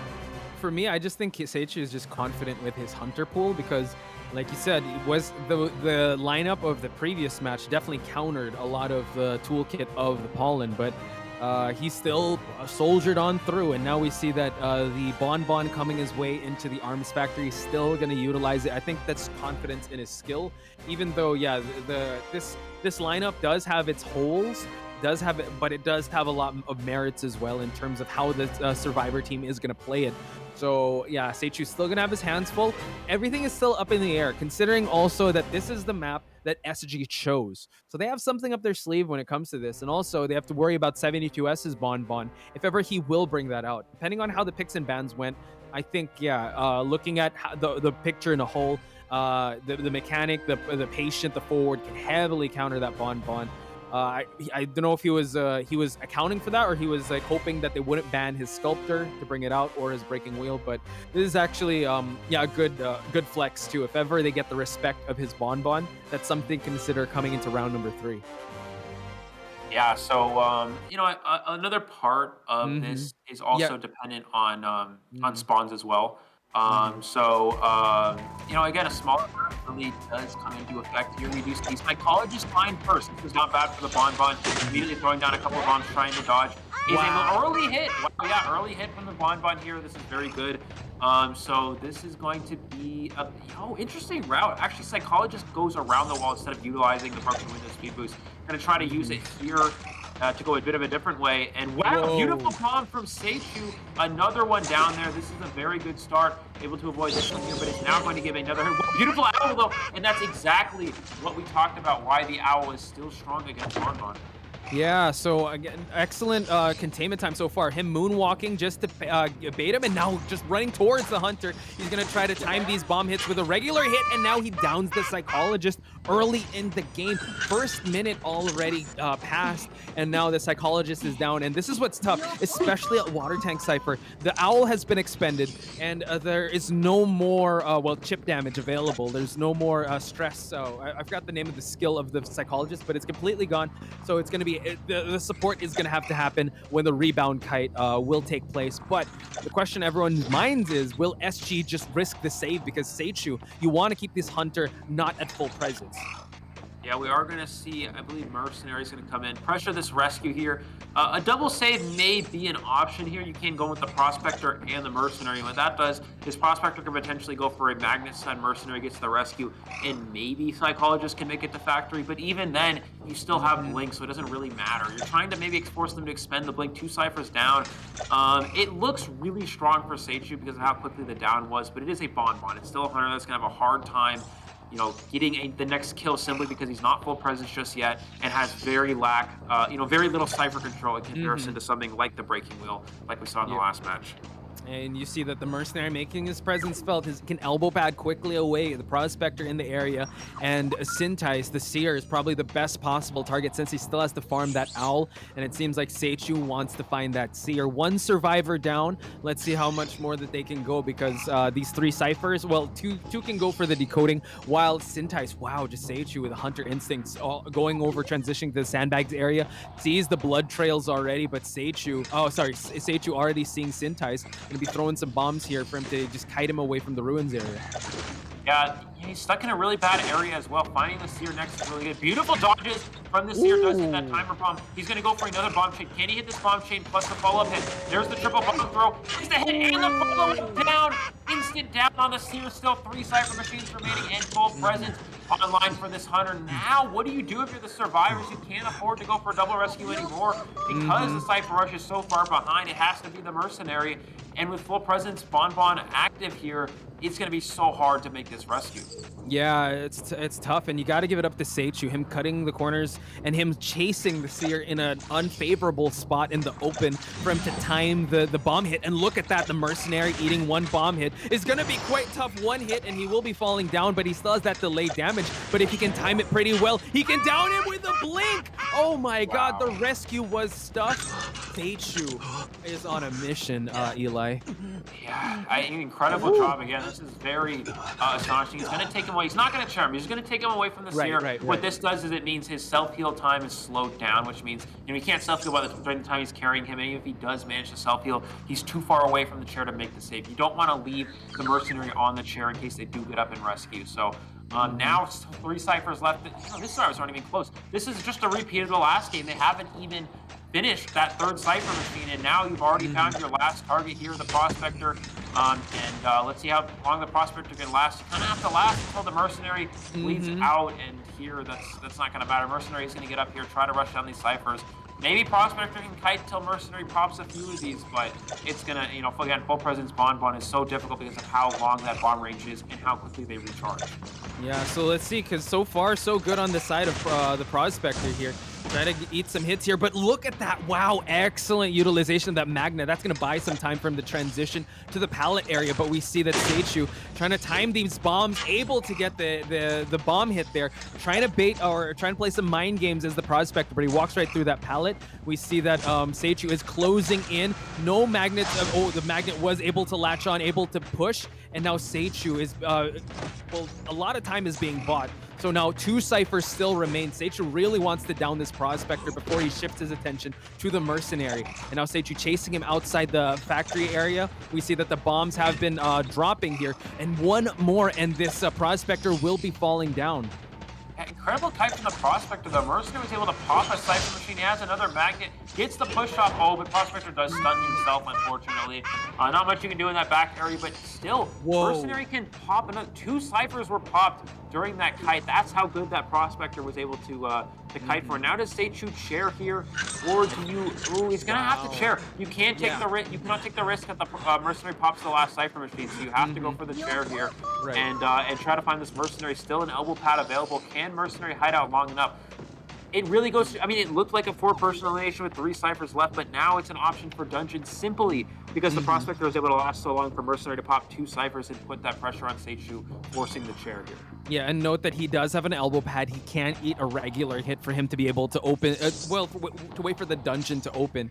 So, yeah, just an excellent kite on the Prospector side. Daddy, his job is for him to be able to hide as long as possible and not trigger that tinnitus. But Seichu, he's going from corner to corner in our Arms Factory, trying to just pop that tinnitus. And it's gonna, once he makes this turn, he's definitely gonna get wind of where the mercenary is gonna be at. But Daddy able to just rotate around. I'm not even sure if we can see that he is trying to close in on the save here, but Seichu knows that the dungeon is over here at the center of Arms Factory.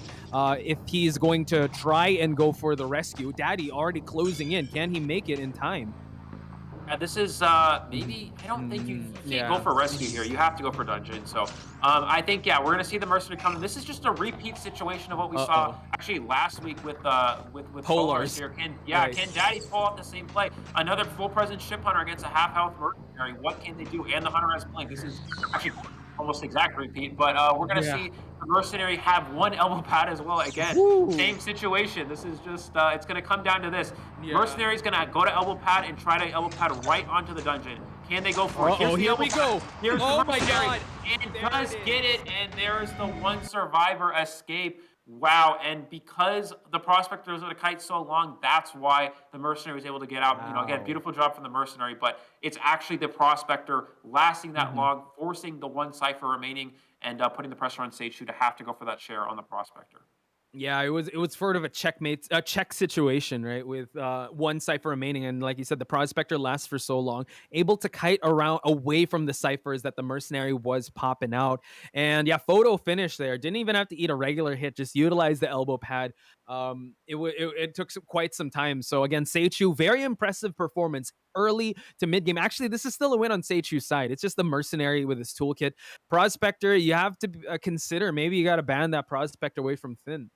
I'm not, apologies again on pronouncing that if I butchered it, but just the prospector able to magnet and able to just activate the stuns just enough for the mercenary to to pop those ciphers. So I would say this is still pretty good on the side of the survivors. At least it wasn't a 5-point. They're able to get one moral victory on their side, but Seichu still bringing in the heat with that bonbon.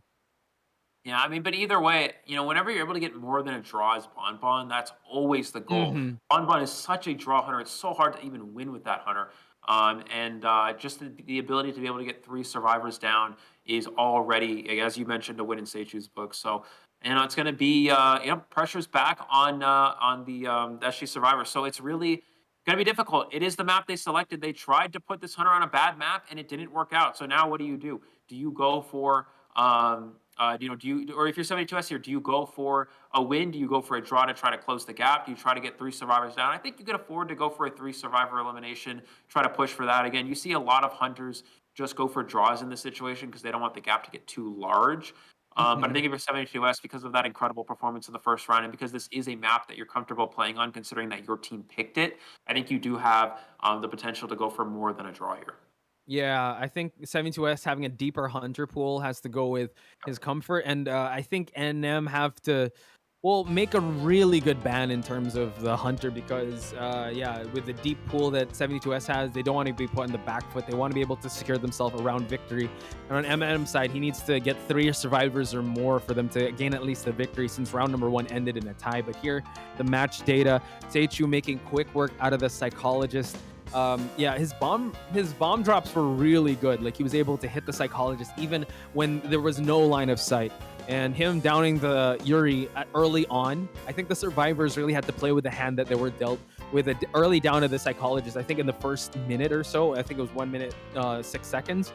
They didn't really, they respected the Bonbon's, Seichu's Bonbon and his camping ability, so they did not go for that. And the Seer being the next target didn't, again, tried to last as long as possible, but as you can see here, it lasted for 17 seconds.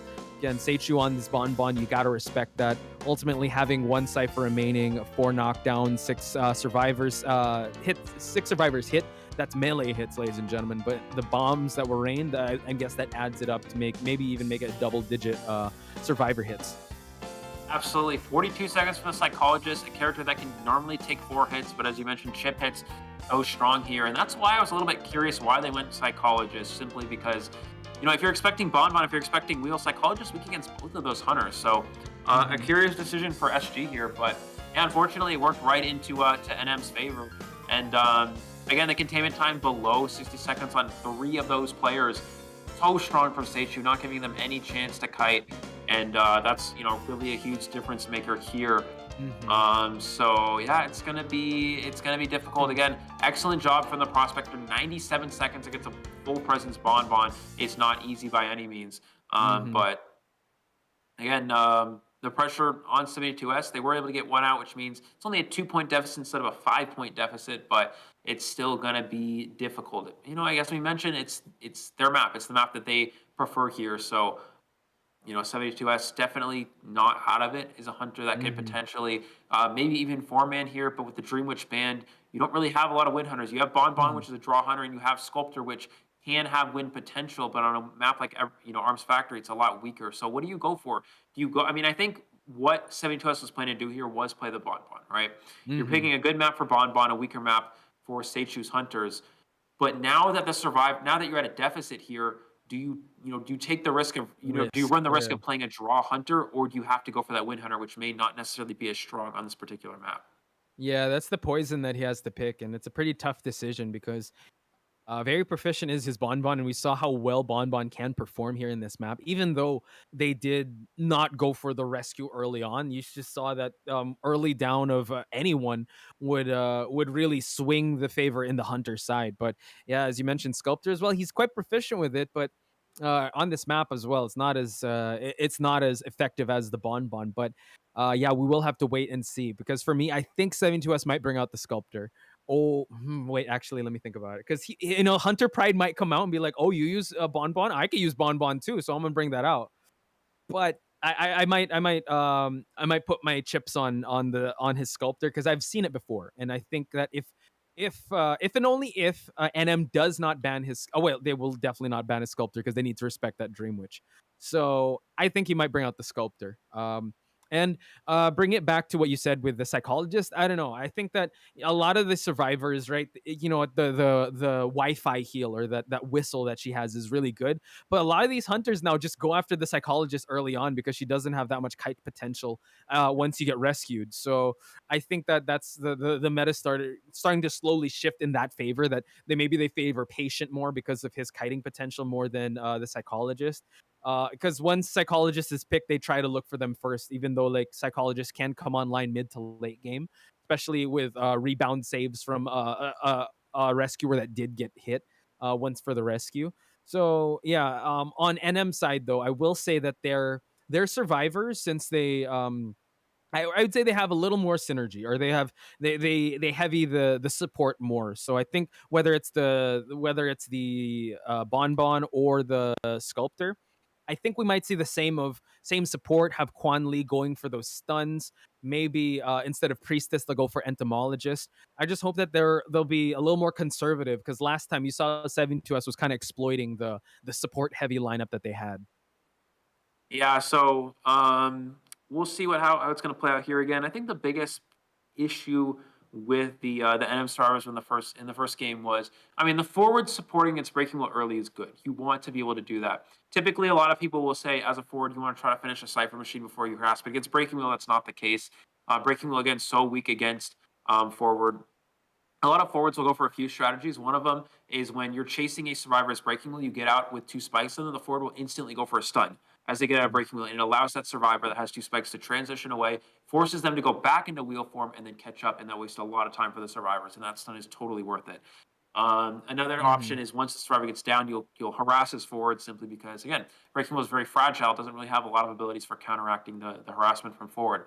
The Priestess support is good, but when the Priestess support was, I think, the what really kind of cost NM in the first round: excessive Priestess support and lack of decoding from the Priestess. But in a map like Arms Factor, that's not really going to be the case here. So I think this gives NM an opportunity to go for more of a Cypher rushing strategy, because you have a little bit less support options on this map due to the lack of Priestess being viable here. So getting into this next round here, if you're 72S, what are you going to ban? We can usually tell based off of the bans what character they're opting to go for. I think that we're probably going to see, we may see him give Mechanic, just because, while Mechanic may be a good draw survivor, it's still a pretty easy down in the early game, but I don't know. I think if you're 72S, you're probably going for at least a draw here, so maybe giving Mechanic isn't too bad. I think you have to ban Forward or Seer, one of the two, and the other option, it might be Mechanic, it might be, the Forward or the Seer, if you have to go for both of them. Yeah, I agree with the top three that you have. I think if he doesn't want to show his hand just yet with the sculptor or the bonbon, might opt for any of those. I think forward, if you're able to ban the forward, especially with Quan Li, you saw how he was not deterred, even though he did not get the stuns that he wanted and was able to just gain that distance. He still kept going for the stuns, and I think that's a very dangerous forward that you need to ban. So I think forward would definitely will be considered being banned. And yeah, either toss up between seer and mechanic coming into this. Not the priestess, as you mentioned, not is a non-factor. I would just want to see also. Oh, okay, going for allowing the forward to come through. So seer and mechanic have been banned. So it seems like these two hunter this is opting up for a Dream Witch. So will they ban that Dream Witch? Yeah, I think 100% Dream Witch will be banned here. Seer and mechanic ban also works for Sculptor. Because you can the Seer is actually really strong against Sculptor. You may ask, why is Seer good against Sculptor if they can chip? But Sculptor statues are actually incredibly easy to dodge while they're not full presence. All you have to do is run in the open, force it. I see Sculptor based off of those bans. Bonbon doesn't necessarily have to ban Seer. You're more likely to get a ban forward, but you can. So he could go Bonbon, but I think it just has to be Sculptor based off of that. We're going to see Dream Witch get banned as we predicted. Mercenary and forward, two characters very strong against the Sculptor, two very characters, cute characters that are very unlikely to get chased, although you can technically chase them, but it's less likely to be the case. 72S's second ban here most likely will be the Patient. Could also ban Entomologist if he's worried about that. Yeah, there's the Entomologist, so that is something he is worried about, a character that is strong against the Sculptor, not so much against Bonbon because the bomb's chips do deal damage to the beast, but it can still help with rescues. But I think based off these bans, I don't think 72S plays anything other than Sculptor here. Yeah, I think they're raring up for that based on what he's banned. So yeah, Patient and Acrobat. I was actually going to say Patient might come in, but an Acrobat from Joseph GG, we have to wait for them to, the survivors to lock in their choices, which they are. So they might shuffle it around. But an Acrobat in this map could definitely harass, and it could definitely, I would say buy enough time or even support, especially if it's going to be a a two-person chase. And now, as you mentioned, 72S locking into the Sculptor. They still have to respect the Sculptor, even though the map isn't that favorable, and there have been changes, and the meta has changed. People have figured out the tier 1 statues, how they're able to dodge it. You just can't feed that Sculptor for him to get that tier 2 statue. So yeah, it's looking pretty good on the side of I would say on NM's side with the survivors that they chose. Yeah, so Acrobat here is interesting. A standard fourth pick here would typically be Psychologist, just because it's a character, again, if you force 3 basic hits, that's very strong. But yeah, Acrobat maybe will be, it's a little bit different. It's not a bad character by any means. Acrobat is actually a very strong kiter, and can utilize certain parts of this map. A lot of those windows on Arms Factory, the Sculpt, a lot of hunters want to go through, but you're able to block them off with the, or not block them off, but slow them down with one of your bombs. You also can block off a lot of the pathways. The 3 pallet is very very narrow. You can easily put a bomb in one of those pallets. When the hunter walks through, they could potentially get slowed down or lose their abilities depending if they go for a slow bomb or a fire bomb. So Acrobat not bad at all, but you do have to be careful. Even if you do go for that jump through a window, they can still hit a statue on you depending on how narrow the gap is between how far the Acrobat's able to jump and where the statue is. So it really does depend on the certain placements on the map as well. But yeah, 72S playing the Sculptor as we predicted. This comp is pretty good against Sculptor. You have, again, Acrobat, Patient, good transition kiters. Transition cutting against Sculptor is super important. You do have to be careful, again, if you're using those statues, you have to dodge them as Patient before you hook because they can cancel the hook. And then you have your 2 rescuers as well. So all the survivors need to do is get a draw. Let's see if NM is able to pull it out against a formidable hunter such as 72S.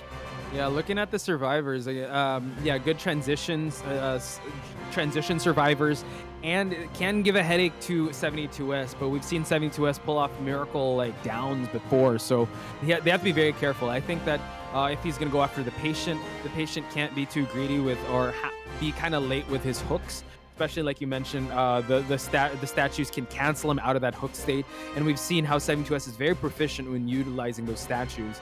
Acrobat can't be too greedy as well when it comes to the bombs when he places them, and has to always constantly look around him, especially out in the open when the statues can come from any which way and not be too predictable with his jumps, because if he's able to note that he is heading towards a window, heading towards a pallet he's going to vault, he can definitely predict that. And with a hunter like 72S with great hunter sense, they're going to have to be very careful. So let's see how they go. All right, so we do see. Let's see who they're able to find first. How well is this rotation going to be as well? 72S immediately going towards deep sandbags. It looks like it was a factory spawn. You do have the location. It looks like, oh, Acrobat and Patient. That is such a beautiful spawn for 72S. Which one will he go for, though? He catches sight of the Patient. So, yeah, it's actually a little bit better for the survivors if Patient gets chased. Patient can transition easier than the Acrobat. Beautiful hook there from JS here, able to make distance and get into Shack. Will the Hunter have confined space? It doesn't look like it. Probably trump card and detention based off the fact that there's no insolence. But beautiful statues from 72S to get that first one there. And he is the location of... Wow! Gets the pallet set, but does connect the statue as well, which means that 72S can now just use Blink to down this Patient. Yeah, so now JSXD has to be very careful whether he chooses to utilize. Oh, tried to go over it, but couldn't. And now we see that Patient will be down in just a bit with a regular hit, and 72S able to expend 2 grappling hooks and able to get a little presence here. But we see Quan Lee with the stun, able to connect. Can JSXD get out of this triple parent area? And look at that, Naru with another stun. Oh, does take a statue hit on the way back, though, which means that the rescue is going to be a little bit more difficult for them. Will change targets to the forward, so this is pretty good for the survivors, but he is kiting right to the Acrobat. This is not ideal at all. You have to make sure you don't go into the Acrobat, and a little bit of miscommunication from NM is going to cost some Cypher Rush now. And it looks like he does still have Blink available, able to dodge all these. Will use Blink immediately, no conserving it for later here. Forward needs to force a basic hit. You cannot get statue here because the Blink is still online. And now that Acrobat's not decoding because the forward is kiting here, it's going to make it a lot harder for them. And he is able to avoid that hit, so staying alive. My apologies. It's Naru as the forward, and Naru doing a great job like getting the attention away. Can't eat a regular hit to transition, but we see that 72S wants to be able to down this forward right away, has to eat that hit while still keeping this Sculptor not at full presence. The Blink has not been utilized. We have a little bit of football to work with here. But yeah, it seems like 72S is zoning in on this Survivor, and while the Acrobat is still in the area, vaults it and all immediately uses the football just to dash in that corner and try to transition. While there is a Cypher over in the Ruins area, Naru making his way towards the factory area. Can he make it before 72S starts raining statues down? Because he's been conserving them. Watch out, nice dodges. Can he get to the window in time? Blink? Looks like is able to get the down, but the beautiful thing about this for the survivors is it wasn't a terror shock, which means extra presence is not fed. So the Hunter is not at full presence yet. This pallet is thrown down. He's gonna have to take him outside and share him. So he's taking the 3 pallet. Can he make this in time? This is the mercenary. The pallet is broken here. Okay, so he's able to make it here. There's no chance of struggling because of the broken pallet. But look at those Cypher machines. 2 Cyphers about 90% of the way done. You have that middle Cypher, I think about 50 as well. The only downside to this is it was one of the rescuers that's down, which means there's probably one less tide turner to work with during this match. And still no full presence for 72S, which means this rescue is not going to be as difficult for the mercenary as it might be if there was that full presence. Yep, and now, yeah, gets the full presence. Mercenary able to eat that hit. Naru has to be very careful with these statues now. Eats 1 statue, has to be careful with this one, and he's going over there to the factory area. Has to buy enough time. Can he make this jump once again? Able to get it. Not utilizing the Blink just yet. 72S was still, the forward buying so much time for his team, and Caridona being very careful, not touching that Cypher, and now moves away, but 72S committing to the triple pellet area. Here's 72S here. You can't keep chasing that forward. If you commit there, you will lose. You have to potentially change targets, but I think Patient already has another Cypher machine. It doesn't even matter. Yeah, the last Cypher machine, 90% of the way done here. If Mercenary goes down, still 1 elbow pad available. Everyone has an item except for the forward here, so if you're able to force someone, and it looks like they just popped the Cypher. If you're able to chase, force the Hunter to chase you while you have an item, give a chance of potentially getting to that dungeon. It looks like immediately heading towards that exit gate, the location of the Patient. Blink still online for 72S. Does have detention, which means he can get a pretty quick down with that Blink. He can't make that pallet, and he is going to go most likely for that Blink to secure at least 1 kill. Yeah, has to utilize it. They don't have to worry about him. He already switched to teleport, but by no means means is that going to be ready in time. He's going to try to down as much as possible, but you see that the exit gate is open already, so it seems like it's going to be a 3-person escape for the NM team for them to win round number 2. Excellent performance on the survivor side and excellent support on the early chase. Yeah, absolutely. It really goes to show. Again, we talked about how Sculptor is not the best on this map, and it really showed there because Yeah. there's so many places where those blind statues, there's just blind areas where you can't hit those statues, and Ford taking advantage of that against 72S, trying to hit those statues from around the windows, but because those walls are so high, it's so hard to see where you're placing those statues. And as a survivor, as long as you're very vigilant and paying attention to where that placement is, you're able to avoid it fairly easily. And that's exactly what happened. Forward did the job, harassed long enough for the patient to get away. I think 72S best chance was to keep chasing the patient and try to go for a blink. As soon as you change targets to the forward, if you don't hit a statue there, they're just going to keep footballing away. Even after the football runs out, they're just going to force a basic hit, and they're still not even dead at that point. So it just wastes too much time. And again, 72S taking out one of the tide turners doesn't even matter if the Cypher rush is fast enough and if the kite's long enough, and that's exactly what happened here for NM. Yeah, something to also highlight is that they really kept the sculptor not at full presence, which bought so much time. I think about 2 to 3 ciphers were already popped, and once the mercenary went for the first rescue, there was so much time that was being bought, so much objectives that were being obtained already by the survivors with pushing the ciphers, and it just kind of pales in comparison that the sculptor has been sort of figured out now with this new meta and also the changes. She's really scary when she gets to that full presence, but the thing is with a support heavy lineup with these two support and kite heavy with patient and forward combo, we didn't even see the acrobat that much. I think the acrobat was just there decoding his merry way. Just 2 survivors alone were able to counter a sculptor, so especially in a map like this, they really took advantage of all the real estate that they could, forcing 72S to play outside of his comfort zone, forcing him to change targets, forcing him to kind of roll with the punches. And you saw that he had to commit to 1 gate, which was the patient, and he finally utilized the blink for him to get 1 survivor down and out. It is NM that wins this one, but we still have that round number 3, and we got to go with the points if ever we have to compare in terms of points. But SG really wants to be able to win 3rd round, and I think the pressure is more immense now. Just when we were talking about first round, right? We thought, oh yeah, SG was able to put the pressure on NM. Now the tides or the tables have turned. Yeah, and not only do they have to win the 3rd round, they have to win it by at least 4 points, because even if they do win the 3rd round, they're gonna have to, equal up those points as well. So yeah, now it's difficult for SG. This was the map that they really wanted to win on. This was their home field advantage, and the Hunter won for NM, and the survivors were able to win as well. So even on the map that they thought NM would struggle on, they actually, it worked right in NM's favor on both factions. So now, a lot of pressure here. Definitely the MVP of that match is that forward able to kite for a long period of time. You see the forward early support. Early support forward is one of the more meta strategies we see nowadays. The forward coming in very early, not even getting like 50% on the Cypher, I think, 51%, and came in, got that harass off.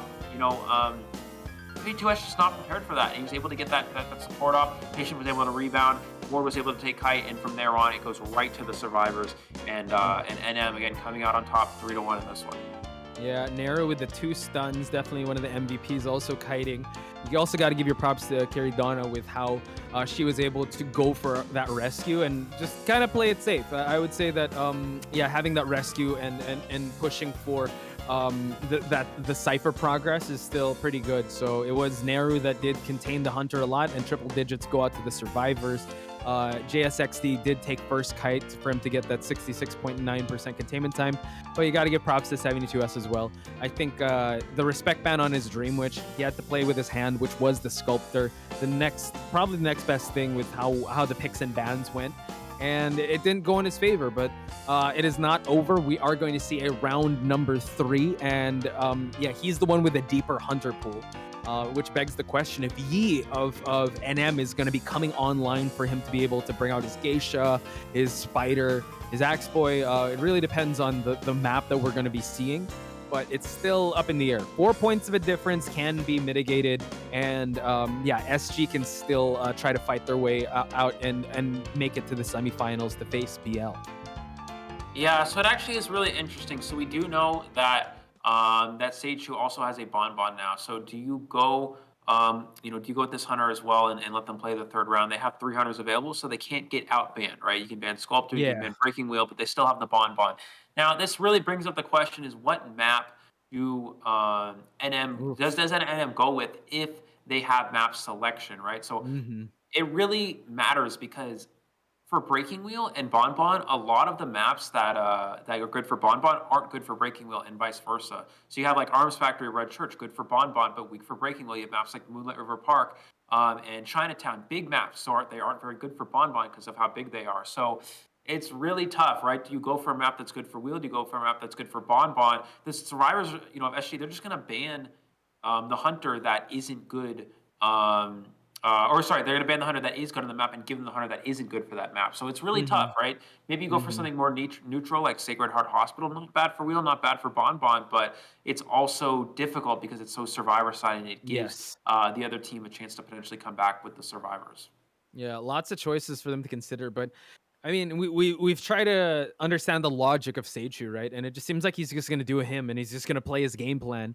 He's just that confident with his skills, whether or not, like on paper, the hunter doesn't perform that well with a certain composition, but good in the map, or he just needs a little bit of confidence. Either the map is actually, yeah, with Breaking Wheel and Bon and he didn't really care about the composition. He just went for the hunters he was comfortable with. And yeah, I think with that, you have to take into consideration the mindset. He's a hunter that doesn't get frustrated. He gets online really early in the game. He gets down. He gets his kills really fast. So I think that they have to will try to figure out a strategy to prolong that from happening. But we have a question here, Eli. Which hunter is more rookie friendly for ranked match in the current version of the game? Okay, do you want to take this one first, or do you want me to answer this one? I can start. So definitely Go for it. the best hunter to start out with for newer players is, in my opinion, 100% Axe Boy. So I tell a lot of people actually ask me Mm, this. A lot of people okay. ask me this. What hunter do you think is easiest to play when you're getting into the game if you're trying to advance Mm, with a strong hunter? There's two in particular that are very good. One of them is mhm, sorry, not very good, but one that are easy to learn. One is Ripper and one is Axe Boy. However, Ripper's not very strong, so I always recommend Axe Boy to people. mhm. It's a character that really is it's not too hard to learn. It's one of the hunters that doesn't quite take as much understanding. So it's a good hunter to go in if you are newer to the game and trying to Simple, yeah. understand. It's very Mhm, simple. Yeah, a good word for that. And so mhm, I always recommend Axe Boy if you're newer to the game as mhm, well. Ripper again, also not bad, but not a very strong hunter. You'll probably have a mhm, hard time winning with that hunter. Whereas Axe Boy is a strong hunter that's also very simple and very easy to mhm. play if you're newer to Identity Five. For me, and if Nell and Kahel are listening in, please let us know as well so we could give your answers as well. For me, it has to be Dream Witch. I'm just kidding, not Dream Witch. That's gonna be so hard if ever. Definitely not rookie friendly at all. For me, honestly, if you want to, well, again, by no means am I a top tier hunter, but what I think about like mechanically, like skills you want to be able to use that will transfer early on for other hunters, let's say like sculptor or something that has to do with placements. I said it before with Nell. I think Disciple is pretty good. She's easy in terms of like she's no nonsense in terms of what her skill set are, but then the skill ceiling of the cat placement where you put down the cross, the jumps, I think that the floor is not so high, but the skill ceiling for her to perfect is just so you can it takes a lot to master, but really easy to get into. And Nell also agrees. He does say disciple because I think disciple will train you to look at where the survivors' routes are going to be. You definitely have it's definitely beginner friendly in that sense for me, and also it kind of challenges you. But I totally understand where you're coming from with Robbie, especially with the restful roads, and with it'll also train you with the flame snipes as well. I think a lot of the autopilot hunters, as I like to call them, are usually the Mm-hmm. ones that are good. Again, Ripper's very autopilot. You don't even Right, yeah, press a button to use his ability. Whereas yeah, just Axewait's very mhm, autopilot because the service will naturally pick up flames leaving the corrupt zone. That's not something you actually have to mhm, do. It'll just happen naturally as well. So mhm, yeah, so that's why that's for me. But yeah, Anne as well. Anne is a good hunter. While it may be more difficult to play, it's definitely a good hunter for, Mm-hmm. as you mentioned, picking up awareness, picking up understanding survivor kiting routes. It reveals the location and Mm-hmm. it really makes it so. Mm. Again, while it may be more difficult, like you said, it's easier. It helps you advance Mm-hmm. Skill stronger. I wise, think, yeah. yeah, skill wise. So I think that's very good as well. Okay. Yeah. Cahel chooses Gamekeeper, a hunter that we Oh, haven't seen a lot. I mean, very hype when we see Gamekeeper, especially the hooks. I'm very hype with Gamekeeper matches, but for me, it's Nelgo's Papaleo best newbie hunter, free to use too. So that's definitely Hell Ember. I would have to say, yeah, those hunters are also pretty good. I would have to say, but again, when you want to advance and also kind of get hunter awareness, yeah, that's pretty good. But I think, yeah, Gamekeeper is pretty hyped to use as well, especially if you're able to trap the the survivors, and able to get a hook from a mile away. That feels so good. yeah, for sure. I think the only thing with Gamekeeper is it's like again, Gamekeeper. Yeah, it's not a hunter that's too difficult to play. It's just similar to Ripper in that it's just not a very strong hunter. So Yeah, even if you are playing translating it to. yeah, even if you are playing a hunter like Gamekeeper, that's pretty easy to play. It's just you may not win as much as you would with stronger hunters like Anne, for example. Anne's a really a Mhm. strong hunter, especially for rank. So, Mhm. but yeah, Gamekeeper is really fun. I always play Gamekeeper on my alt accounts. I don't think I ever Mhm. play Gamekeeper on my main because I probably lose because it's Gamekeeper. But 2v8, you it's could play Gamekeeper. That's gonna be yeah, fun. exactly. But yeah, Gamekeeper, not bad as well. So yeah, definitely a Mhm. very good question. I always love to go into detail on that one. I hear that one a Mhm. lot, so that's Mhm. definitely a good one to discuss here. So I'm sure it hopefully answers Yeah. for a lot of people. Yeah, and actually the chat is going wild for Robbie. A lot of Robbie fans out there, a lot of Gamekeeper fans as well. Yeah, just let us know also who you think. Oh, a lot of people say even Nightmare. Yeah, Nightmare, oh, kind of okay, I guess, but I don't know if his skills are as translatable. Again, I'm at a Yeah. learning perspective in terms of like who do you, if you could pick up disciple, that's like a skill that you learn. All right, you're able to put placements well. I think then you could go sculptor, but Nightmare plays quite unique. I would have to say. The biggest problem with Nightmare is that while it may be easy, like his skill wise, it's not too hard in terms of like chasing and camping and stuff. But Mm-hmm. Nightmare actually takes a lot of game sense. You have to know Nightmare takes some more advanced game sense because you have to Mm-hmm. know, when to not camp, when to teleport, where to put your crows. Mm-hmm. Whether that's putting your crows in the last cipher to potentially mind game the survivor, force them off the cipher, or whether that's leaving that on the rocket chair to go pressure cipher machine and teleport back when someone goes for a rescue. You have to have a lot of game sense with Nightmare to actually play him Mm-hmm. proficiently. So I don't think Yeah. Nightmare may not be one of the best ones to start with, and also Nightmare's not very good. Nightmare is one of the worst Yeah. hunters in the game. So Yeah. For you I would to. not really recommend Nightmare, but that's Yeah, just I've been seeing like in forums how to use him, and like you really have to. I would say that saying like work smarter, not harder. You have to work hard and smart with Nightmare because of how spread out. You have to know map awareness.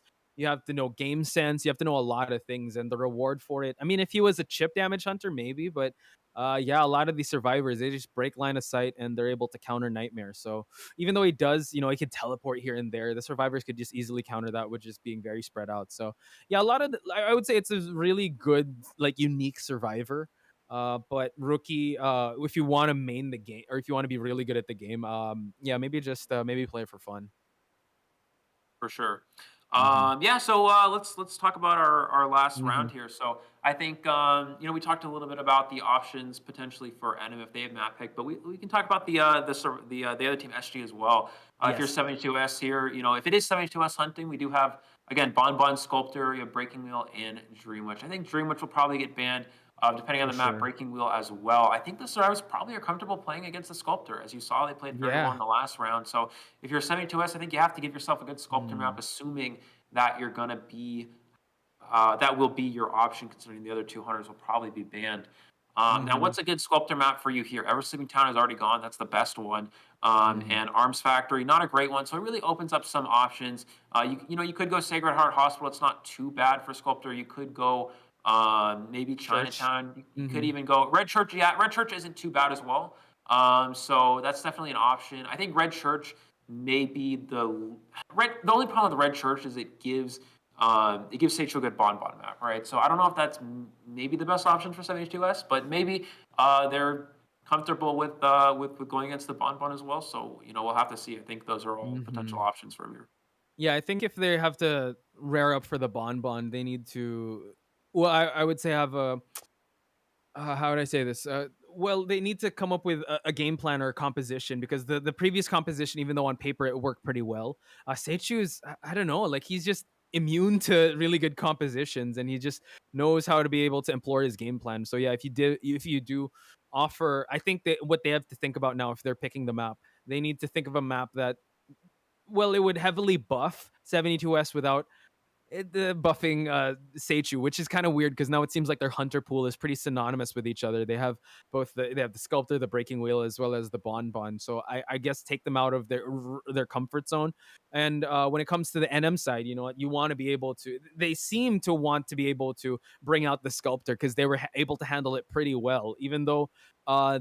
You know what I say, when hunters come in the next round, they're more I guess they're more warmed up. We have seen that in the past that they hunt better, but in this case I think that for them to just go for the tie and maybe rely on Seichu to get the 3 for them to win round number 3, that's very viable. So SG needs to really think this one through if they're the ones to go for the map selection, because this is definitely do or die for them, since in this tournament it is a single elimination. So a lot of pressure is definitely on SG side.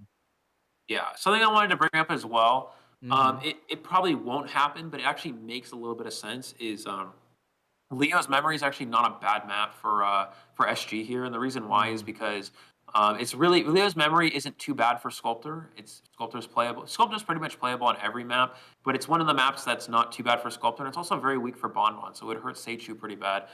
So Leo's Memory would actually be a pretty good option for SG. It's just so unlikely because no team really practices Leo's Memory. No team really wants to ever. No team ever wants to really play on that. It's not something they ever really prepare for the most part. Mhm. It is the least commonly You picked map in like Mhm. any tournament. So, but it's definitely Yeah. a possibility. So. Yeah, like you said, it could be possible. Highly unlikely, but could be possible. And you'd be surprised in Southeast Asia. There's one or two matches that we pick in Leo's Memory just to counter the survivors. And I know, I think I've seen in IVC like 2020 where 72S did really well. I think he did Bloody Queen on Leo's Memory. It was weird because it was first round Leo's Memory, so that was quite odd. I think they wanted to really take things to just put things, well, get them out of their comfort zone. So never say never, especially with how uh much pressure that this team is facing. SG, they really need to pull out all the stops. Phew. Moonlit, maybe Moonlit. Oh no, yeah, Moonlit and ban Breaking Wheel. Oh, but Sculptor's still pretty good. Huh. Yeah, Yeah. I think Mhm. yeah, I was just saying the biggest problem with Moonlit is that Moonlit's just kind of bad for Sculptor. So it's like even Mhm. if you go Moonlit and try to force Sage to play Bonbon and Moonlit, which is pretty bad for Bonbon, it's also not great for 72S's Sculptor. It could work if 72S wants to play Bloody Queen, but Mhm. I think if you want to play Bloody Queen, you probably go Lakeside because Lakeside's a little bit easier for Bloody Queen and it's also harder for Bonbon. So but again, Lakeside's not a very common map. It's very interesting to see, how this is what's going to happen here. But Mhm. yeah, I don't know. Does I to be honest, I really don't know. Usually, we're able to Mhm. predict this sort of thing, but right now, I actually don't Yeah. really have an Yeah. idea what SG is going to go for. I mean, they have quite a few options, but which Mhm. one do they think is the best? It really depends on what they practice and what they're comfortable with. Yeah, considering that 72S is the one to gain the points, especially in the first match, I think, yeah, they might have to put him in the comfort zone and kind of force their survivors to try and do what they can with the situation. So I think when it comes down to it, I think they need to like kind of hunker down with what 72S is more comfortable with, since 72S is the one to really get more points for them. When it comes down to the survivors on NM side, though, they seem pretty comfy. I think they were kind of caught off guard with how well and proficient 72S played with the breaking wheel. But I think them performing in arms is the true display of how well their survivors can coordinate with each other. We have yet to see that when it comes to SG side, since it was really the hunter, which is 72S, that to really garner the points for them. So it's really do or die when it comes down to it. And yeah, it when it comes to map selection, we already called, yeah, it could either be those big maps or those really funky maps like Lakeside, Leo's Memory. Between the two, what do you think is more likely, if ever, Lakeside or Leo's? Probably Lakeside. Lose Memory just never really happens. I think uh, yeah, I, Lakeside. Yeah, go ahead. Sorry. No, I have to say, like me and Grizzly, I have this running joke. Like, if it's Leo's memory, like we're so excited, but like we keep saying it's our favorite map, man. Like Leo's memory, you can't get enough of Leo's memory, especially with the season 20 Essence One skin. They fit perfectly in Leo's memory. But I would agree with you. Lakeside seems like a little more viable. It's bigger, but it seems like hunters would have an ease. Well, Bloody Queen would. Sculptor, yeah, could go any which way with whatever map. Yeah, so I don't know. It really depends. If I think if you're SG, you can afford to kind of go bold here and play a little bit of an off meta map. But I don't know. Maybe they'll just go Red Church. The problem with the Red Church is that if you're 72S, maybe you want to go for a map that's good for Bloody Queen and Sculptor, so you can depending on what the survivors pick, you have an option to go with either depending on the situation. Maybe your survivors do really well and you only need to draw it, and then you can just go with Bloody Queen. But I don't know. It really depends. The problem with the Red Church is Red Church works for Bloody Queen and Sculptor, but it's not particularly strong for Bloody Queen just because there's a lot of places where the BQ can walk into the walls with the main body. Typically, you want a lot of open space when you're in your main body form, so you can go for that mirror. But when you're on Red Church, there's a lot of walls again that you can walk into, so maybe it's not necessarily as strong. Yeah, I don't know. It really depends. I think if I'm 72S, and I'm thinking about what's weak for the opposing hunter and what's strong for my hunters, I still think that if I want to play Bloody Queen, I think Lakeside makes the most sense. And if I want to play Sculptor, maybe Chinatown or Church. But yeah, it's still tough just because Ever Sleeping Town would probably be the best map. Ever Sleeping Town would be really strong for SG here because Bonbon's not great in Ever Sleeping Town. There's a lot of transition areas and there's a lot of two stories that's difficult. There's a lot of corners that you can cut to go around as survivors and force them to break line of sight, making it hard to bomb, whereas Sculptor statues are very strong. But with Ever Sleeping Gone, it's tough for them. So Okay, so I just heard word, and we're about to see it in graphic, but we can actually talk about it now. So NM had to ban a map, and they banned Red Church, leaving SG to pick. And your unlikely pick of Leo's memory was picked up by SG, so it seems like they're going Leo's memory, and it's going to be Seichu. Well, NM Hunter hunting first, so it's either Yi or Seichu. So we're going to Leo's memory, Eli. So we talked about it. Yeah, it's a map that we never really see that much when push comes to shove, but it's very likely that they since SG did pick Leo's memory, I guess they're forcing out like an uncomfortable pick on Seichu with a Bon, probably banning the breaking wheel, banning the sculptor. So I wonder how deep Seichu's hunter pool goes. yeah, I mean Leo's memory again. It seems unlikely, but like we said, it makes sense in this situation because uh, Leo's memory is very weak for Bonbon, whereas it's not bad for Sculptor, and it's actually not. It's actually pretty good for Bloody Queen. So for 72S, it works right into his favor, while it works against Seichu. So again, while it's a map that almost never gets picked, a lot of teams don't practice for. It is literally the strongest. It is literally the strongest map for 72S and the weakest for Seichu in this position. So that's why it's picked. It does make sense. Seems unlikely, but it really does work for SG here. Yeah, man. Southeast Asia. I hope you're treated to a welcome here with Leo's memory, amazing breaking wheel matches, and yeah, we might round out the round number 3 here. And again, SG picking this map. Yeah, really buffing the Bloody Queen of 72S. Now, here we have it. It's gonna be Belon that's gonna be coming in. So he's not only a hunter, but he is also a survivor. And looking at my notes here, he is a mercenary maze. So Seni coming in, and then he used the perfumer. It didn't quite work out, and switched out. And Sintai's coming in now. I think he was well, he wasn't the prospector. I think it was Thin that was the prospector, and Sintai's. I don't know if he was the mercenary. But now it just seems like, yeah, they are switching up survivors. So could beg the question what kind of survivors we're going to be seeing in this map. So Leo's memory. Let's talk about survivor bans. Who do you think are going to be priority banned immediately in Leo's memory? Well, for the hunter side here, you do have NM, which means that is going to be probably Seichu again going. I mean, I think we're going to see Breaking One Sculptor get banned, so it's going to be Bon. So I think that, I mean, unless maybe they're prepared to go against a Sculptor, but I think if you are planning to play either Sculptor or Bon, Mechanic's going to get banned for sure. I think we're all also going to see Ford and Seer, maybe Priestess. Priestess is definitely an option here. I think that, again, it depends on what hunter Seichu wants to go with. If Seichu's planning to go with Bon, I think that you're probably gonna ban you're gonna ban Priestess over Seer if you're planning to go Sculptor. I think you probably ban Seer over Priestess. It really does depend. But maybe we see Seichu not even ban Mechanics simply because if Seichu, just gets a draw here and then Survivors also, get a draw, even if they get three elimination, they would still win on points. So I think that maybe you give them a Mechanic, but again, Bonbon's just so weak against Mechanic, it's risky. I don't know. We'll have to Hmm. see. But I think we're definitely going to see probably forward, which prevents the survivors from having any chance of coming back from a tough situation. And then Mechanics, Sierra Priestess, some combination of those four definitely make the most sense here. Yeah, and also it kind of makes me wonder if Seichu is even going to play the Bonbon since he's really bad in this map.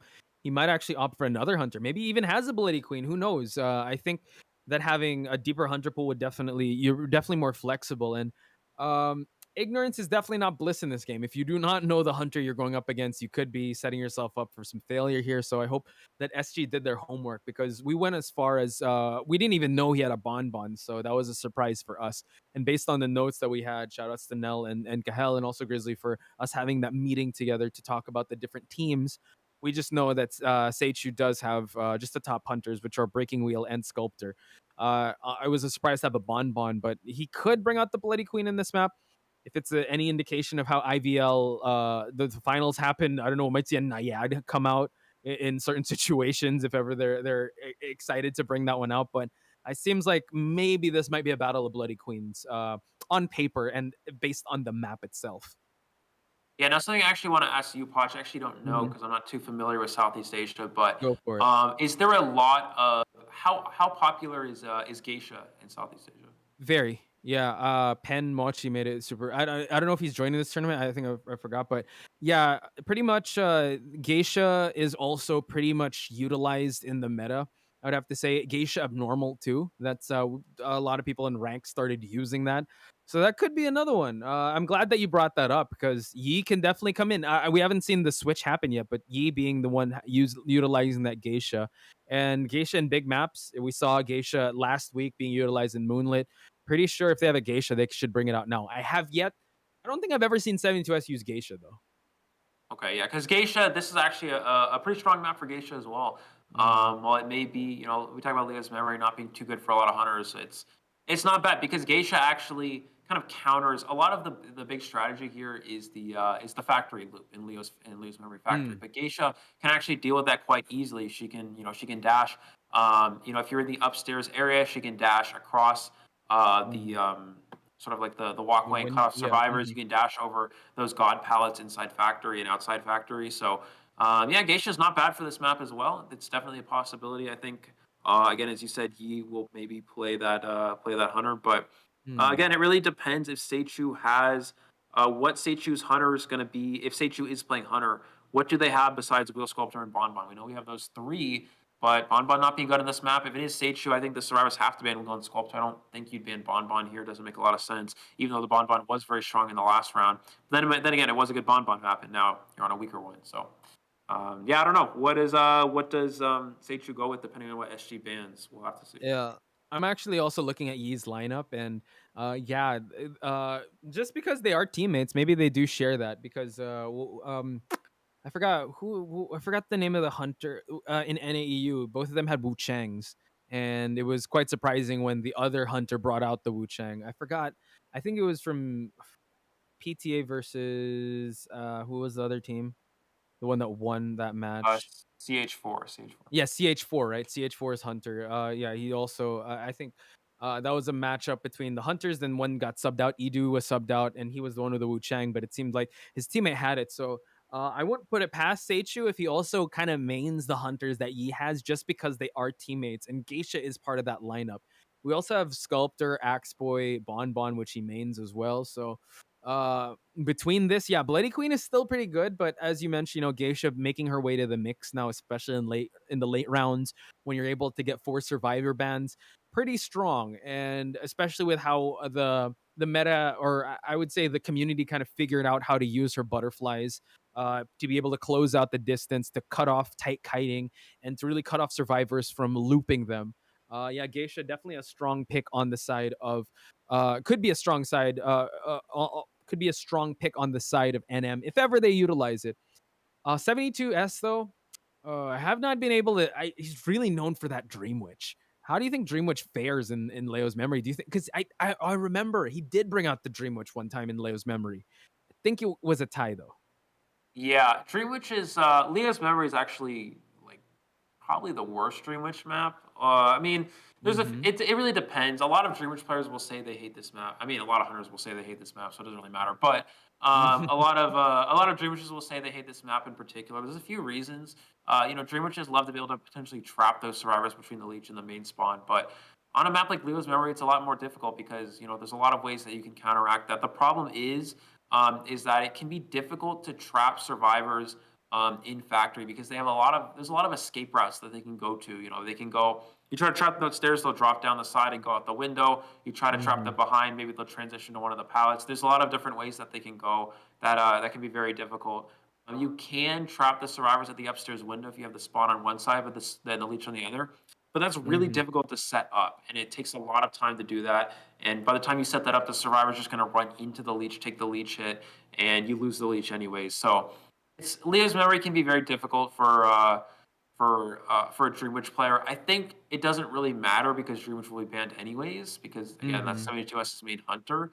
And you can't really him around 3 Dream Witch. I mean, that's just, you give a Dream Witch 3 bans plus a 4th one, it's just your night's not going to go well, even if it is a bad Dream Witch map. So, yeah, I think the survivors of NM know this. So I don't think we're going to see Dream Witch come out at all here. But yeah, it is not a great Dream Witch map. So if Dream Witch was given to 72S, would he even play it? Probably.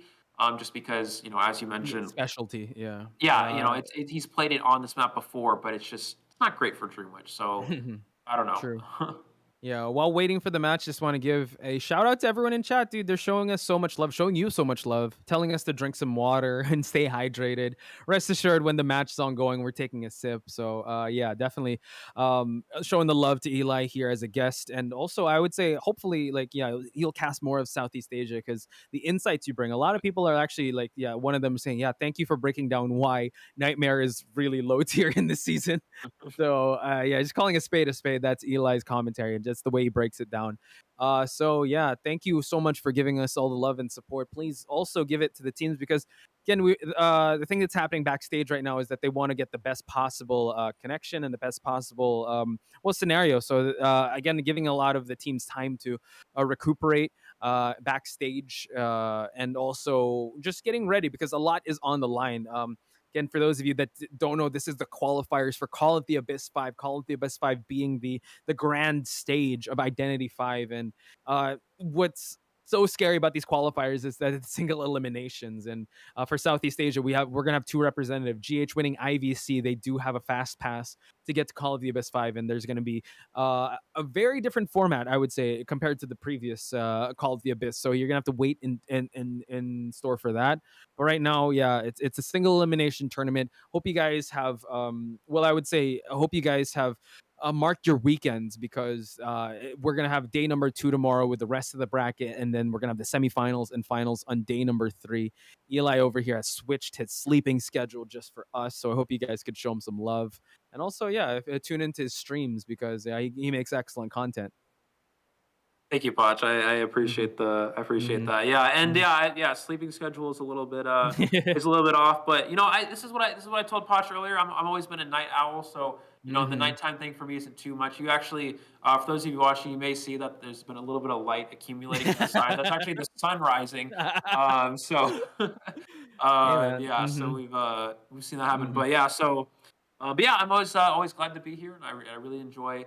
Being able to commentate these other teams as well. I've always been around NAU for all my time, but being able to be a part of these other communities as well, it's always great. So, as you mentioned, Poch, we appreciate all the positivity in the chat as well. That's always, such a great thing to see. So, just waiting for this next match here. Again, we're going to see Leo's Memory, which is not something that I think any of us expected to see today, but I'm very excited as well. Talking about how the match is going to play out on Leo's Memory. I think it's going to be very interesting. It looks like, we're getting to the picks and bans here. So finally able to see what's going to go down. Seichu is hunting first here. Does have 3 bans available. Let's see if it is going to be those 4 characters we talked about. and we're back. Okay, never mind. I do want to take note. Another thing I wanted to talk about, and we haven't yet, is Boulogne coming into the mix. And Boulogne, we've seen like a bunch.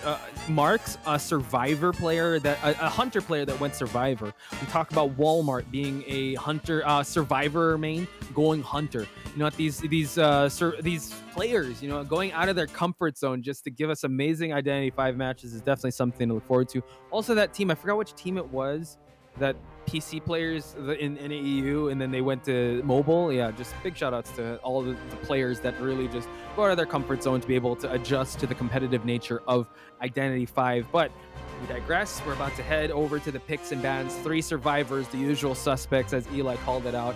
Seer, Forward, and Priestess. I really think, yeah, Seichu just hates the Seer. He does not want to deal with it at all, as well as the Forward.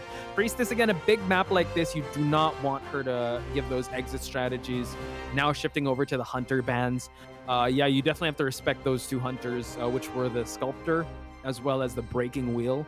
They're going for the Bloody Queen ban, so they know. Okay, they've been listening to us. They know that we've been talking up a storm on Bloody Queen.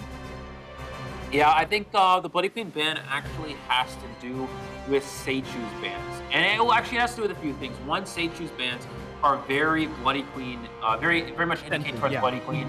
Seer, very good. That Owl can absorb a mirror hit. The Forward, of course, can't even be chased by a Bloody Queen and is a good support character. Priestess can kite out mirror images if they do a long enough portal as well, and can also help survivors kite out mirror images if they're kiting around that factory. Bloody Queen also is banned here simply because the survivors want to win. They do not want to get a draw. If you get a draw here, all the NM survivors have to do is get 1 out and they win on points. I think SG realizes that. They're realizing we need to try to push for a win here, going for giving this Hunter Bloody Queen where they can easily get a draw. It's just too much of an uphill battle, and it looks like we're going to see Mechanic and Mercenary locked in. Mechanic making a lot of sense. It is a draw survivor and more difficult to win with. However, Mechanic is just too good against Sculptor and Bon to give up here, and that's why SG is going to lock that in. Yeah, so what's interesting now is that Seichu seems to, well, he's kind of locked in a corner here. Does not want to pick that Bon, might go for that Sculptor. Now, Prospector coming to the mix, we have seen how well the SG's Prospector has bought so much time. Psychologist, Seichu was able to deal with the Psychologist, but that was with a Bon. Not sure if he's going to bring out the Bon or the Sculptor, but looking at, he was able to ban that Patient, does not want to deal with transitional kiting. Either of those 2 are my bet, so it seems like he is going for the Sculptor. Yeah, Sculptor makes a lot of sense here. Sculptor is a lot better on Leo's memory than Bon, that's for sure. And on top of that, Prospector actually struggles a little bit against Sculptor because if you get pushed by a statue while in that magnet, while using that magnet while that bar's going up, it'll actually kind of reset and you're still able to get a hit. So it actually, Prospector can struggle against Sculptor. So it looks like the survivors. I don't know about the Prospector pick here. I mean, while Prospector's good against Bon, you can still activate a magnet because of the small hitbox. Sculptor's hitbox is larger than Bon's, and again, the statues can cancel that magnet a lot easier. So, I think they're trying to prepare for all the Hunters, Psychologist, Mechanic being there for good, good against. Well, okay, so Mechanic's good against both, right? Psychologist is good against Sculptor. You can force 3 basic hits, and Prospector's good against Bon. So I think they're trying to prepare for all of them. But I think it's better to hard prepare for Sculptor and kind of give up the Bon just because Bon's just not good on Leo's memory. True, especially coming into this match with a lot on the line. If they go with, this lineup just says that they want to just prepare for whatever and whatever Seichu has. If they want to be able to just prepare for this Sculptor, maybe go for like picks that can contain and also considering that the survivor lineup, the bans, what else could pick to hard counter that Sculptor? I mean it's kind of tough. I think I don't know. The problem is a lot. Entomologist maybe. The thing is, a lot of these survivors that get banned are good. I mean, the Patient would have been really good. Forward would have been really good. Priestess here, all of those would have been really good. But Seichu's kind of eliminating all of them. Entomologist with it, he's fine. Entomologist is really good in Leo's memory. You can use the Beast to push the Hunter back, prevent them from entering Factory and allowing the survivors to reach Factory a lot easier. Entomologist is also actually really strong against Sculptor because the statues don't, unless it's a full presence statue, the statues don't affect the bees. And you can also transition in the open because of how fast you are on the beats as an entomologist, which is very good against statues. So I think entomologist would have actually been good, but I think possibly SG just not really being too not being the character they're really prepared to go with. It looks like Right. Prospector is more of their option here. So I don't know. We'll see Mhm. how what Prospector's able to do. Again, not too strong against Sculptor in comparison to something like Bonbon, but maybe the Prospector has some support options as well. Prospector's not bad on Leos Mhm. because if you do decode the factory cipher as the Prospector Oh uses my the stun, god! and instantly finds looks like Psychologist already Yeah. a first hit right as the match starts here. Wow. And something that we've noticed throughout this match is NM's Hunters found the survivors early on, immediately going towards those spawns that they know well, and has made it to factory and finds sight of the mechanic as well. So they Wow. choose such a strong start already. Oh wow, and able to just get a chip damage on the mechanic. Beloin has to kite for his life because this is the possibly the best target. The doll was already placed. We did see that early hits on the psychologist, and now able to get a little bit of presence, and now just a quick pause in deduction here. But so far so good. Yeah, the pace that Sage Shoe brings to the table, it tells me like he's a hunter that he has great hunter awareness. He knows when he has to be aggressive and knows to go on the defense. And having the first hit on the psychologist is good enough because at least if she has to go for that heal, she will be the one that is injured. But now focusing his attention on the mechanic is still pretty good. Even though I'm not sure if he was able to catch sight of where the doll was. I don't know if the doll was still in factory though, but just catching those survivors. Initial early seconds, it was the mercenary was in the area. The psychologist got hit while the mechanic was decoding in factory. So I think all of them are pretty spread out now. So it depends. It's still any which way, but great start so far for Seichu. Yeah, absolutely. So the biggest thing there is that mechanic left factory, and that's why Seichu's able to change targets there. If you keep chasing a psychologist in factory, you're going to get kited. Even getting that first hit, even possibly having blink as well. Factories are so strong. You have two incredibly strong pallets. The one the god pallet near the cipher machine that enters into Mhm. factory, and also the one behind it. So it's just like it doesn't really matter if you continue to chase psychologists. They're going to waste a lot of time. But as soon as you see Mechanic, a character that's easy to chase, leave Factory, you're immediately going to switch targets because outside Yeah. of Factory, there's nothing for them to work with. And as you saw True. already, three hits on the Mechanic right away here. The chip and the basic, they're already at a quarter health. Blink's going to be online shortly. You have a bunch of statues still to work with. You've hardly used any of them, so yeah. I mean, and psychologists already take a hit. They don't have that. They don't have that stress anymore.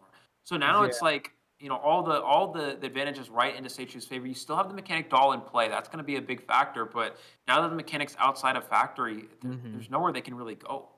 Yeah, and just to add to that pressure, right? They want to be able to win this, get as much points as possible because they cannot draw. They want a 4 point differential, ladies and gentlemen, between SG and NM in favor of NM. So if the mechanic is down, he still can decode, but you're gonna have to force a rescue, or you're gonna have to be very careful to go for that rescue and still keep this sculptor at minimal presence as possible because Seichu, just his track record, really proficient with his with his breaking wheel, so good with dropping the bombs with Bonbon. So I'm pretty sure when he has tier 2 statues, it's gonna be it's gonna be so good for the sorry, I just read the chat for the hunter. Yeah, for sure. And yeah, I mean that's the beauty of getting the first hit on the psychologist. You already get a little bit of that presence, anyways. So and it's the downside of the not being able to rotate. Unfortunately, the survivors and this is okay. And actually, this is a good point. This is where Leo's memory becomes a problem because you don't practice Leo's memory a lot. You don't expect it to Mhm. happen. And in this case, you see the survivors rotating into the hunter. Maybe not Ooh. everybody knows. Typically Mhm. you'll, as a team, right, as a competitive team, you'll memorize all your key spawns. But some teams will just give up on Leo's memory because, well, there's actually technically 9 different places where you can spawn. Sometimes the hunter will Mhm. spawn a little bit off. It really depends. Leo's memory is a little bit weird like that, but also it's not a map you're prepared for. So you see the survivors again, psychologist rotating in the hunter, able to get a free hit. Then you're able to find the mechanic, and from there it just spirals out of control. You already have, 2 hits of presence plus a chip, Mhm. and yeah, it's just it's not really looking good for the survivors. The mechanic doll is really going to come in Mhm. key here because Okay.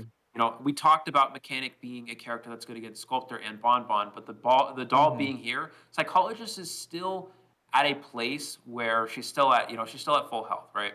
She doesn't have the 3 hits, but she's still at full health, so she can kite later in the game. She still has. She's not going to go down to any sort of chips or anything. If the Mechanic doll is able to do an entire Cypher Machine for free and not be pressured, it makes it so the survivors only need to finish 4. Even if the Mechanic goes down quickly, they can still get a draw from this position. It puts a lot of pressure on 72S to 4-person elimination, but it's not by any means over for the survivors. Yeah. Okay. So I was able to check out the stream and I saw where the mechanics doll is at. It's actually outside of factory in the, I don't know if you call that the god kiting area, but one of the pallets, that's the cipher there. So it's kind of close to where the mechanic was running away from. So I don't know. He's definitely did not see the where the mechanics doll was at. The prospector is also in that area. So maybe he can provide some support if they really want to go aggressive with how they want to keep this mechanic alive. But yeah, the mechanic stall close in the area, but I don't think Seichu was able to spot him out. But yeah, you were able to break it down. Once he saw the mechanic, he had to go for it. Especially considering that, you can heavily, stop the decoding or stop the cipher rush of that mechanic. Even though the psychologist could buy enough time for the survivors, you definitely want to pay attention to that mechanic leaving factory. So it's I would say the favor is in Seichu's side for now. Like again, it's especially in the early seconds of the game. The momentum is definitely not solidified in any side just yet. Yeah, so yeah, it depends. Is he able to find the mechanic doll? I think if it's do you know if is it hidden behind like factory or is it inside of the factory? No, Are you it's able to see? okay. So it's outside the factory, like Right. the factory entrance, right? The Yeah. one not at the center, but where the 2 pallets are. So it's over there. Okay. Yep. I don't know the spawn names because I don't use it. We don't play much Yep. in Leo's memory, so it's just there. And I saw that he was able to. It's not even hiding. It's just out in the open because it was decoding. All right. So the problem with this situation is if you have the prospector there to harass, maybe prospector can stun long enough for the mechanic to get into factory. But if they do make it into factory, they're gonna have to kite behind at the 2 pallets, and if that's the case, they're gonna be able to the hunter's gonna be able to see where the bot is. So in this situation, it's really interesting, right? So if you as a mechanic go down here in factory, it might actually be better because if you die in factory, the hunter's not going to see the mechanic stall if it's back at those 2 pallets. Yeah. So, but if you have the prospector harass and potentially get you to the strong kiting area behind factory, you're probably going to lose your doll. So it's kind of a bit of an interesting situation here. I think it's actually better that the doll stays alive. The doll staying alive is always key. If mechanic goes down, who cares? You have a bot that does an entire cipher machine for free. If you sit on the rocket chair, but you basically decode 1 cipher machine, so it doesn't even matter. Right. But if you harass this prospector and you lose the bot, the hunter still has blink and the mechanic's dead to 1 statue anyway. So either way, you're going to go down within the next 5 to 10 seconds. So it doesn't really matter if prospector is able to harass or not. Actually, it's worse, I think, because you might lose the bot if you try to kite back there, and the mechanic's going to go down regardless. So I think the best situation is mechanic goes down, bot stays alive, and maybe does an entire cipher machine for free. Yeah, I like how you broke that down because, on theory, right, you want the prospector to just kite as well, provide an aid to the mechanic for as long as possible with those magnets. So, but you have to consider that the puppet is actually more valuable in this situation, just because they need to get the cipher rush or like the decoding progress up and for the cipher pressure to last. So, ladies, well, actually, let me just confirm this. Yeah. So, ladies and gentlemen, thank you so much for I would say continuing to support these 2 teams. We're still at like 1,000 plus strong, so you guys are the real MVPs here because they really want to be able to see who will be able to make it in this match. So I believe we will be going to a 10-minute break, ladies and gentlemen, because there are some technical difficulties that the people at the back are trying to work out, and we do want the best possible environment for these players to play in. So please still continue sending your support and love to the teams because it's still a lot on the line for SG and NM. So we will be taking a very short break, 10 minutes, but when we return, it's going to be the conclusion of round number 3 between these 2 teams. So we'll see you after the break. Yes, I am the Gaming Grizzly, and I am more than excited for the Call of the Abyss 5 Southeast Asia Qualifiers this weekend. Make sure to join the live stream and cheer for your favorite teams. Hey everyone, this is Kahel, and the Identity 5 Call of the Abyss 5 Qualifiers for Southeast Asia is about to begin this weekend. Now I hope everyone's excited for that. These are the top 8 teams in the whole region, so we are about to see some top tier gameplay from these teams.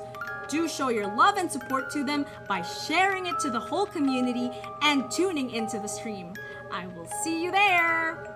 Hello everyone, my name is Eli O, North American streamer and commentator. This weekend will be the Southeast Asia qualifiers for the Call of Abyss Global Tournament. We will see the best of the best from Southeast Asia competing it out to see who will reign victorious and who will earn the right to compete against the rest of the world in the Call of Abyss Global Tournament. This is going to be a very intense, very fun, and exciting tournament. I hope to see you all there. Let's have ourselves an amazing qualifiers. What's up, IDB fam? This is Nello Mello. We will be heading into the Southeast Asia qualifiers this weekend to determine which team will be joining Team GH to go into the Call of the Abyss 5 main stage. Don't forget to come and support your favorite team because they will be needing your support. And mark your calendars, I will be seeing you there. Hey guys, Spice here reminding you that Call of the Abyss season is upon us. You heard that right. The Identity 5 Call of the Abyss 5 Southeast Asia qualifiers will be happening this weekend. So I hope you guys can take this time to support your favorite team, send them your love and support, and we'll see you at the stream. So good luck and have fun, stay focused, don't give up, and let's make Southeast Asia great.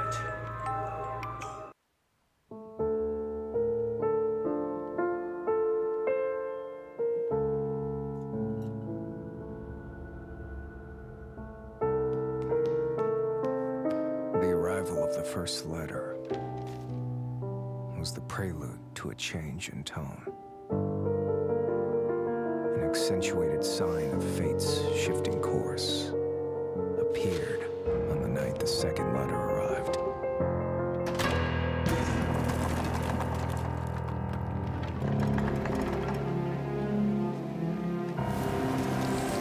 Those fragile wings flew in with the dying light. Forgot one simple truth. The purer the light, the deeper its shadow.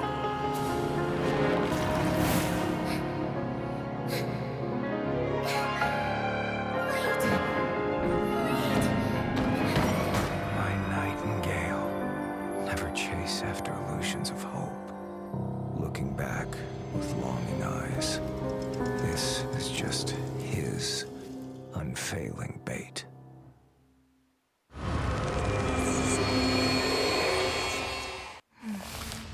Anna. Night. Girls' school. To discover the truth about what happened to Anna, I disguised myself as a maid at the school. After the incident, someone was still the center of attention. Someone was still beloved. Someone seemed to be hiding something. And the odd thing, someone was trying to look for answers in those ancient legends. The truth may not be what it seems. Everyone is under suspicion. Things were not as simple as I imagined.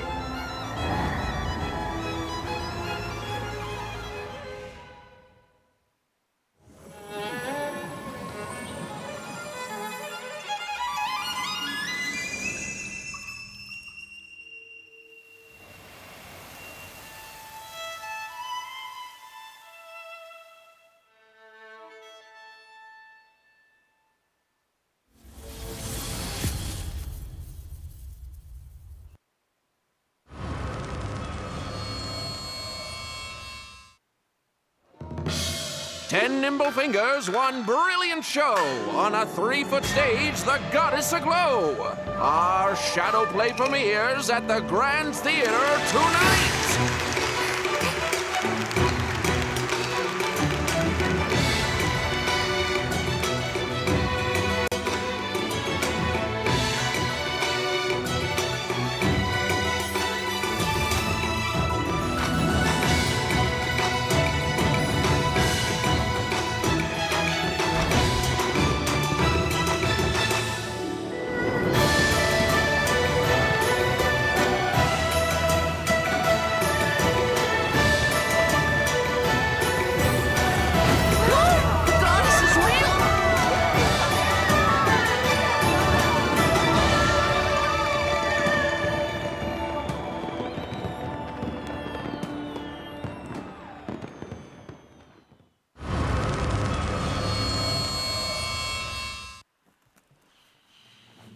was never a ruse.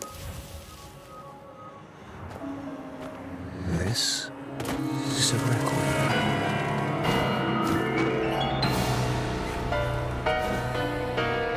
Requiem for peace in a chaotic dreamscape.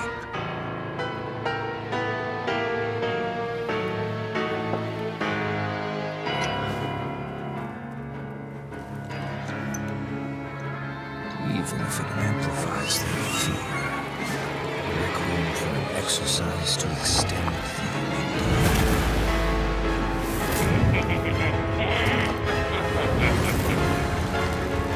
extracting every last drop of that crystal dew. Cast their memories into the abyss again and again as they stand on the border of truth and vanity, warning them.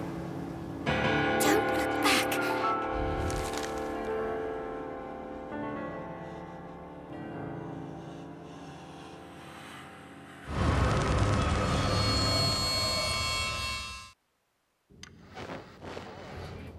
Metropolis's very own superstar, Eternal Aurora, has finally Warning. been released. Hearsay detected. Anarchy detected within the city limits. my control. Breathe and sing endless skybound. For you I bring a happiness overdose. Join us in this tempo. Now that everything is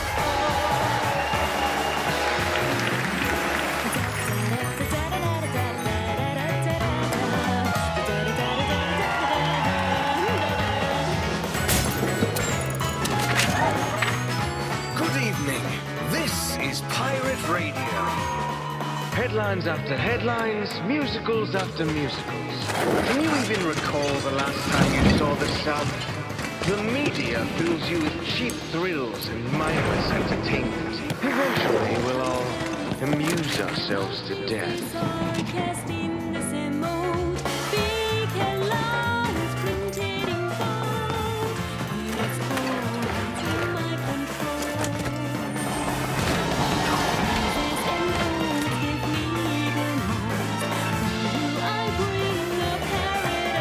I was once like you, waking up on the red carpet of Metropolis, but now, look at what we've become.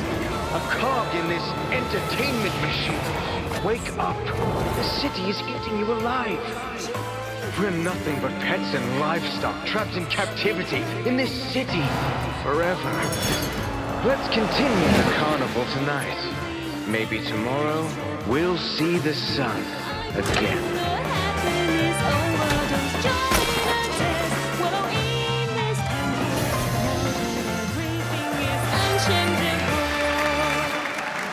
Tonight, we celebrate the prosperity and beauty of Metropolis.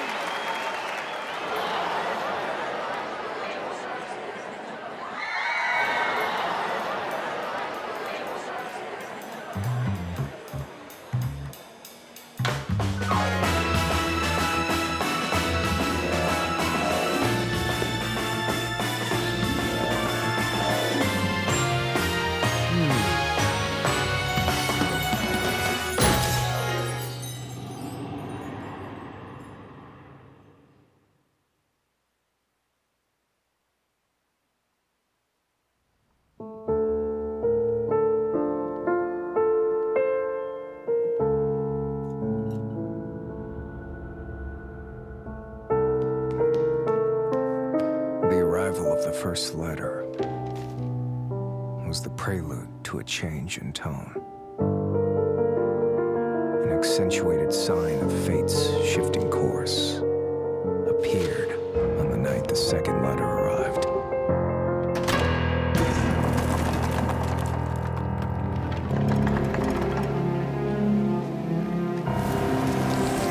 Those fragile wings flew in with the dying light. We forgot one simple truth. The purer the light, the deeper its shadow.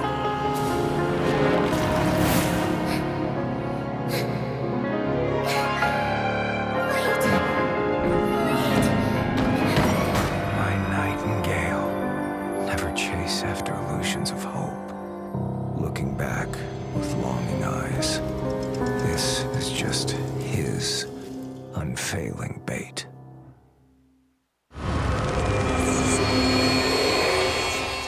All that remains upon this throne is nothing more than a fragile, incompetent heart. After the embers fade and die out, our homeland, ripped asunder by the flames of war. At the height of my desperation, I finally saw the light of a star above. She was the one who brought the light of dawn back into my life.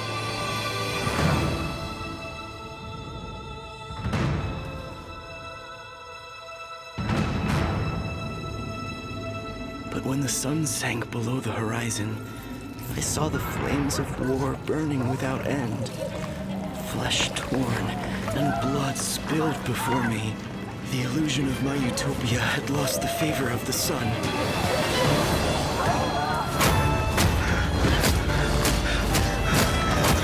I have to get out of here. I have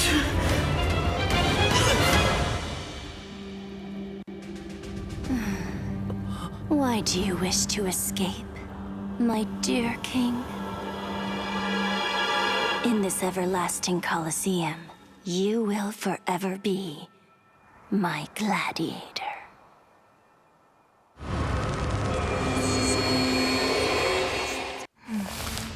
Anna, night, girls' school. To discover the truth about what happened to Anna, I disguised myself as a maid at the school. After the incident, someone was still the center of attention. Someone was still beloved. Someone seemed to be hiding something. And the odd thing, someone was trying to look for answers in those ancient legends. The truth may not be what it seems. Everyone is under suspicion. Things were not as simple as I imagined.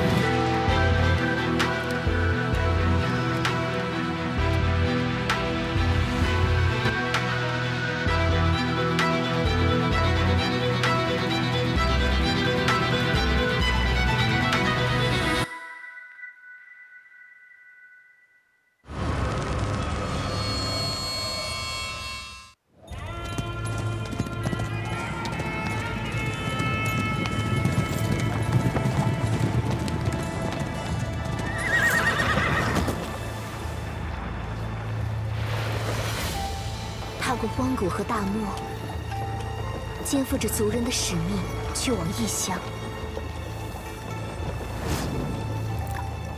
阴谋与命运交织着。当星辰落下之时，毒蛇露出了尖牙。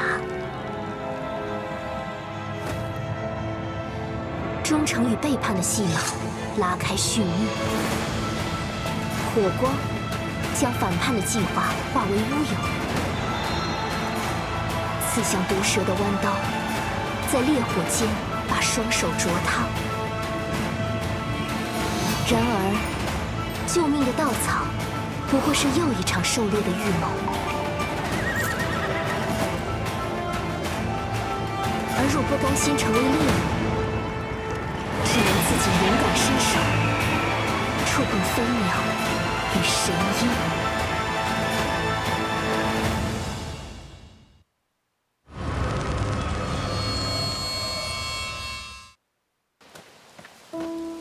Last night, I dreamt of returning to that place once again, trapped in a trance, the scent of the soil leaves, and the chimes of midnight were beckoning me. No matter how many times you found salvation within your own creation, you could not escape the nightmares of your memories.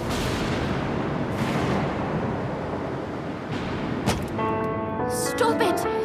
End all this now! I remember now.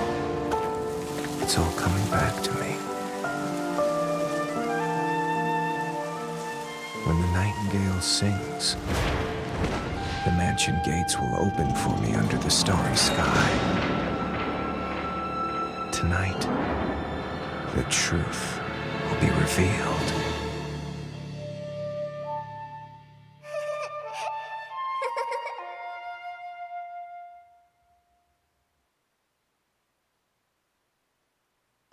The islanders often say the wayward sons will eventually return home, just as migratory birds always come home to roost.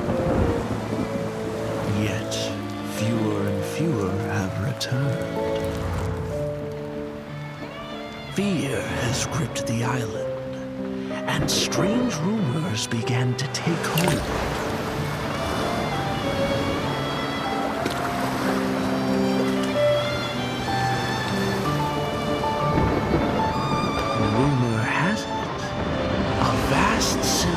Overshadows the shore. Some also say a resentful soul lies beneath the waves, luring voyagers to their doom. While many claim, even in a storm, the swallows will guide you in the right direction.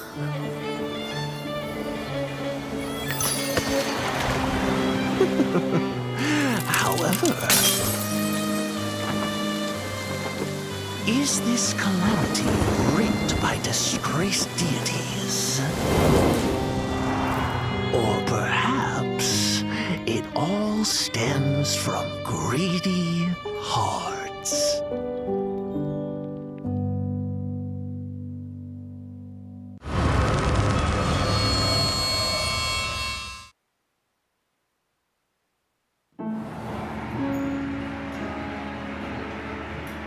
Stay a while. I have an interesting tale for you.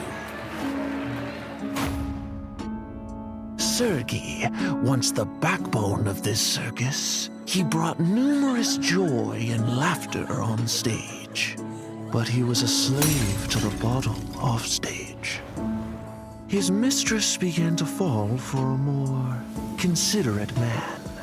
And after a heated argument, she sought refuge in that man's tent. Sergei couldn't stand for this. He destroyed that man's wretched face with acid and ruined his life forever. The truth was finally spilled in a fit of drunkenness. In turn, on that drunken night, Sergei also lost his face. I don't like this face. Oh, it sickens me. But this face has become a new symbol. belonging to Sergei and to me. I finally arrived at the manor mentioned in the commission letter. The fairly complete main building became my first foothold here.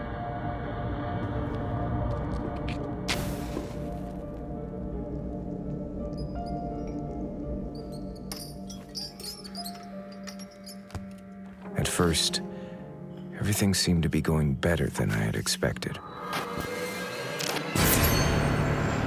That incomplete diary mentioned a bizarre game. The barely noticeable ashes and marks along the edges of the diary once again led me to new clues. A strange fireplace, unused firewood, a rotatable candlestick. As the wall began to turn, I knew that I had found what I was looking for. An even greater collection of diaries. I continued my deductions using these diaries. Finding information on the hunters is the key.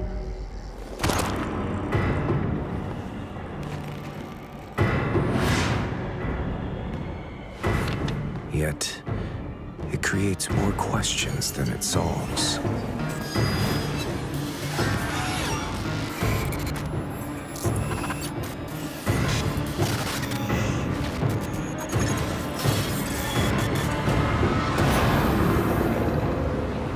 About the manor.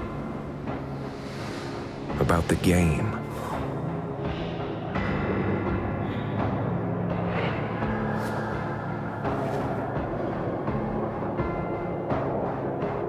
And about me.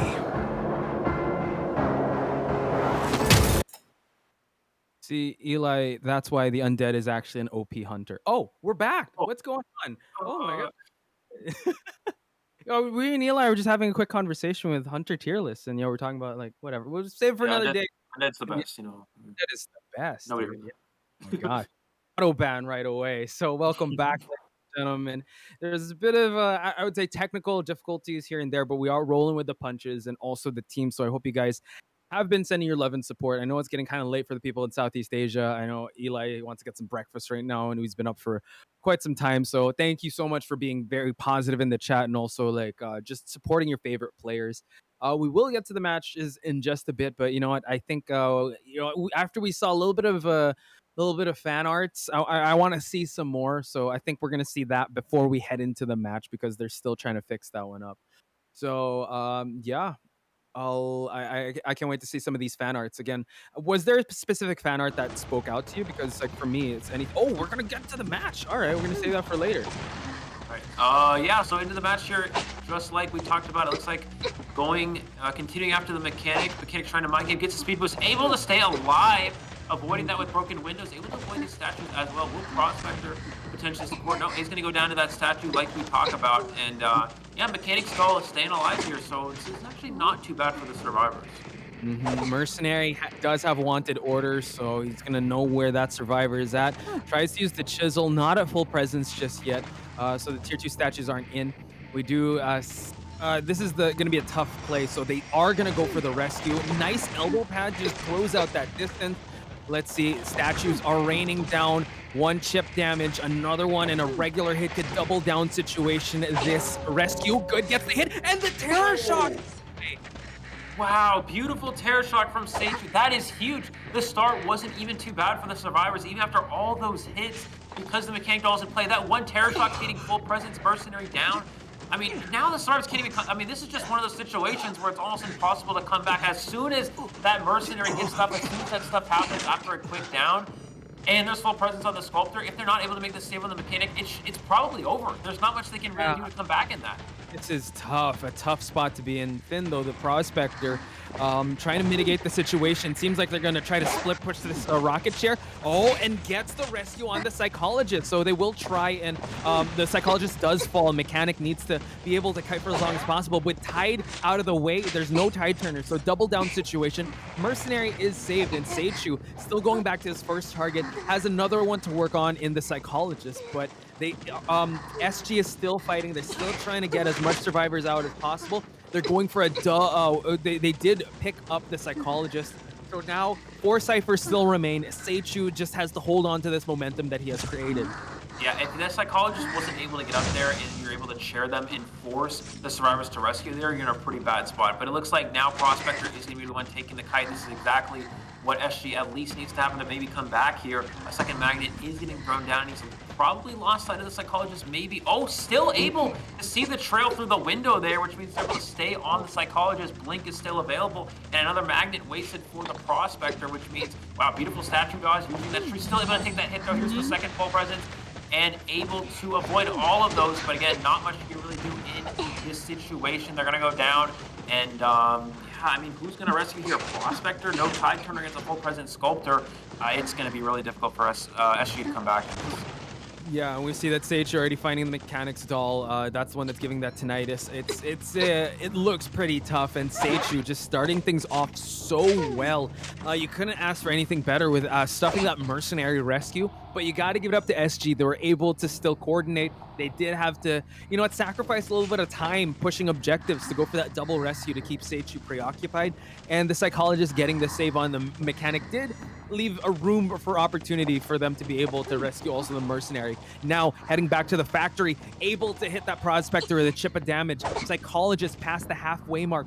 Daddy will be spotted out by the Sculptor. Oh my god, one more hit and this mercenary will be falling down. You see that full presence connection, able to stay alive a little bit longer. Yeah, still has elbow pad to work with here, but it's still tough. I mean, you can't really make this rescue if the Sculptor's able to get any hit on you as the mercenary. You are going to go down. Prospector continue to decoding away, which means he knows. He looks at that cipher, and the hunter can acknowledge, I see that cipher moving, which means the Prospector is not making this rescue. It has to be the mercenary. So all I have to do is keep the mercenary from getting past me, and that is the case. There's still 3 ciphers remaining. Wow. Maybe we'll get in the same situation with the Bonbon, where Prospector is able to kite long enough, but it's not the same. It's really not the same. Sculptor is stronger against Prospector than Bonbon is, and already has a chip and Blink available, which the Bonbon didn't have at the time. So now it's just going to be way more of an uphill battle here for this Prospector. Yeah, and that chisel just giving foresight to where the Prospector is at. And force bleed strategy on the mercenary, and 2 ciphers still remaining is still pretty good. And yeah, like you said, this is a different hunter. This is a different type of beast. Has more map presence than a Bonbon. Now, then this is the rivalry we've seen before, but yeah, you can harass this Prospector without even getting in range of those magnets. And it seems like Seichu will be just putting this Prospector in a better line of sight. I don't know, I guess he's going to go up for, is that just force out the self-heals, or will he go for a chair? It seems like he's going to go for a chair here. This is the same situation that we've seen. So he has to be very careful. Again, him having 3-person kill is still pretty good. Yeah, well, actually, if it's a 3-person kill, I believe NM still wins. I think they still have 1 point of. Yeah, even if the 72S is able to get a 4-person elimination, NM would still be up by a single point, which is enough for the win. So, wow, beautiful statue connection. No chance for the mercenary here. Going to go down. That's a 4-person elimination for Seichu here, and that is exactly what we talked about. Prospector not being anywhere nearly as strong as the going against Bonbon as it was Sculptor. So. So now it put up the situation where if you're SG there, you really need to just hard counter this Sculptor instead of maybe trying to prepare for both, and it just didn't work in their favor. And now, because of this, NM, Seichu getting another 4-person elimination, and this means that NM will be winning this round. Yeah, so we're still gonna play out the last match just for just to show like 72S what he can showcase as well as the survivors. But yeah, let's try to break this one down because initially it did look like it was in Seichu's favor with him finding the psychologist, already expending the distress, finding the mechanic, downing the mechanic. But I think when the wave of momentum started to flow in his favor was when he stuffed that mercenary rescue. And I think everyone that is participating in the Southeast Asia qualifiers have to take note of Seichu and his hunters. I mean, he has a great Sculptor, as we've seen. He has an excellent Bonbon, and his breaking wheel is so dangerous. So, yeah, Seichu has definitely caught the attention of a lot of people here. Yeah, absolutely. Yeah, very surprised to see. Seichu really just. I'm going to say right now, probably the MVP in this match. I mean, that was just incredible hunter gameplay overall. The survivors I mean, obviously, SG tried their best there, but they weren't even given much of a chance. I mean, a quick hit on the psychologist into finding the mech outside of factory. There's just nothing you can really do at that point. And that's one of the downsides of running. It runs the risk of using a mechanic in a situation where you need to possibly try to go for a win. If mechanic gets found, while she does have that incredible cipher rush with the bot, the kite's not going to be very long. So, mechanic did what she could with the area that she was in, but it's just not. I mean, it's a sculptor with blink against a mechanic, and there's nothing you can really do. It doesn't matter how much you're going to kite in the open; you're still going to take those hits and go down in 2 hits with no Sierra all on the team. You just don't have a lot of options. So yeah, but Seichu, excellent job, always getting those early hits, always capitalizing on any opportunities to deal damage, and it's just it's really gone to show how Seichu has just slowly taken control in every one of these rounds. Yeah, and you saw the evolution of how he was able to not get baited into chasing that prospector, immediately changing his sights. Luckily, he did see the blood trail of the psychologist. So let's try to break down the match data as we've seen. Man, you know what? Seichu, I think he's at least 2 to 3 ciphers remaining. So this, MVP definitely might go to Seichu with how well he's played out from start to finish with his roster of hunters. But looking at the survivor side of SG, you know what, Yuri being found out first, also having one rescue is still pretty good. But Beloin, once he was found out, Seichu just focuses attention on this mechanic, stuffing the rescue of the mercenary. Then also the prospector almost baited him again into chasing him, and we saw a really good stun heading up to the factory. But I think, Seichu had a little bit of flashbacks of what happened in the previous round, and he didn't want to get baited into he didn't want to get baited into kiting for so long and downing the slippery prospector. So job well done on Seichu's side. SG survivors, it was a good game that they played. Seichu was just really ready for that lineup and for this map as well. Yeah, absolutely. And Leo's memory again, it makes sense for SG if they're giving the bonbon, but they just gave they gave the sculptor, which I mean, still it's in a situation where if you give this hunter Bloody Queen, then maybe they get a draw, and then 72S has a lot of pressure. But then you also run the risk again if you give them a winning hunter like sculptor, maybe they can push for more than a draw, and that's exactly what happened. So. Yeah, it's really tough when you're in that situation when you're down a certain amount of points. It's hard to come back because especially when you only have 2 hunters to ban. But Right.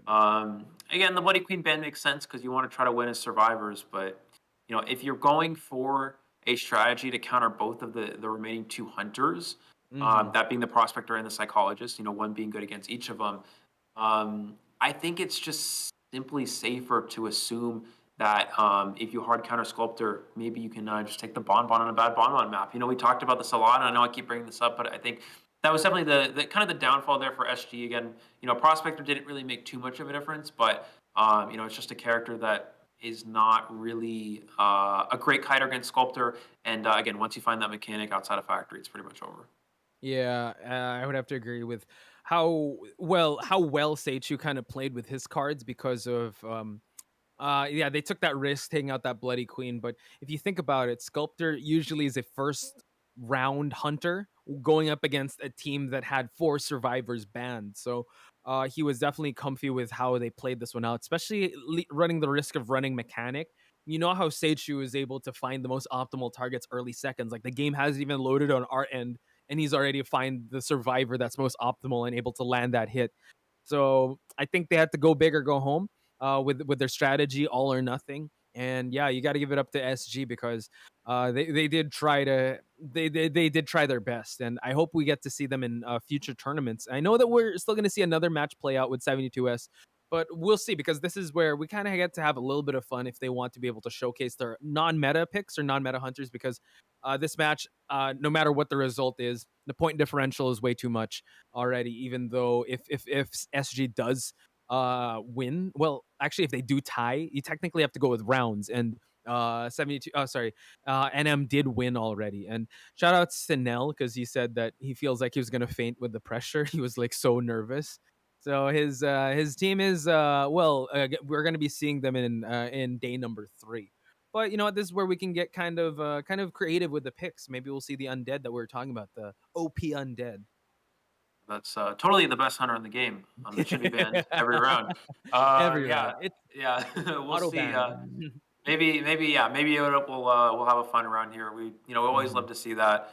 And it's always good again to see to fun rounds happen once in a while. It always relieves the the stress and the pressure of being in a high level situation such as this one. So yeah, definitely exciting to see. But yeah, looking back at we can always look back at how these rounds played out, and kind of talk about this round by one. Looking back into round one again, it looks super strong for SG right out the gate. 4-person elimination in the first round. I mean, 72S played that incredibly well. Had some sort of strategies that you don't really see. I mean, downs the forward and doesn't even chair. He doesn't chair the first survivor, changes targets and really capitalizes on that. So, and then once the NM hunter came in, it looked like it was gonna be a difficult matchup based off of the team comp. And I even said it like, why don't they go Sculptor here? But prove me wrong, it didn't matter. The breaking wheel, really clutched up. So it's really quite impressive to see that. So looking into our third round, last half of the third round, 72S. Let's see if he goes for something fun. It looks like just standard bans that we would see on this map, but who knows what the hunter will be. Yeah, because I know, well, back in the original team in IVS, they did bring out a Mind's Eye. I don't know if it was Wolfie or Zhao Khan that brought out the Mind's Eye, but again, we'll see if they're going to play the song, because I feel like there's also a good chance for them to, I would say, get in some scrims with the best, one of the best hunters out there, and also a chance to kind of showcase their skills. So we see the ban of the Bloody Queen as well as the Breaking Wheel. So it seems like they're setting up 72S for a Sculptor pick. It's definitely a possibility. Also could be the Dream Witch. Maybe he'll play it here. Does have an option to go with it. Of course it is one of the worst Dream Witch maps, but you still want to potentially play that if you're 72S. I actually think he might actually just play it anyways, just because it's a hunter he wants to show off. It's one of his best hunters for sure. And hasn't had an opportunity to play it just yet. So I think that that could definitely come out here. Let's see what the survivors opt to lock in. Will they go for some more fun characters, or will they go? It looks like, yeah, we are going to see Mercenary. We are going to see a definitely a high skilled a good match here between these two teams. Actually, if you look at the bans, you might be opting for maybe that Dream Witch. But now, since the Priestess was banned, we're going to see that Entomologist we were kind of looking forward to seeing in the previous match. Considering that, yeah, maybe if they did bring out that Entomologist can counter at Sculptor. So I guess they're just making sure that they have that, just that support. Oh, we have an Enchantress. Okay, so might have a little bit of a fun match here. So, but Mercenary as well as Enchantress. Enchantress, she can build up that stack if she does go for that Sculptor, but I mean, you really have to kite like crazy for you to build up like a 3-stack. And considering that 72S is one of the best Dream Witches, one of the best Sculptors out there, Entomologist is the one that's banned. Okay. Yeah, Entomologist is interesting. Usually that's not something you'd ban if you're playing Dream Witch, just because with Entomologist, you can simply just patrol them off of those bees. Entomologist isn't actually too bad against Dream Witch though, because what happens a lot of the time with Entomologists is that Dream Witches will try to send the leech out of range, get a hit a patroller, then get a hit with a spawn follower, and as the person's running away, the leech has not stopped yet because it hasn't reached the person, so it'll keep following them. So they'll hit them with the spawn, then switch to the leech right after as it catches up, and hit with the leech right after and get it in kind of an instant down, like a double down. But with Entomologists, you can't really do that because the bees will slow down the leech and prevent them from taking that double hit.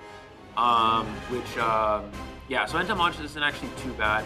So maybe he'll still go Dream Witch, and yeah, there is Dream Witch. So, again, fun survivors here. We have Prospector and Perfumer as well, and 72S getting opportunity to show off that Dream. Yeah, so I mean, we got 2 stunners. A Perfumer that can, with 1-tap perfumes, can kite for as long as possible. Just really can't afford to eat a hit early game because her perfumes will be just negated after that. But yeah, we have a Prospector showcase, so I'm really excited to see how they're going to fare. They probably knew that 72S will bring out this Dream Witch, and they probably want to have a fun one, but I'm sure NM, and I know Nell, he wants to be able to showcase his team's hard work and have fun in the process, so this is going to be a good one.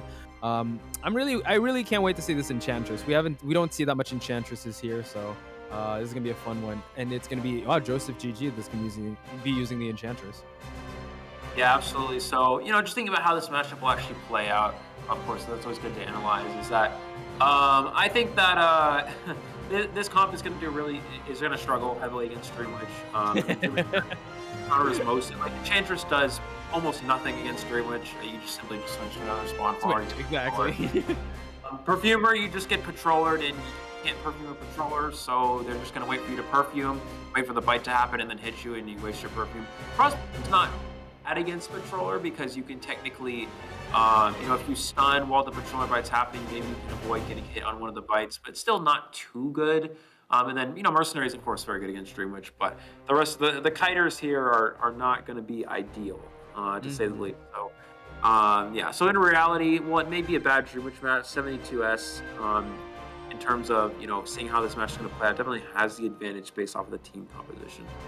Yeah, on paper, right? These are you've said it right, and I think 72S was able to ban out the most probable ones, probably Entomologist, maybe not, but Priestess. She's, one of the biggest struggles for Dreamwitch is distance, and that's what the Priestess can provide. If you're able to just have the distance be very vast between the followers. But here, you said it, you hit the nail on the head with how these survivors are definitely countered by the Dreamwitch, because with switching patroller, as well as just the constant the constant changing of the leech followers, it could be a headache if for any survivor. So now we're gonna head into the match, and it seems like it is going to be the Prospector take first kite, gets the pallet stun. All right. Yeah, so we do see that pallet stun avoiding taking that first hit. And Prospector trying to potentially hide out here, but you do have the leech on them. There's no way to hide. And look, we're going to see 72S go for this trap here. Are they able? Oh, beautiful hit for 72S. Switches in time, able to register that hit. Now here comes that spawn follower, getting it out of range. He can follow up with a main body patroller, which is most likely going to be the case. And I don't really see how Prospector is able to kite this out, because there's not much you can do about it, that first patroller. Yeah, it's out in the open already, and the main follower here able to get the stun. Wow, okay. Drops another magnet, but we do see that the patroller, oh my god, was able to latch onto that tree. So this Prospector, Zalcon, has another patroller to worry about, but the pallet is there. Is he able to get the bite? Wow. Trading patrollers. Second follow patroller there. Shot from this Prospector, somehow kiting out the first one. He is going to go down to this right here, but he does force the main body, the main spawn trait, which is actually really good, because what a lot of Dreamwitches will do is they'll try to get a kill without using the spawn follower's trait, and then they can simply switch to blink to prevent a rebound kite. But now that this trait has been used by the spawn follower, it's going to be on cooldown. Sure, it's a patroller cooldown, which is not as long as something like blink, but it does take away the trait for the spawn follower for the time being. Yeah, beautiful. I mean, Zalcon was able to kite for a really long time, considering he didn't have that much resources to utilize. I mean, the magnets were on point. Now it's Caridana that will be going for the save. The Perfumer just waiting it out before he can reach the 49%. Baiting the Perfume out is going to be so scary if the Perfumer will get hit. Okay, able to get the hit, but at least gets the save. No Tide Turner, and Caridana, got hit through the window. But that does grant safe passage for the Prospector to get out of the factory. Prospector is going to get away. Not too big of a deal, though, for a Dreamwitch, simply because it's already leeched. The leech will follow the Prospector here. You can continue to chase them. You're able to get a second leech into play. Is he going to drag the Perfumer all the way? Looks like he is going to do so here. And no struggle speed or anything like that.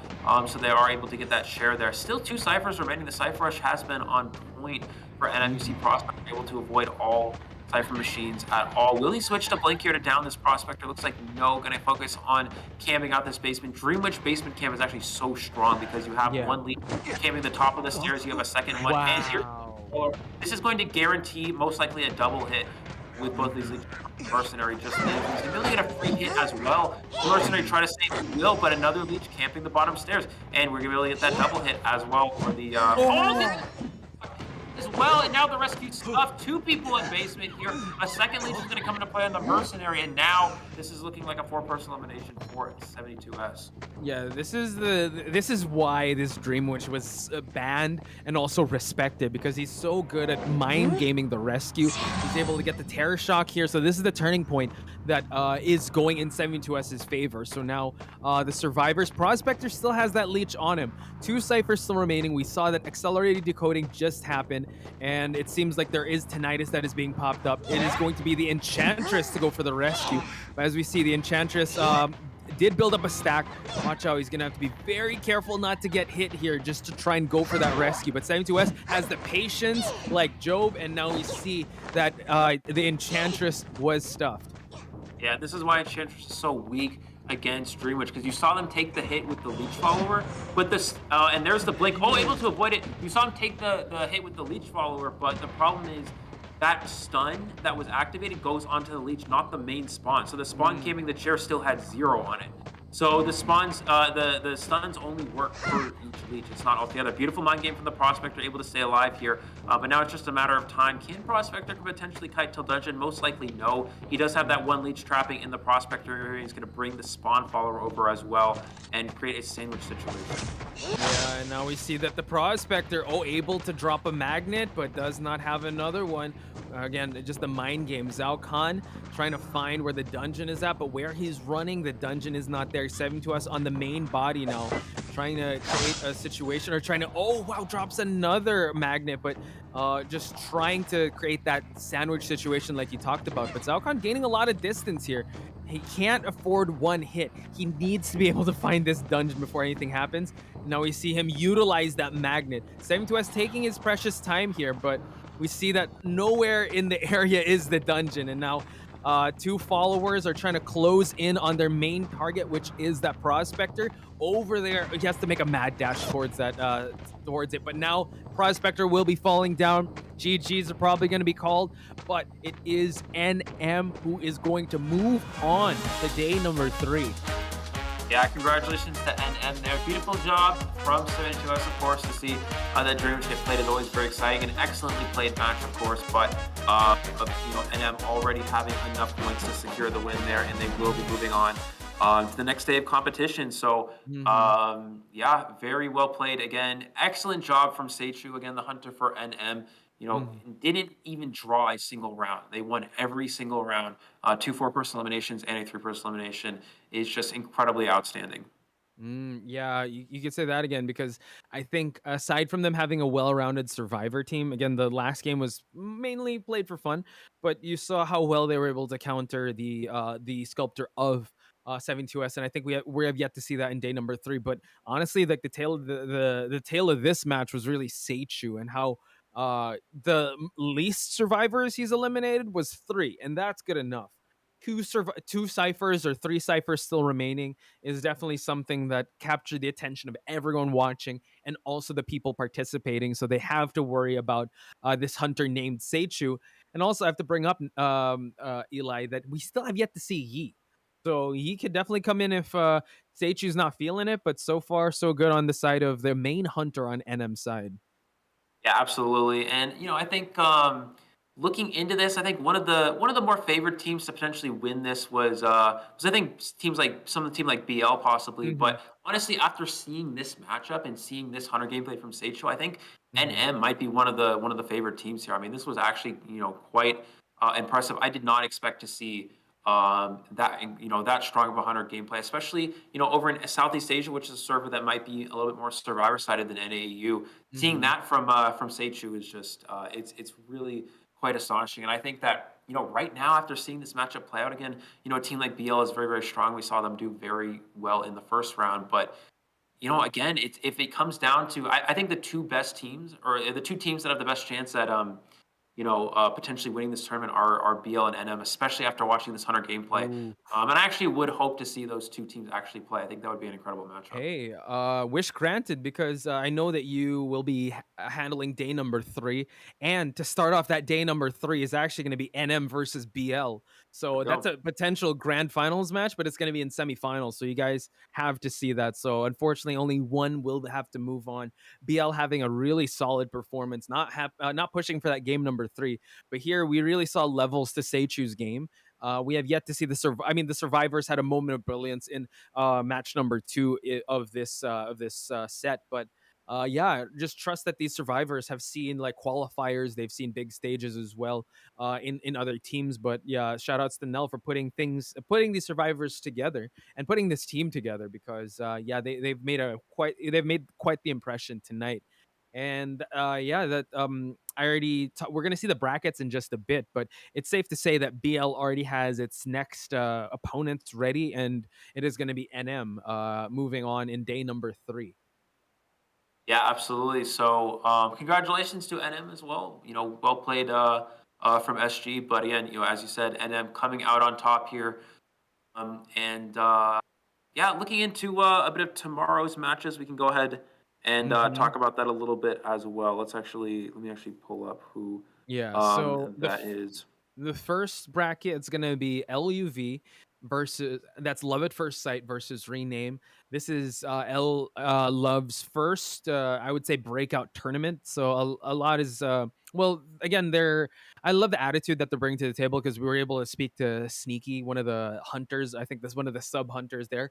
They just want to be able to show everyone that you know what, they're here to compete, but they're also here for the experience as well, to level themselves up. So who knows? You know what? They come into this, they have nothing else to lose because Rename, a very strong team, one team that's always been present here in Southeast Asia. They've had amazing matches with teams like IVS, with Noir. So definitely, I would say the old dog versus the old guard versus the new kids on the block type match. And then over at the lower bracket, we have GG versus HS. GG, I forgot what it stood for, but HS is Hokkaido Shrimp. It's 12 midnight here, but I could go for any shrimp now. I know that they have some pretty strong hunters and survivors on that team, so I'm excited to see that. Those are the two teams that actually we have yet to see most of because they're quite new, I believe. And we did try inviting them for an interview, but I think the language barrier was pretty tough.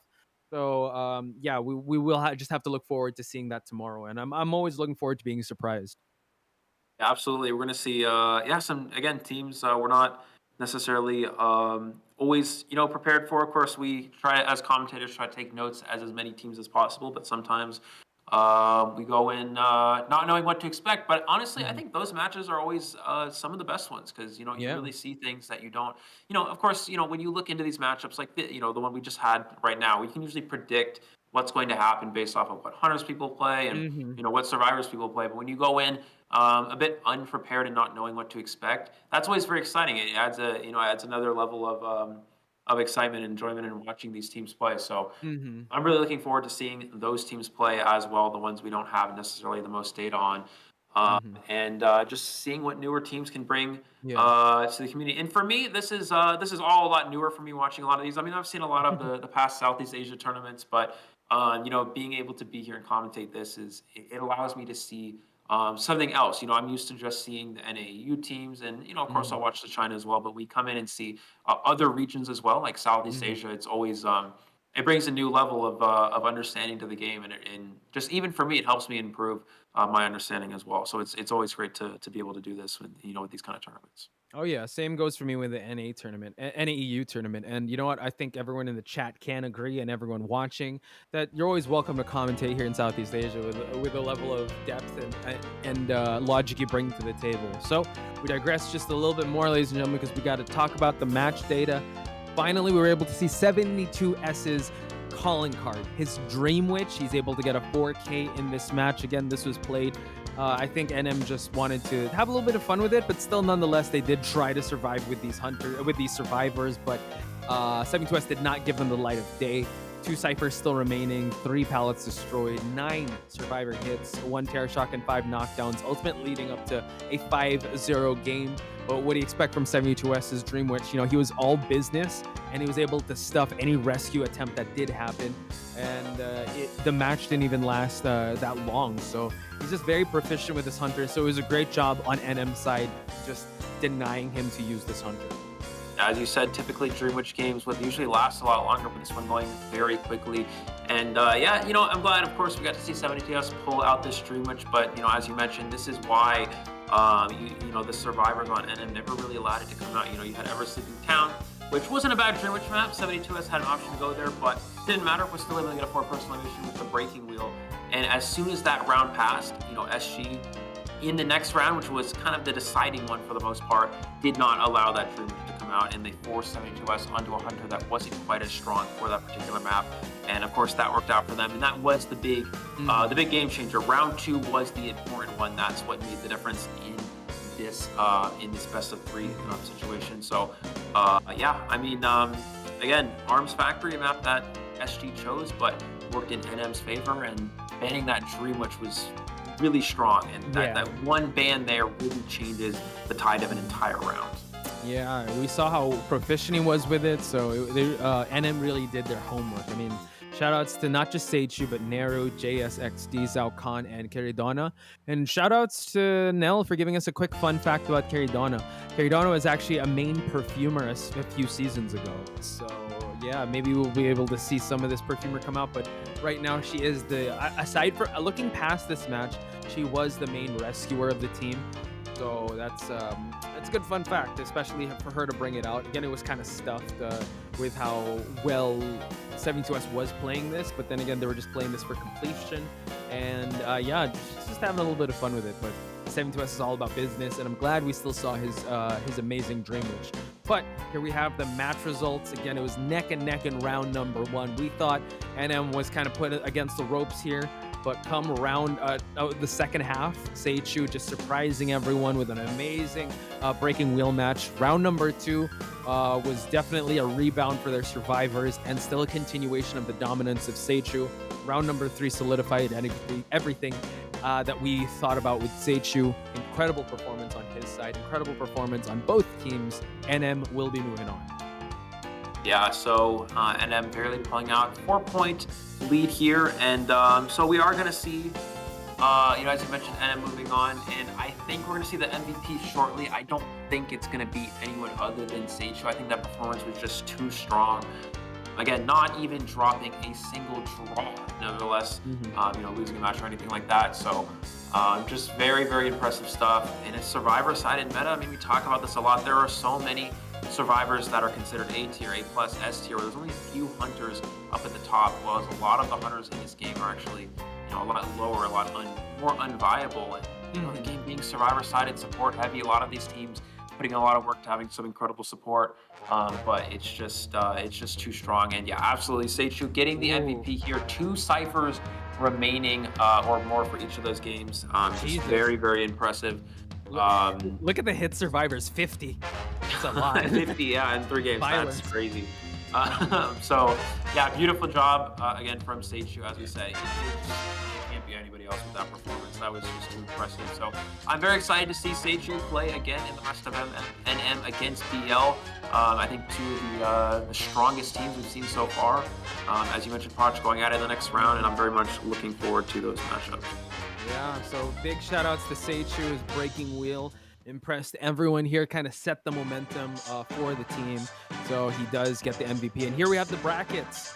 BL versus NM to start off the semifinals in day number 3. And tomorrow, ladies and gentlemen, we have Love at First Sight versus Rename. And then at the last match of day number 2, it's going to be GG versus HS.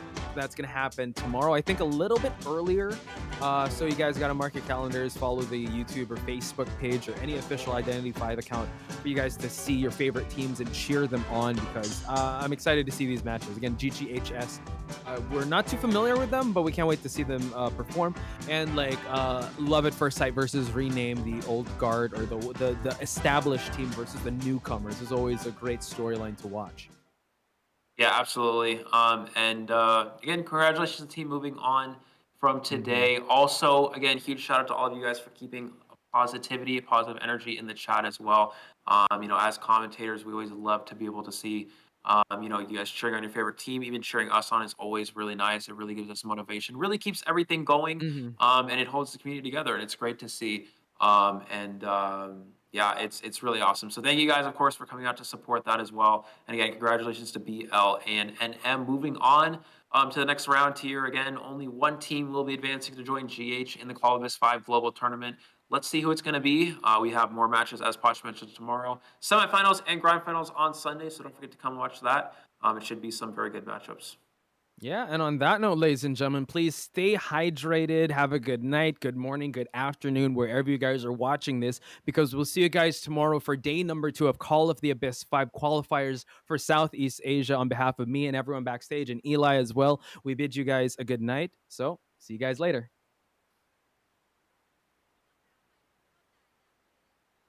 Oh, I guess we're not leaving yet. Okay. Well. Yeah. Anyways. I guess we can talk about Percy. Yeah, we talk Posh. about Percy, man. Super Yeah. OP. Doesn't need shares, man. Oh my god. I can't believe I was able to do that. Anyway, actually, one thing we wanted to talk about, especially, was maybe, I don't know if you want to do this as content for your stream, but like maybe having like OP, like a tier list for OP windows and whatnot. So, before anything else, we gotta look at today's results. Of course, we were not done yet, so it's 16-2, 16-12. My apologies for the bit abrupt cipher pop. We're not yet at the end game, dude. I'm getting hate on the force chat with thank yous. That was my bad. Yeah. Looking at our final results today, we do have again BL and NM coming out. I think that's a little bit flipped. But yeah, we do have BL coming out on top with a very impressive 16-2 lead over ADM. A very nice match nonetheless. And NM is actually the one with 16 over SG's 12. Yeah, so again, just incredible performance by NM. NM was the one to win things. Getting real close. And tomorrow, ladies and gentlemen, here we have it. It's going to be at 1700 UTC+7, so it's a little bit earlier. We have Love at First Sight versus Rename. Then we got GG versus Hokkaido Shrimp happening later on in that night. So really excited to see these teams. We've talked about it, and I think it's going to be Kahel, Grizzly, and I that'll be covering this action. You will see Eli again in day number 3, along with Nell and Kahel, and as well as Gaming Grizzly. Yeah, Eli will be asleep tomorrow. So, yeah. So I hope you guys are able to enjoy those matchups. I'll be back on. I'll be back on Sunday, so that's at least I can get a little bit of sleep. Oh yeah, please do. Actually, I know Kahel's listening right now. You should be asleep, dude, because you'll be on double duty tomorrow. Yeah. So yeah. Again, great matchups played out today. We have more action tomorrow, and our finals on Sunday. So don't forget to stay tuned and watch those, and it should be some good games. Yeah. Before we end things, I just wanted to give a big shout outs once again to everyone watching. It's quite late if you're in the Southeast Asia region. I want to give a big shout out to Eli for staying up this late. I know this is some precious meditation time, and also I know you like to play the games, play Identity 5, and as well as you have other responsibilities as well. So it means a lot you coming over here to Southeast Asia to watch these games. Any final thoughts before we close out the stream for real this time? Yeah, I'm just glad to be here again as always. Really love to see all the positive energy in the chat and all the impressive teams that came out to play today. It's very exciting for me being able to see this, and really makes me excited to see what we're gonna how these rest of these teams will play tomorrow and in the grand finals on Sunday. Yeah. Okay. Again, we'll do this take 2. Let's pop the cipher and go for the end game. Thank you guys so much for tuning in. We'll see you again in day number 2 and day number 3 tomorrow. So on behalf of everyone here, good night, and we'll see you next time.